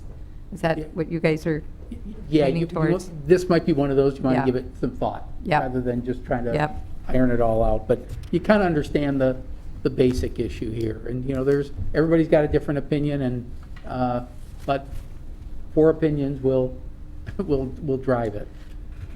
The same issues are a little bit the same with the entertainment venues, so I will give you some options on that as well. Then that takes us to enforcement. I don't know if you- So speaking to an audience, that last one? Oh, speaking, sorry, I missed speaking time in a hurry. Yeah, that was kind of an issue. I mean, you heard it with some of the folks mentioning Yep. churches and whatnot. When you have a group or a gathering, an assembly, if the person is at least 6 feet from the audience and speaking to them, that was a fairly common exemption. So for example, speaking to us tonight at that microphone, they could be exempted from having to wear a mask. That they would be completely fine within the applicable law if that was included, because they'd be 6 feet away from an individual. This one would go under your rules as to how you would, do it, but it would be, for example, if I were speaking to a group at a church, giving a lecture at the library, or, giving a performance or a lecture at the Grand, something like that. So then is it supposed to be singular or plural there? Because this says singular, or this says plural, except persons speaking. So I guess I'm thinking of, for example, concerts or plays or things of that. So we probably should be kind of specific if it's accepting a person or persons, and if it's Well, I think plural, how many? I think the idea is either or. And I was just going to add one more thing to your question, Councilmember Mugarauer. If this was put in, that person would be exempted by law, but by council rule could say, we still want you to have it masked inside as a matter of this rule. So that you can be more restrictive than the law itself. But we've already said in the beginning, including city buildings and facilities, right? Correct. Yeah. It would be inconsistent to apply otherwise. But this is an exemption. If you add an exemption, then you have the ability to exempt something going on. If you put, except the city manager, I'm just being facetious, but if you exempt the city manager, then the city manager doesn't have to wear the mask. In this case, what Ms. Lawrenson did was, if you have a speaker. So I think technically, you're correct, absent a council rule, that person would be able to speak. But since council's already done that rule, asking people to mask up, then, but obviously people exercise their But right it's not practical, like in that situation where you have a person speaking at the microphone, and as we saw, Representative Straw very theatrically clean off the microphone. It's not practical to clean that off after each use of this or that, right? So, you know, I guess I'm kind of torn on that one. We'll work on that one. Yeah. And you can think about it. I mean, because that's what we're trying to do. I mean, if you hit a roadblock tonight, you're going to have a tough time resolving it. You got 2 weeks to think about it. Yeah, it's getting late, and we've got a lot of, you know, had a lot to like digest, and I think everybody wants to be thoughtful about this and not just reactive. And I think people have been thinking about it for some time. It's just now it's before us, and it's time to give that direction. And we always tend, and I shouldn't say we always, but we have had a tendency to freeze at the moment that we're supposed to give the specific direction and the time frame. And so we've promised to do better at that. And I think that's what we're being asked to do here tonight. I think I'll take over for the enforcement part. I had an opportunity to attend a virtual conference with the Be Safe Wisconsin Coalition. Dr. Andrabi, from the CEO of Theta Care, was leading the group discussion, and I asked him a specific question in anticipation of this discussion in terms of enforcement. And I did share with him a concern, and I think I heard a couple council members say it, and I appreciate some of the audience members saying it tonight. I'm deeply concerned about making this a police action enforcement. I know Chief Smith feels that way, and I would say most of his officers. You don't have to agree or disagree, Matt. But the reality is that this would be a very difficult situation for that. Dr. Andrabi's response was, "This is a community-based effort, a grassroots effort. Encouraging this as a community standard through the law is one thing. The enforcement part is really more focus on education." So what we wrote, it referred businesses to the health department for information and education. Individuals are subject to citations. If they're at a business and they refuse to put on a mask pursuant to a business's rule, they could call us up and say this person is trespassing on our property. Police department can decide right now if they want to do something like that. The idea behind this is that the health department would rely on their resources to talk about education and information. I spoke with Mr. Gearin about this. Mr. Gearin indicated that he would provide the necessary staff. That might require a little bit more staffing, but that would be part of his effort. I'm sorry, can I just interrupt you here for a minute? Is this an either or an and? It's not clear here. So are you saying refer the business to the health department? That's it. For information. If businesses aren't complying, they would be referred to the health department. Right. If an individual is not complying, the business would have the option to say, you're not complying with our rules, please leave. Gotcha. If they cause a disturbance, they could be cited for causing a disturbance. Right. If they refuse to leave when they've been asked to leave, they could be cited for trespass. That's really no different than anything that could happen anytime with businesses. And I don't think any of us were really, well, I shouldn't speak for others. I am not in favor of making the police the first line of enforcement here when the public health department does have the means for the education. I would welcome thoughts from other council members. Councilmember Crosby. Thank you, Mayor. I had a question on the enforcement, and I don't think the police should be doing it here. I think the health department should, and if they've offered their services, I think that's a great thing to know. The scenario I have to ask you, if a business isn't complying and a customer sees they're not complying, would they call the health department? Then the health department would contact the business and make them comply under an ordinance? They could either call the health department directly, or they could call the police department. The police department would refer to the health Okay, department. sounds good. Thank you. Bob, do you have any thoughts on that? Councilmember Peschel? Yep, can you hear me? Yes. Okay, thank you. So I'm confused, and I'm just looking for some clarity here. So Deputy Mayor Krause just indicated that if someone refers a business that's not following it, they're referred to the health department, correct? That's what I heard? Yes. And that's for purely informational and educational reasons? Or is that a reason? Let's answer that question first. Is that the first level? Yeah, because there has to be more teeth to this than just a paper handout of how to wear a mask. Sure. Are you asking, is there a punitive damage? Is that what you're asking for the business? If at some point they don't comply, there's a monetary? Correct. What's the next level with that? What if they get referred a second time?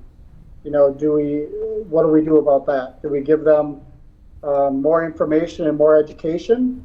Or is there a non-compliance citation or fine that goes along with that?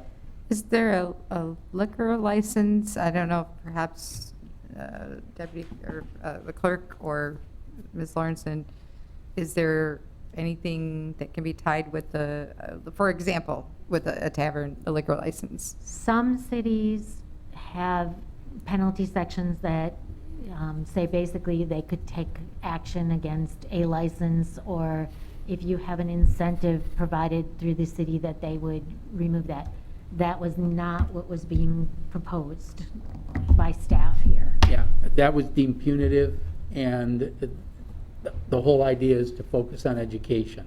I understand the limitations with that, but if we're trying to encourage people to do it, we feel that this is about as far as we want to go before we start doing something that would be deemed, I believe, to be excessive, especially if it involves our police department. Could do that on their own, right? They could do whatever with their business license, or is that? Yeah, well, it depends on the business too. If they wanted to escalate it. It also depends on the business. Yeah, it's too variable.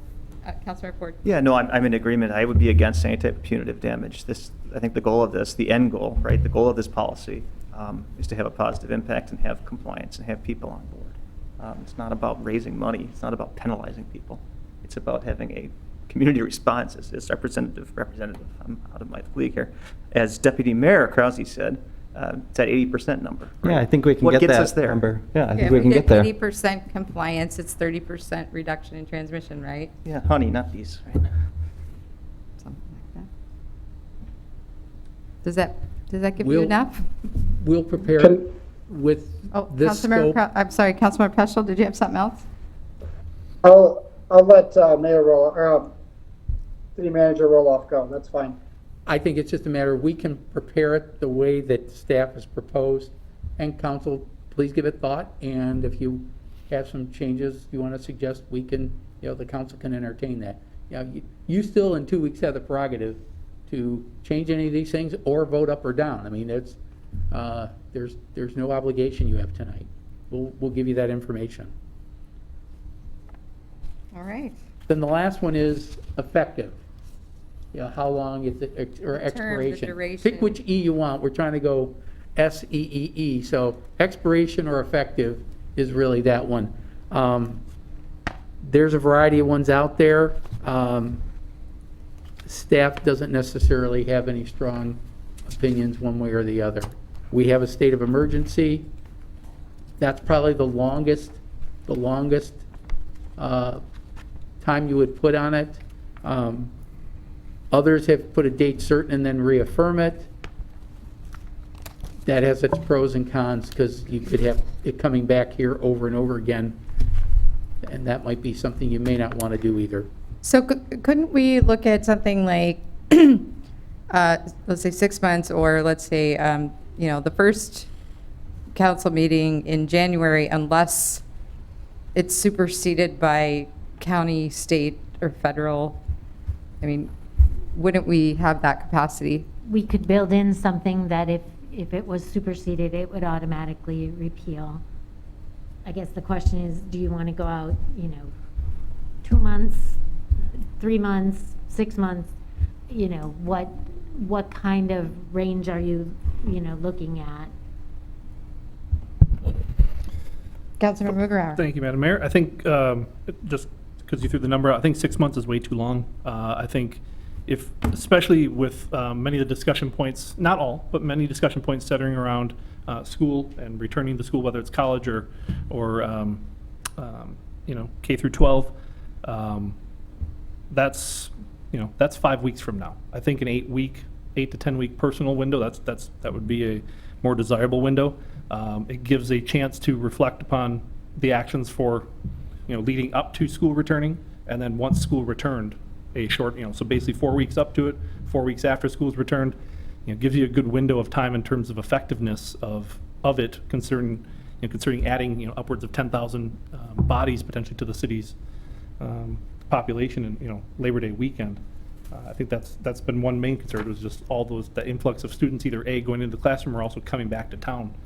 4 weeks is its transmission is, roughly 14 days, and in terms of when you're going to get it, when you're going to show, how long it's lasting roughly.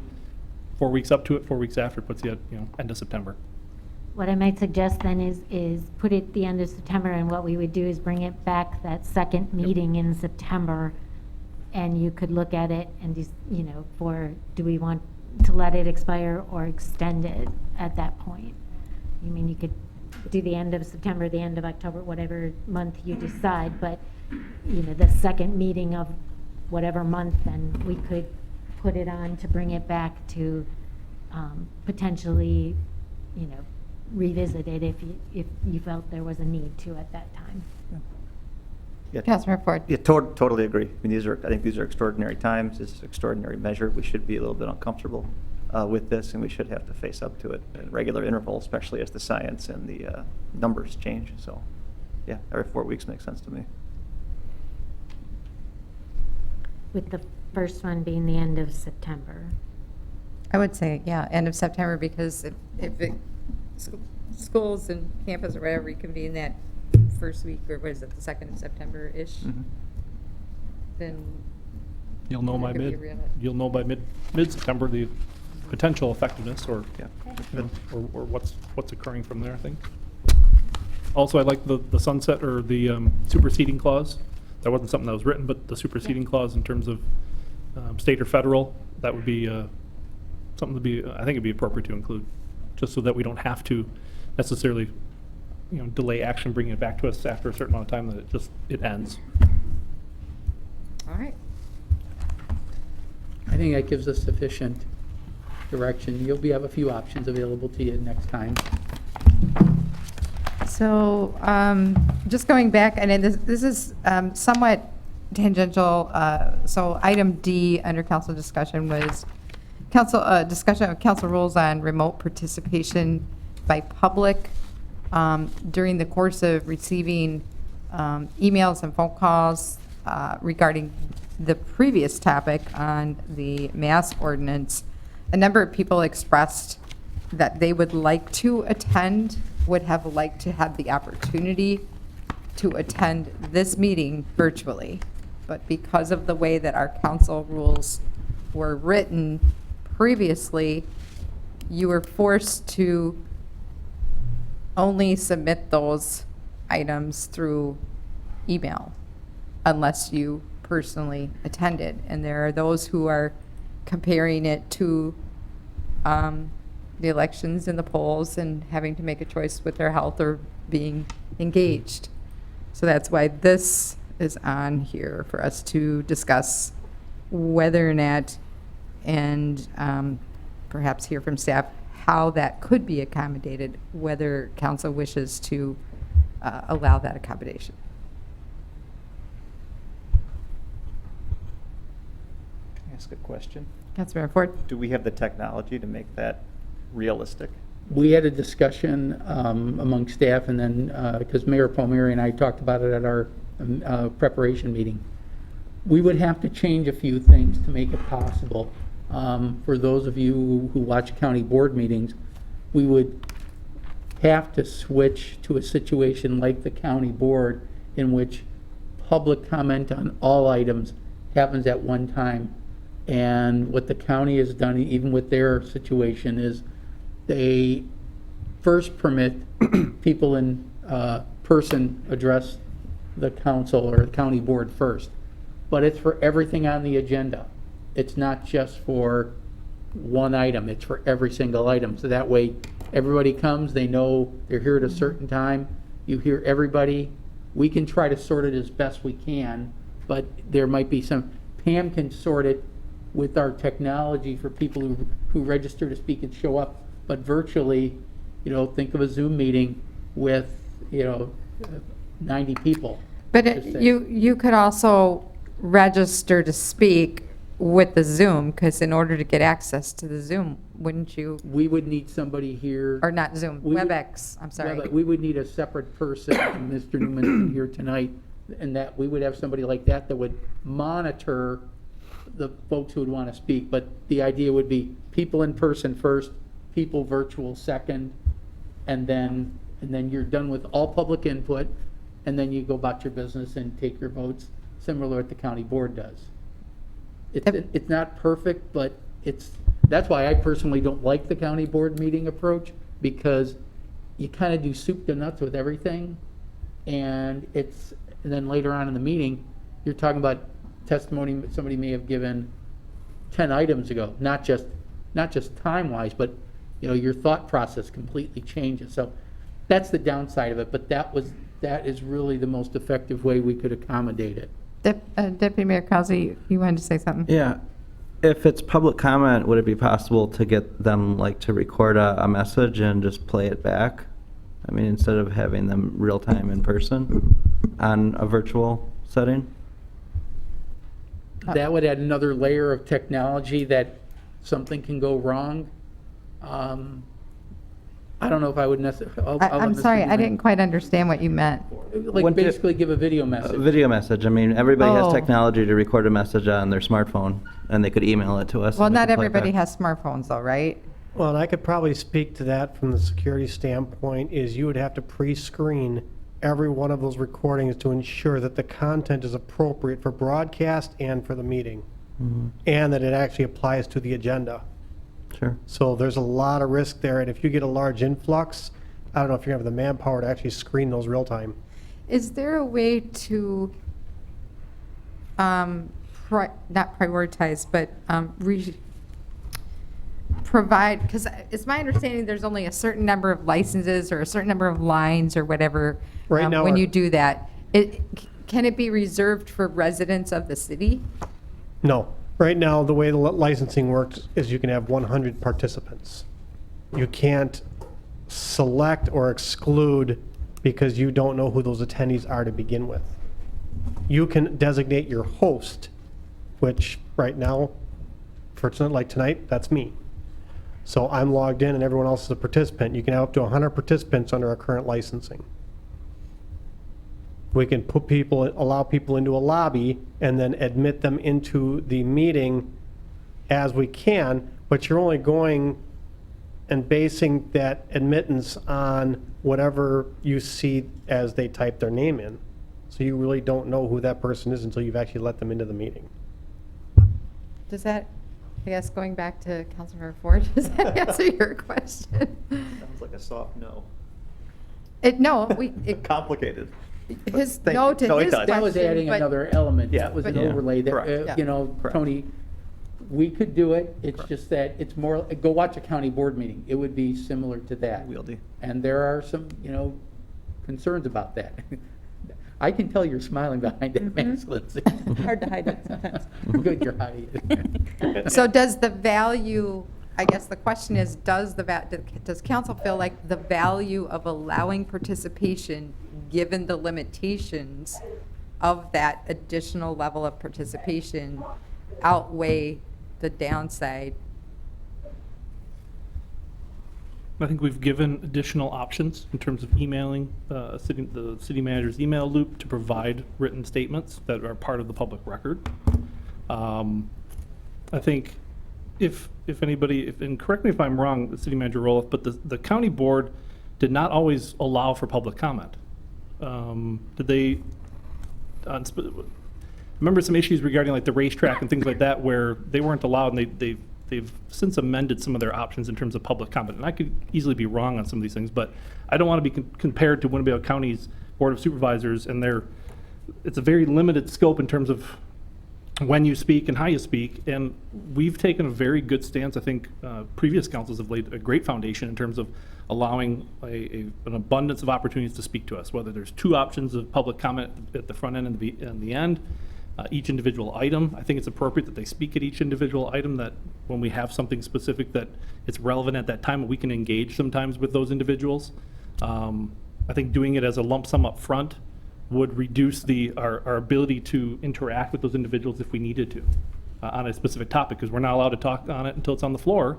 So I can't interact with somebody up at the front end if it's not on the floor for us to discuss. So procedurally, I think it creates some problems if we have to do it on the front end.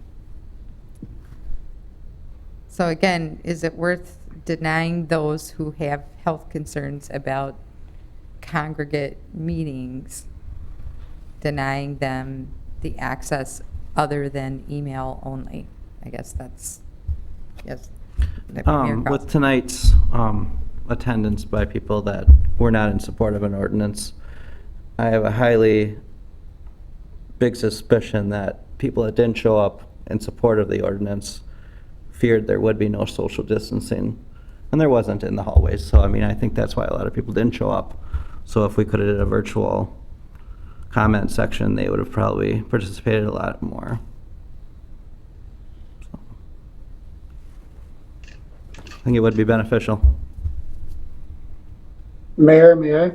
Yes, Councilmember Peschel. Thank you. So, Councilmember Mugrauer, I can't remember a time when the county board didn't allow for public comment, and I'm not saying that you're wrong or right. It's just in the many years that I've been involved in the community, I've always remember them having the ability to have that public comment. Well, it doesn't mean that they changed agendas around and stifled something one time here or there. But my recollection is that what Mr. Roloff suggested has been their rule of thumb for many years. So just historically on that, the school board currently does where they have to email in their comments by a certain amount, by a certain time on the day of the meeting. And then the superintendent will read those comments into record, acknowledging that. And so there hasn't been any other public comment in any other variety at the school board meeting, just for that example. Though a couple of our committees, and I don't know if our committees are doing this because I haven't been on a committee meeting for weeks at this point for the city. But for the school board, there has been the opportunity for community members to call in to those committee meetings and to be able to do public comment at those times. So I guess my question is, do we have the ability for someone to call in versus doing a live feed or WebExing a video in? Is that technology there also? Is it the same type of technology? I would think the technology may be there, but the concerns that Mr. Newman expressed about the lack of ability to sort that out, that could present problems. I mean, we'd have to cut off the phone or cut off something like that, and then how do we queue those up? Queuing up phone calls, it'd almost be, I mean, think of a talk show radio station. They'd have to have a series of lines, because otherwise we're on the line with one person, we have to hang up with that person and the next one to ring. Logistically, I think it would be very difficult. To provide To- call-in only. To provide call-in only. Yeah. You know, unless you could guarantee only 2 people are gonna call in, and, you know, Because right now, if you select on WebEx the virtual attendance and there's no camera, it just doesn't show a photo, right? Correct. It just provides the audio. Correct. Councilmember Mugrower. Thank you, Madam Mayor. I just want to thank you, Councilmember Peschel. If I am wrong, I apologize to Winnebago County in terms of if I was wrong on their any changes in their public comment.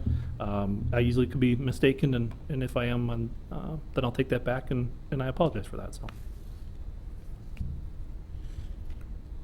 So where are we at? I've lost track. My apologies. It's getting late.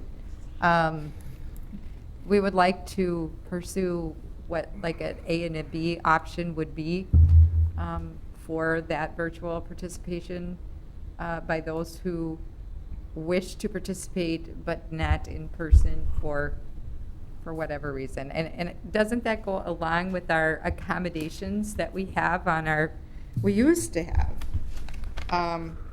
There used to be something I could have sworn on our agenda that said if anyone needed special accommodations to contact the clerk's office. So it would appear to me that this is providing accessibility and accommodating those who are not otherwise physically able to be present. I think council took that in serious consideration when we made our previous decision, though, in March, when we made those decisions regarding the new rules and what we were going to be under. I think it was a deliberate action. I think the full council, I think it was unanimous that at that time, in terms of reshaping how we allowed people into the room, how they addressed us, in what fashion, at what times. I think it was a very serious discussion. We took it, it was a very deliberate, serious discussion. We didn't take it in piecemeal or anything like that. I think the intent was always there to allow for participation, but to insinuate we're not. We can't, there's no mechanism to allow everyone to participate in every single fashion for every meeting. We can do as much as we possibly can that's within a reasonable environment. After that, we've given a fair amount of chances and opportunities to submit comments and thoughts to us. So I'm going to ask that we vote on this for this particular item, unless other comments wish. Mayor, may I? Yes, Councilmember Peschel. Thank you. I have to acknowledge that I'm sitting in my office at my house, having, you know, the ability to be present at this meeting. And I think about that as an accommodation, greatly accepted one. So thank you for that. I would think that if we have the technology to do what you're doing for me, I would love for that to be extended to the community as well. So, so that's my final words. Thanks.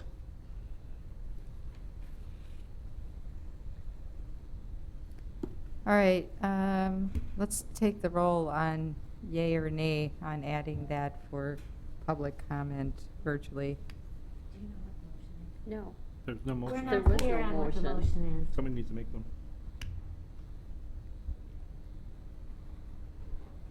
So would someone like to make a motion? I'll make a motion to include remote participation by the public during council meetings. Second. All right. Any further discussion on that? Please take the roll. Mugrower, No. Erickson, Aye. Peschel, Aye. Ford, No. Allison Osby, No. Krause, Aye. Palmieri, Aye. carried 4-3. what staff will do is we will come back with a change in the rules so that council can vote on those, because logistically, we'll have to work through those things to do that. But we'll have that prepared for council. Councilmember Mugarauer, I believe you wanted to speak to item number 18. We were talking about laying I that think over. previously I had just asked for council's blessing to lay it over. It seems like there was a affirmative nod from at least the 6 here, and I assume from a silence from Mr. Peschel that he agreed to lay that one over. So. And then solutions for homelessness during COVID-19, Councilmember Erickson. Sure, thank you. So I requested this to be put on the agenda just as a way to kind of start a conversation about our role in solutions, in long-term solutions. So I've received a few emails from residents looking to us for leadership on this issue. I also had the honor of attending the cookout at Riverside Park a couple weeks ago that was put on by a resident who wanted to give back to the homeless. So, you know, while I was there, I kind of listened to their experiences, and they raised a lot of the challenges that they're having, especially during a year like this, with having no place to go in the summer. Day by Day warming shelter is closed for overnight stays during the summer. They are open during the day for certain services. But many of the usual places to cool off during the day, like the library, senior center, are closed because of COVID. Someone also mentioned to me that they received a $232 citation for having an open sleeping bag in Riverside Park. You know, I'm not saying that we need to allow, you know, set up a camp in the park, but I think in a year like this, I'm also not okay with issuing citations to people who have nowhere to go. So I want to recognize the great work that's happened by organizations. We have some really great organizations in the city who are working with the homeless population, you know, connecting them to resources, eventually getting them to more permanent housing. But I do think that we, as a city, have a role to play in providing support and fill in some of those gaps that might be occurring, especially this year. So wanted to open up the conversation, hear other perspectives. Councilmember Erickson, could I just ask you, would you venture to add what you do feel the role of the city might be in that? Sure. I mean, I think I'm open to different, you know, potential solutions, whether it's, I know we already provide funding through CDBG to different agencies, but are there some policy solutions, especially in a year like this, where, you know, perhaps we look at, you know, waiving citations for camping in the parks? That's an option. Yeah, you know, whether it's funding options, whether it's continuing to have these conversations, recognizing that we have a homeless issue in Oshkosh. So, but I'm open to other options.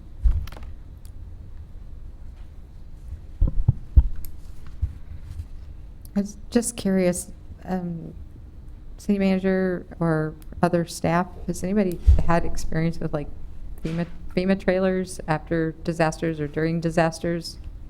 There are so many different discussions that you can have about this issue.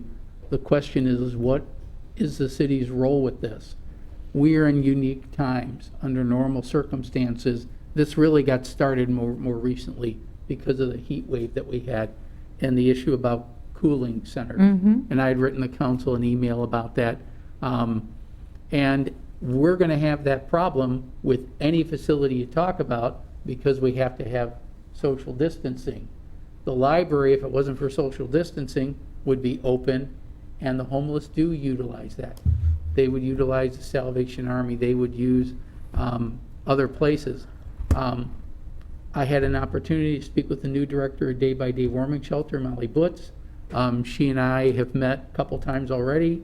One of the concerns I have with some very well-intentioned people is they're not focused. They want to, and the analogy I use, they want to feed fish rather than teach people to fish. Day by Day is trying, and I think they've had issues in the past. I think many of you are aware of those issues. I think Ms. Butz has taken a very, you know, she's taken a very serious approach to the issue of homelessness and recognizing that day by day must move beyond a 6-month facility. The challenge I have is 11 years ago, or 10 years ago, we gave them a temporary permit, which they renew every 6 months. That is not a facility for a permanent shelter. We did provide a waiver to them during the emergency, but at the time, the prior leadership was not really thrilled about keeping it open. We could open that today. It's just that Ms. Butz needs to get the staffing up. So the point is, right now, there is nothing until that happens, right? Correct. The challenge is, there are a lot more issues than just somebody getting a ticket for sleeping in a sleeping bag. There is a prohibition, a specific prohibition against camping in parks. They were, not only were they doing that, but there were also warrants out for several of those people. That's why the police did what they did. And I would defer to the chief in case there were questions about that. But there were more issues than just they were homeless. But I'm sorry to interrupt you, City Manager, can I ask Ms. Lawrenson, under that 19-4B, I believe there's an extra piece in there that gives council the ability to waive that requirement or that prohibition, as I recall. The council has waived it before. We started to recommend against it. That was the waiver of camping in parks. The Civil War reenactors for years had gotten that exemption for sawdust days. That's the only real one we've given. We were pushing back on that because there were some other things going on with sawdust days where it wasn't just for the how it was represented to us. Council does have that. I would not recommend that because I think you would find yourselves having a tent city. And I would say I received as many, if not more, complaints about the camping in the park than I did in support of people in the park. So if we could just back up for a minute, we just had a discussion about enforcement of a mask ordinance not being handled by the police, by deferring that to Health and Human Services or Health Department with the county. I mean, some people believe that this is a health emergency for folks who are unhoused. Would there be the capacity for council to refer those individuals who are found to be, especially during this state of emergency, would that be a referral over to perhaps adults in need of protection or human services? I'm not sure. They could do that today. Because the police don't have to, enforce the mask. We're talking about that. But we're asking to do this for a basic right to survive? Day by day does it on a daily basis, works with County Human Services to refer people. Whether they choose to accept those services or not are up to them. I guess the point is we have other ordinances on our books, right, that we're asking the police to handle that are human services related unless they're disorderly or something along those lines. Are we able to defer this in that situation during this emergency? And I think council wants to have that discussion.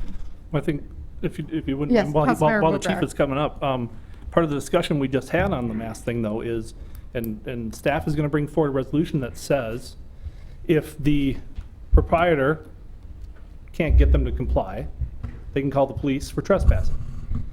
And that's what at least 4 of you just said that you want staff to bring forward. So in this particular case, under our city code, technically they are trespassing at a certain point. They are creating a disturbance in terms of, camping in the park. And so police are then called to correct that behavior.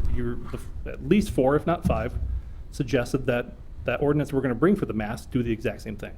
There's a correlation there. So you're okay with them coming in to give a trespassing or disorderly conduct charge if somebody won't willingly leave a place of business not wearing a mask.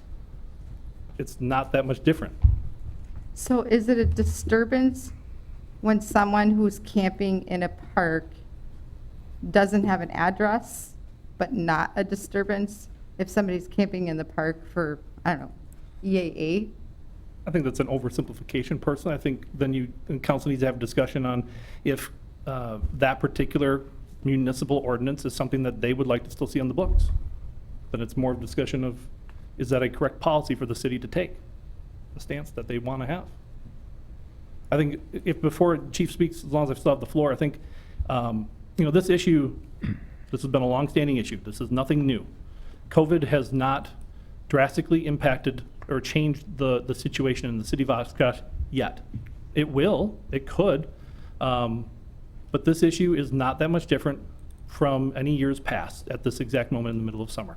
Except the buildings. Excuse me, ma'am, I have the floor. Appreciate not being interrupted. I don't interrupt you. And so there are some very good and very well-intentioned people, especially as social media takes off and people start rallying around a cause, especially right now. So everybody's looking for something to rally around. You're stuck indoors. There's a lot of negative things being broadcast, whether it's print or digital media, and somebody wants something good to do. And I think it's fantastic that people are getting energized about a topic. It has to be organized, and it's got to be in a positive fashion. And I think there's plenty of individuals that need to get educated on the current situation with our homeless population in the city of Oshkosh. We have a homeless problem. But you have to speak to those that know what they're talking about. You've got to figure out what's been done, what needs to be done, and how to muster those resources together with this community. It's not something that can be easily changed. Unfortunately, I wish there was a magic button to press and it could go away immediately. But in the immediate needs, day-by-day warming shelter, they need bodies and they need money, right there. Spoke with Executive Director Molly Butts very recently. I think from conversation with her, only a few council members have actually talked with her regarding this topic. I encourage all to. They need money and they need bodies. That's what they need. They need volunteers to help people, because right now they don't have a whole lot because the college students aren't here. Generally, they received a lot of help from the college students. Those in the Health and Human Services area, they just don't have enough bodies to help. So even if they could open right now at this exact moment, they don't have enough staff to actually keep it open, operationally secure, because they have to have certain requirements on how many people are helping and how many people are in that building at any given time. So those are the things they need right now to try to help those in the most need. Chief? Having spoken with Director Butts as well, I can appreciate what you're saying. It is an opportunity for council to, if they haven't already, although I think many of them are familiar, there are limited resources, and I think we can all agree on that. But certainly would like to hear what the chief has to say on this. Well, I'd like to start back to address the issue of citations being issued to those who are sleeping in the park. This is not something that we just do because we feel like they shouldn't be sleeping in the park. This is an issue that started early on, probably in March or April, when we started receiving calls from business owners in that particular area related to folks sleeping in the park. We had specifically received calls from the Best Western regarding the homeless folks who were sleeping in the stairwells. We received numerous photographs of vandalisms, of defecation, of destroying their property. We continue to see complaints from the Best Western regarding folks doing acts within the property that aren't appropriate. Numerous times of providing warnings, providing you can't be here, it's a ordinance violation, numerous opportunities to have conversation with, there's about 8 or 9 individuals who stay there on a regular basis. You can't do this. We've got reports of folks sleeping there with their pants down around their ankles, urinating in public, drinking in public, littering in public. These are the issues that we currently have with our homeless population in the parks. It's not just the homeless population that's impacted, and I have great compassion for them. They're provided many opportunities. It's also the business population that's also impacted down there. And there has to be an equal solution to solve that issue. And We will enforce the ordinances as they're written. We will certainly do our best to help the population as best as we can, but we have to be neutral in our actions. We give ample warnings. We give ample opportunity for change. We provide information regarding resources available. And we get to the final point where we have to do enforcement. To the point of the citation that was issued, of the 3 people that were there, 2 of them were carried to jail for probation violations, as well as another warrant for their arrest.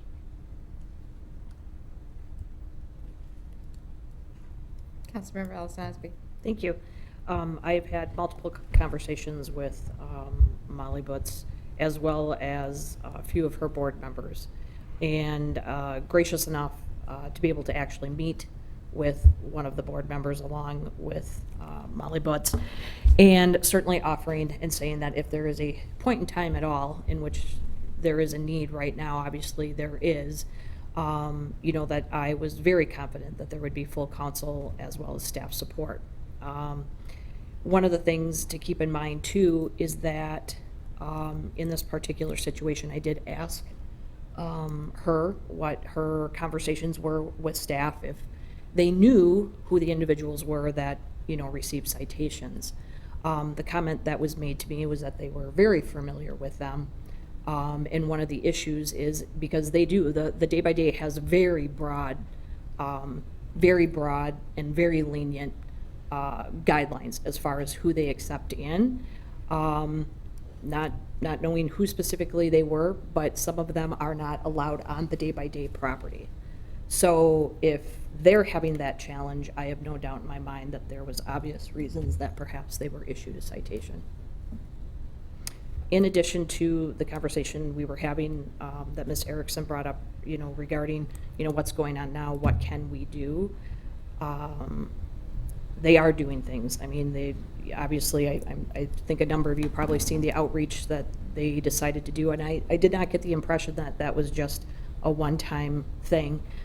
They are certainly open, and what I'm hoping that we as a council do is we extend our support, and then they, the staff who is most knowledgeable about the population, I certainly let them know, and I did invite Mr. Bugerauer to that conversation as well, was to let them know that they should tell us. And I very much got the impression from the board member as well as Molly and her staff that they are looking for solutions now.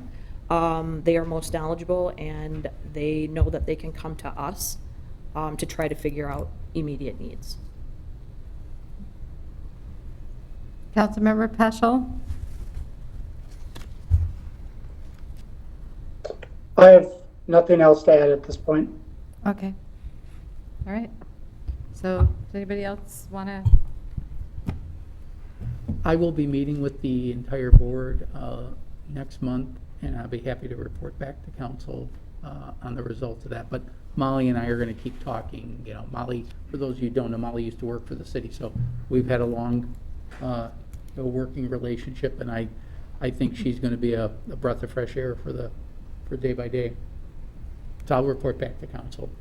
Councilmember Erickson, was there anything else that we missed in that process? No, I just appreciate having that that conversation. It's helpful, hearing a different perspective.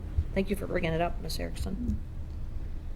And thank you to my fellow council members tonight too for hanging in there. We're approaching, well, just past 11 o'clock, and I'd like to invite a 5-minute recess unless folks want to plow on through.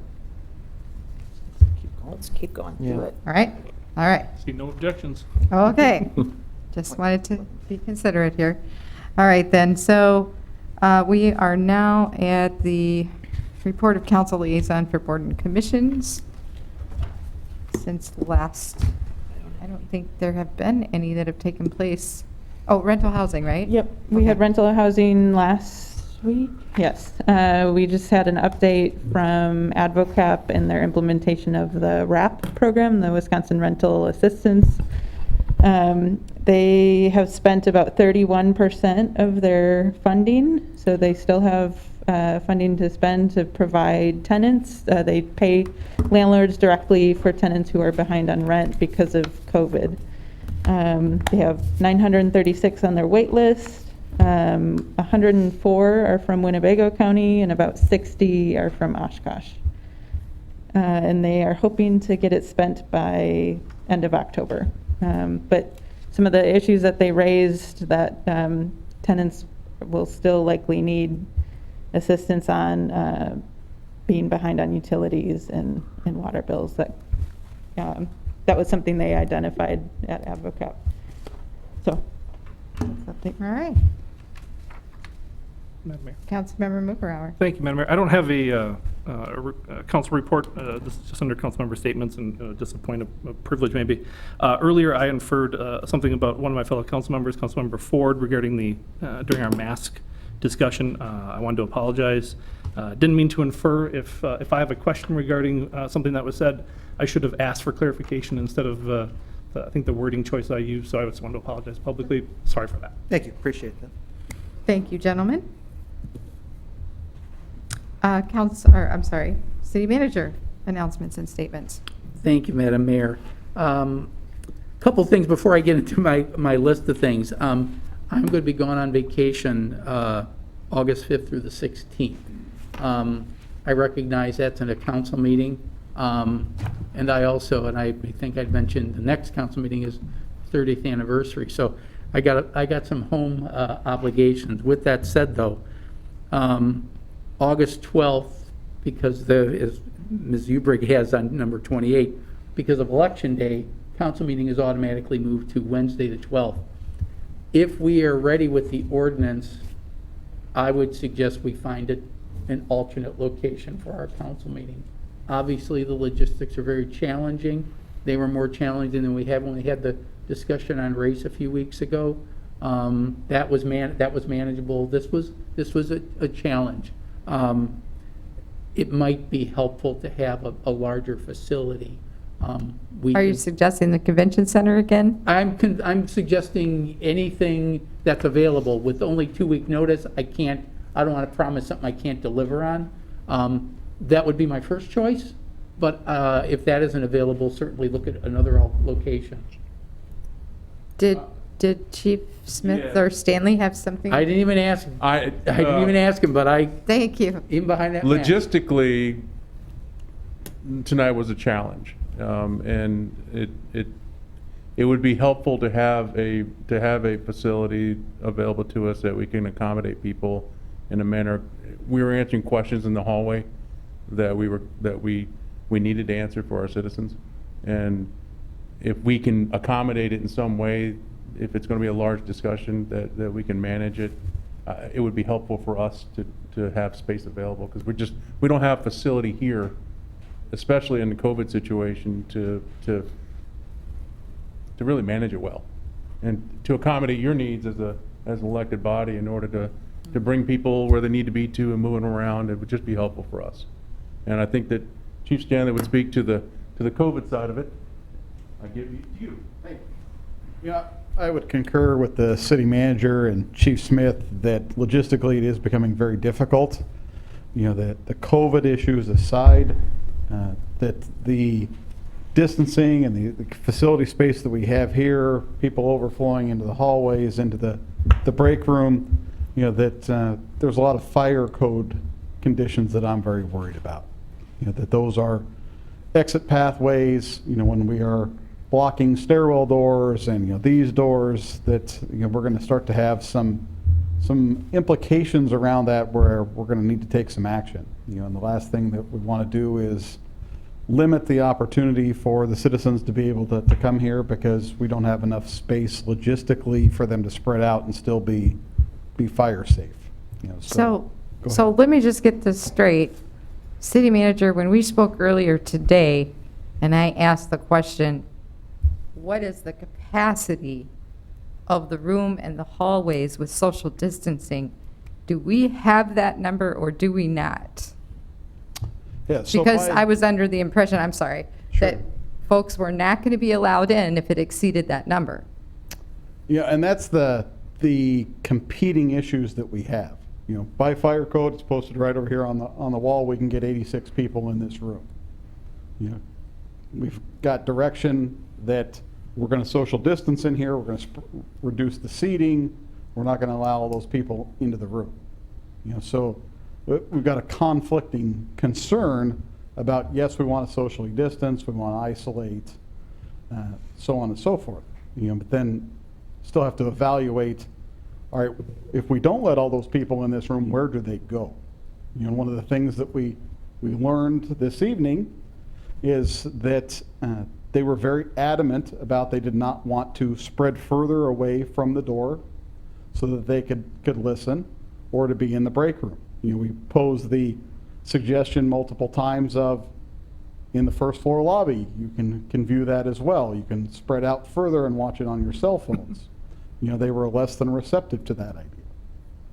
You know, so as the fire chief, I have concerns about when I've got 70 people out here in the hallway or 40 people in the break room that has a capacity of 25, you know, that defies the fire code, which is adopted into ordinance of the city. You know, so how do we balance that? You know, I think the city manager's suggestion about an alternative location is very logical. If we can find a bigger space, we can spread people out further. We can potentially socially distance and still keep people safe in relative to fire safety. So virtual is a really big space, right? Are we talking about we need to close back down City Hall so that we don't have that issue? I mean, are you suggesting that we do expand the virtual capacity to make those accommodations? No, ma'am. What I'm suggesting is we don't allow 50 people in the hallway blocking the exits. Yeah, that was my understanding. Yeah. That was How we achieve that, you know, I think we've discussed several options throughout the evening, got some specific direction from council that, you know, my perspective is the fire safety.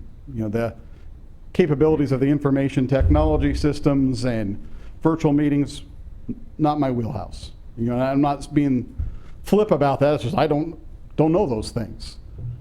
That you know, so what I'm requesting is that we find a alternative if we're going to have 100, 200, 300, whatever people show up here, that we don't pile them and congregate them into the hallways in the break room.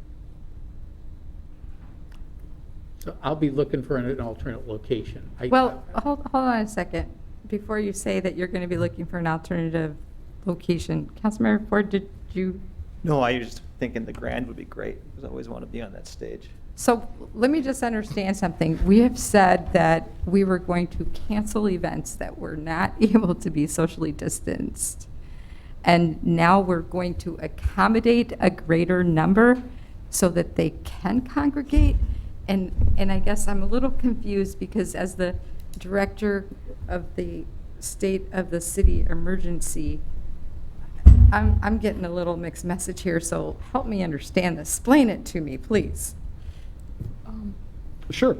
That, you know, one of the, as it was brought up multiple times throughout the evening, you know, about regulating the social distancing and mask ordinances and things like that. That was pointed out, that's a public health emergency.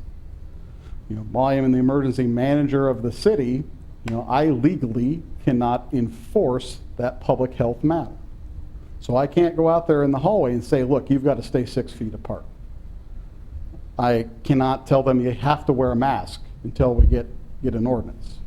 You know, so how do we manage those type of events then, especially with a body of citizens that are resistant to the idea of being forced to wear masks and choose not to socially distance. You know, but I said that's a public health emergency that we can advise on, but I cannot legally regulate. That's been made abundantly clear in the state. The ordinance I can enforce is fire code. You know, that, and if council directs me, if yes, don't let those people in this building, that's what we want to do, is restrict the access from them, I am more than happy to do that. You know, I can enforce fire code and have a basis behind that. But to be fair to you, because you were all in here and not in the hallway, you know, there was a lot of concern about these are public meetings, this is our right to be present. You know, so I as the fire chief say, I don't care about your opinions, I don't care about your concerns to be here, to have your voices heard, to be present in a public meeting. I'm gonna tell you can't be in this hallway, and we're gonna shut down the building. I mean, that's what the fire code would direct me to do, and I'm happy to do that. That's understandably, there will probably be some repercussion, you know, some concerns from the constituency about that. You know, I think, are we going to get 100 or 200 people, or we counted them as they came in the door with the clicker. Downstairs the front door, we had 99 people come through the front door. I'm sorry, Deputy Mayor Krause, you've been wanting to say something. I'll ask this as kindly as I can. So I understand you can't enforce the social distancing, but did we break fire code? And I mean, you don't have to come to us to tell people the law. I mean, you can enforce that any way you want, correct? I mean, I want people to be safe out there, that's what I'm saying. Right, you know, so we gave them our concerns. You know, they were accommodating about spreading out a little further, going down into the break room and doing those things, you know. But did they break fire code in the break room? Because when I walked past, they're shoulder to shoulder in there, like a cheering section. Yeah, they did. Mm-hmm. You know, so Fire code's very generous. Mm-hmm. It's the overlay. We could have accommodated most of those people. The limit in here is 67 in this room alone. Mm-hmm. But in order to push social distancing, we limited the number of people in this room. We could let them in, but we'd be violating all the tenets of social distancing that we've been trying to do. But what we did was we just pushed it out in the hallway. So while it may not have been a fire code issue, because both chiefs, I commend them both, were able to push them out a little bit, the reality was there were still people who wanted to be in this room. Mm-hmm. And that's why I'm suggesting, if you'd like me to find a different location, I will do that. I think if you're going to get the same crowd, you're going to have the same animosity. And I think there was a great deal of legitimate concern. The residents were satisfied, and certainly you weren't. Best way to do that is to find an alternate location. Yeah, I'm just not really, I'm really not comfortable with that, but Councilmember Ford, you have Well, I something guess, to say. yeah, I mean, in the business, we call that a street-level bureaucrat. You're making policy based on the reality on the ground, right? I mean, you have to react to the circumstances as they present themselves. I get that. You're in an impossible situation. So the key is, right, moving forward, how do we prevent that from happening again? I think we passed we gave guidance, a 4-3 vote to allow virtual participation.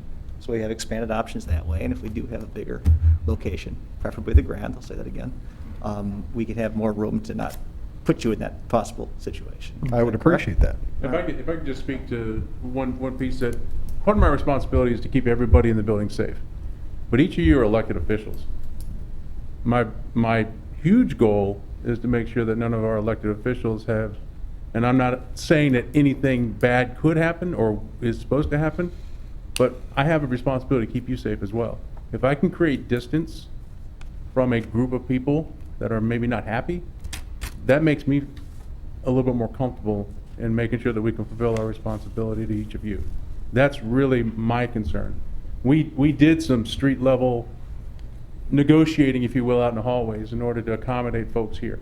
And part of my speaking to folks out in the hallway was, I know, Mayor, you always have you want the public to be able to speak.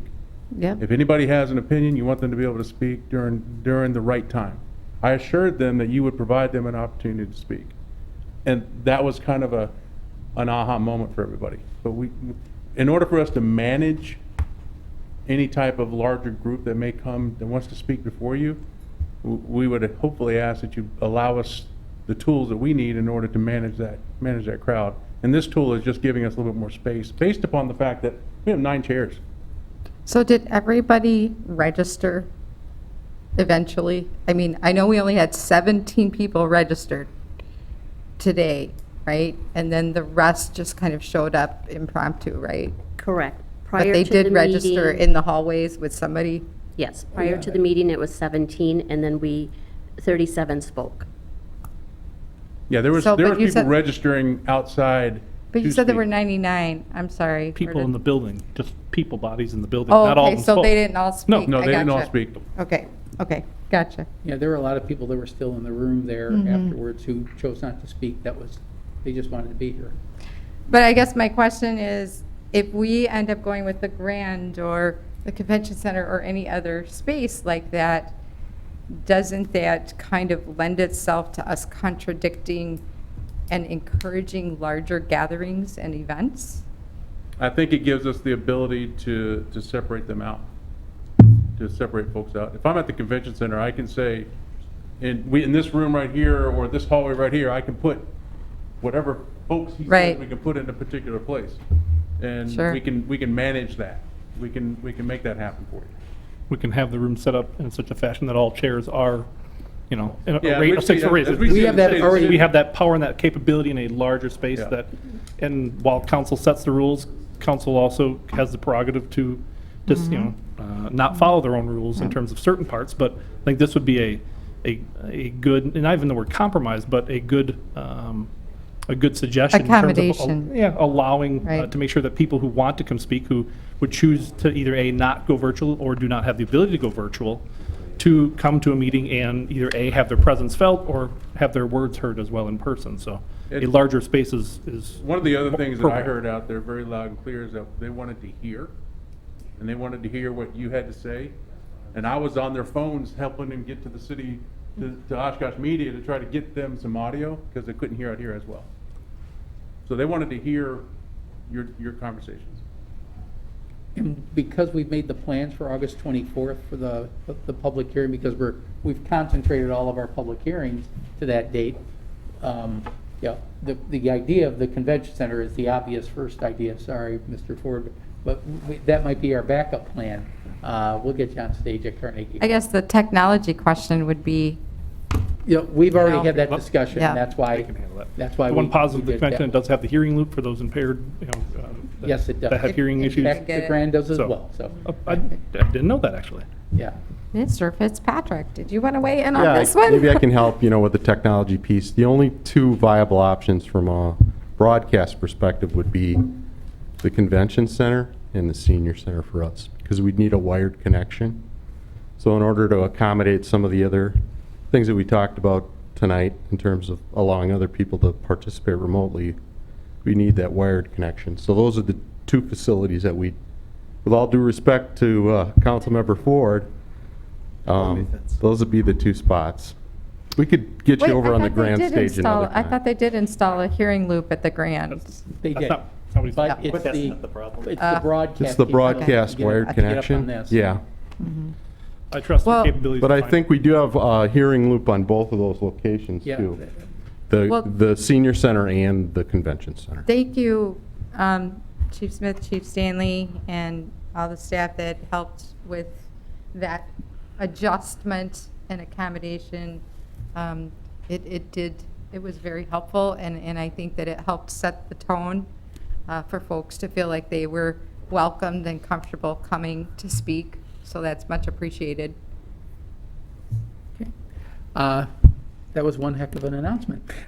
Sorry, That's sorry, Mark. okay. I know, we That's could just okay. give you like a whole brand-new city hall and you'd be happy, right? Well, it's one meeting. We'll manage. Thank you. The other ones that I want to talk about, the Sawdust District implementation. The Traffic and Parking Advisory Board has already taken a look at the restriping of Main Street to accommodate parking and limit it to 2 lanes. In the short run, the long-term plan for the Sawdust District does widen it to 80 feet of right-of-way, which will allow us to have parking and extra traffic. But in the short run, there's been a lot of discussion with the business community. They're very supportive of this. We'll be bringing that forward at a future meeting. That was really the purpose of bringing it up. We're going to bring it forward, but the public comments we've gotten from the immediate businesses has been very favorable. There's a memo in your packet, cooperative purchase of furniture for the senior center. This is part of that $152,000 Bader grant that the senior center staff was successful in acquiring, and about $40,000 of it is for purchase of furniture. In your packet was the quarter 1 and 2 strategic planning updates. Given the lateness of the hour, and unless you want me to get into some detail, I think it's appropriate if you take a look at the package. Because of COVID, a lot of things are behind or been knocked off track. You'll see for the first time in quite a while, there's a couple that are major disruption. Those are not specifically related to COVID. A couple of them are with the museum regarding capital improvements.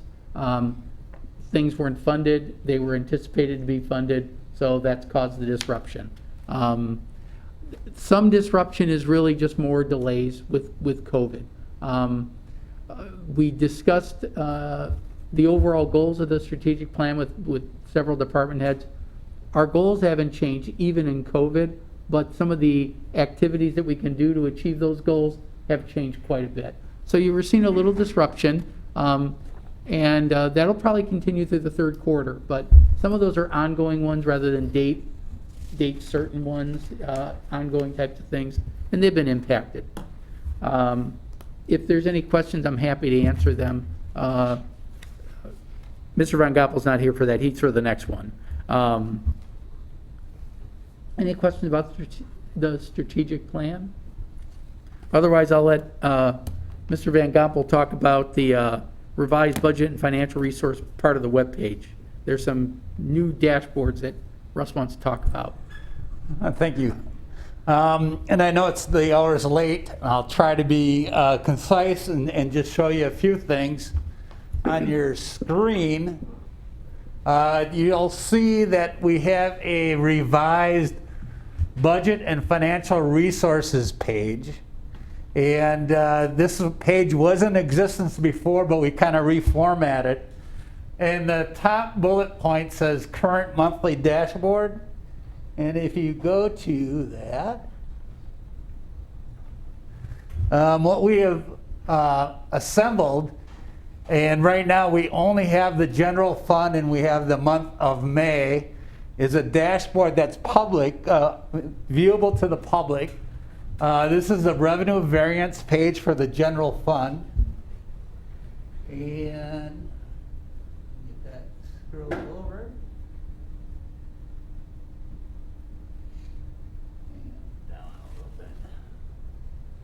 The yellow line, or which appears to be yellow line, is really the trend of the general fund revenue over the 12-month period for 2020. And this is based on previous data.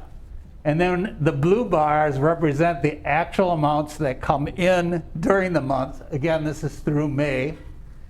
And so you have a dashboard that kind of shows the history for the general fund revenue to actual, and you can kind of see the rest of the history. So for June, we'll have the June bar on there. So this is kind of a work in progress. Below that is a breakdown of the different sources of revenue.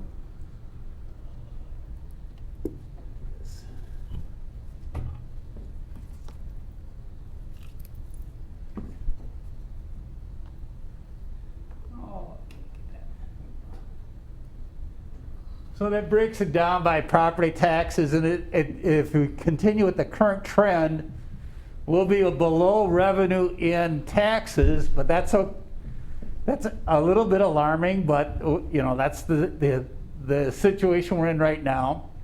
And it will be above revenue in some of the other categories. And then the last component on the revenue page is showing the year-to-date amounts. And you'll see that in 2020, we're 53% of revenue. 2019, we're 51.97% of revenue. 2018, we're 51.8. We also have a similar graph for the expenditure side. And it'll be the same situation with the trend line.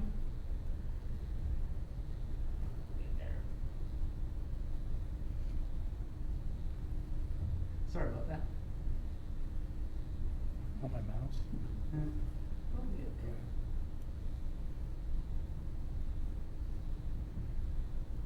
And again, this is the general fund. We will have other funds posted as we work on this process.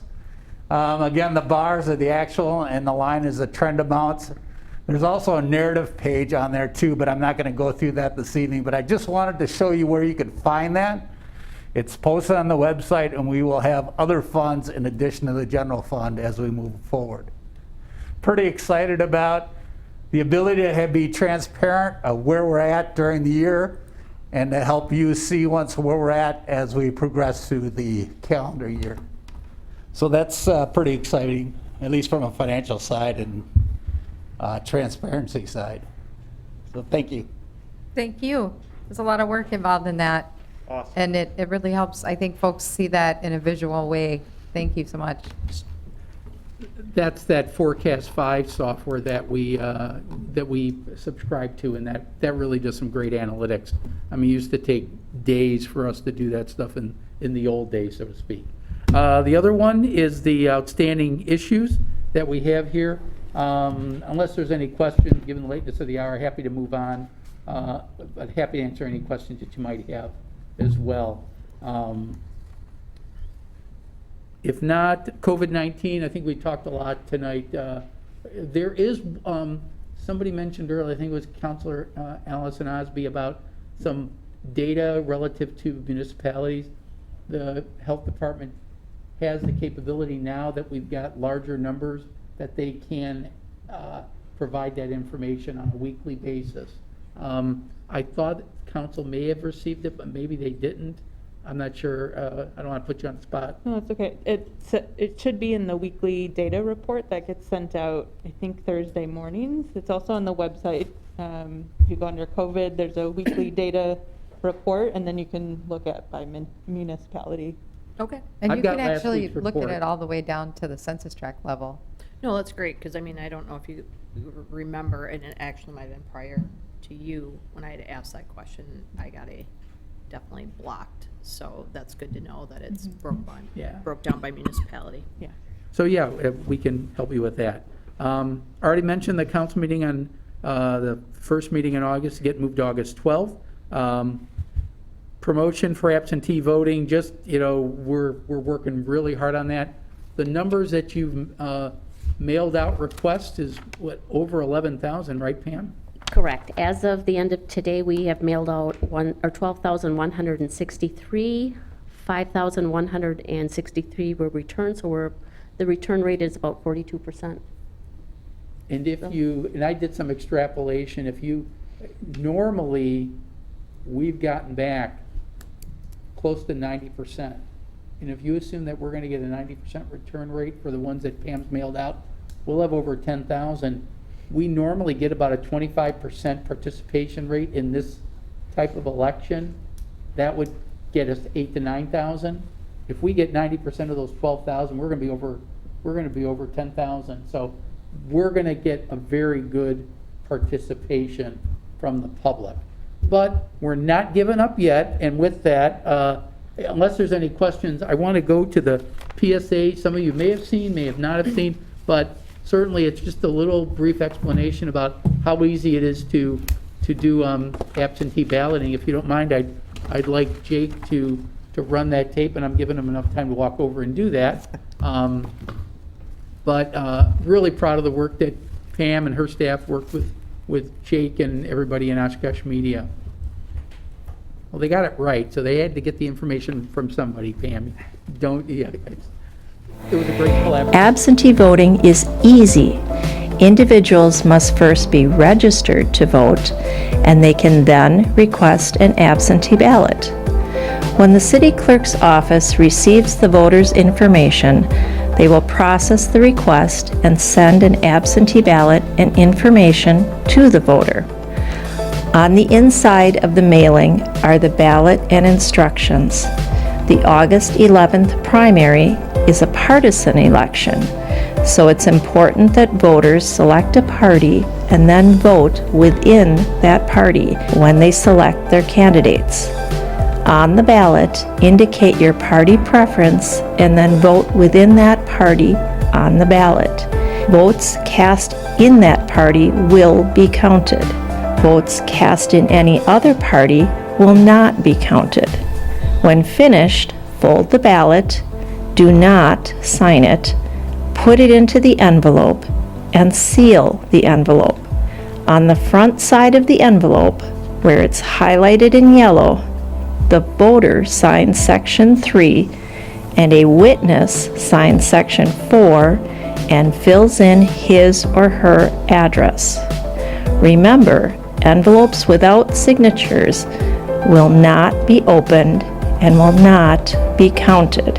The envelope can be placed into the mail. It already has postage on it. Or it can be placed into the drop box in front of City Hall at 215 Church Avenue. Please return the ballot as soon as possible so the city clerk's office can process it. If you have any questions, please call the city clerk's office at 920-236-5011 or visit www.ci.oshkosh.wi.us and click on Government and Elections.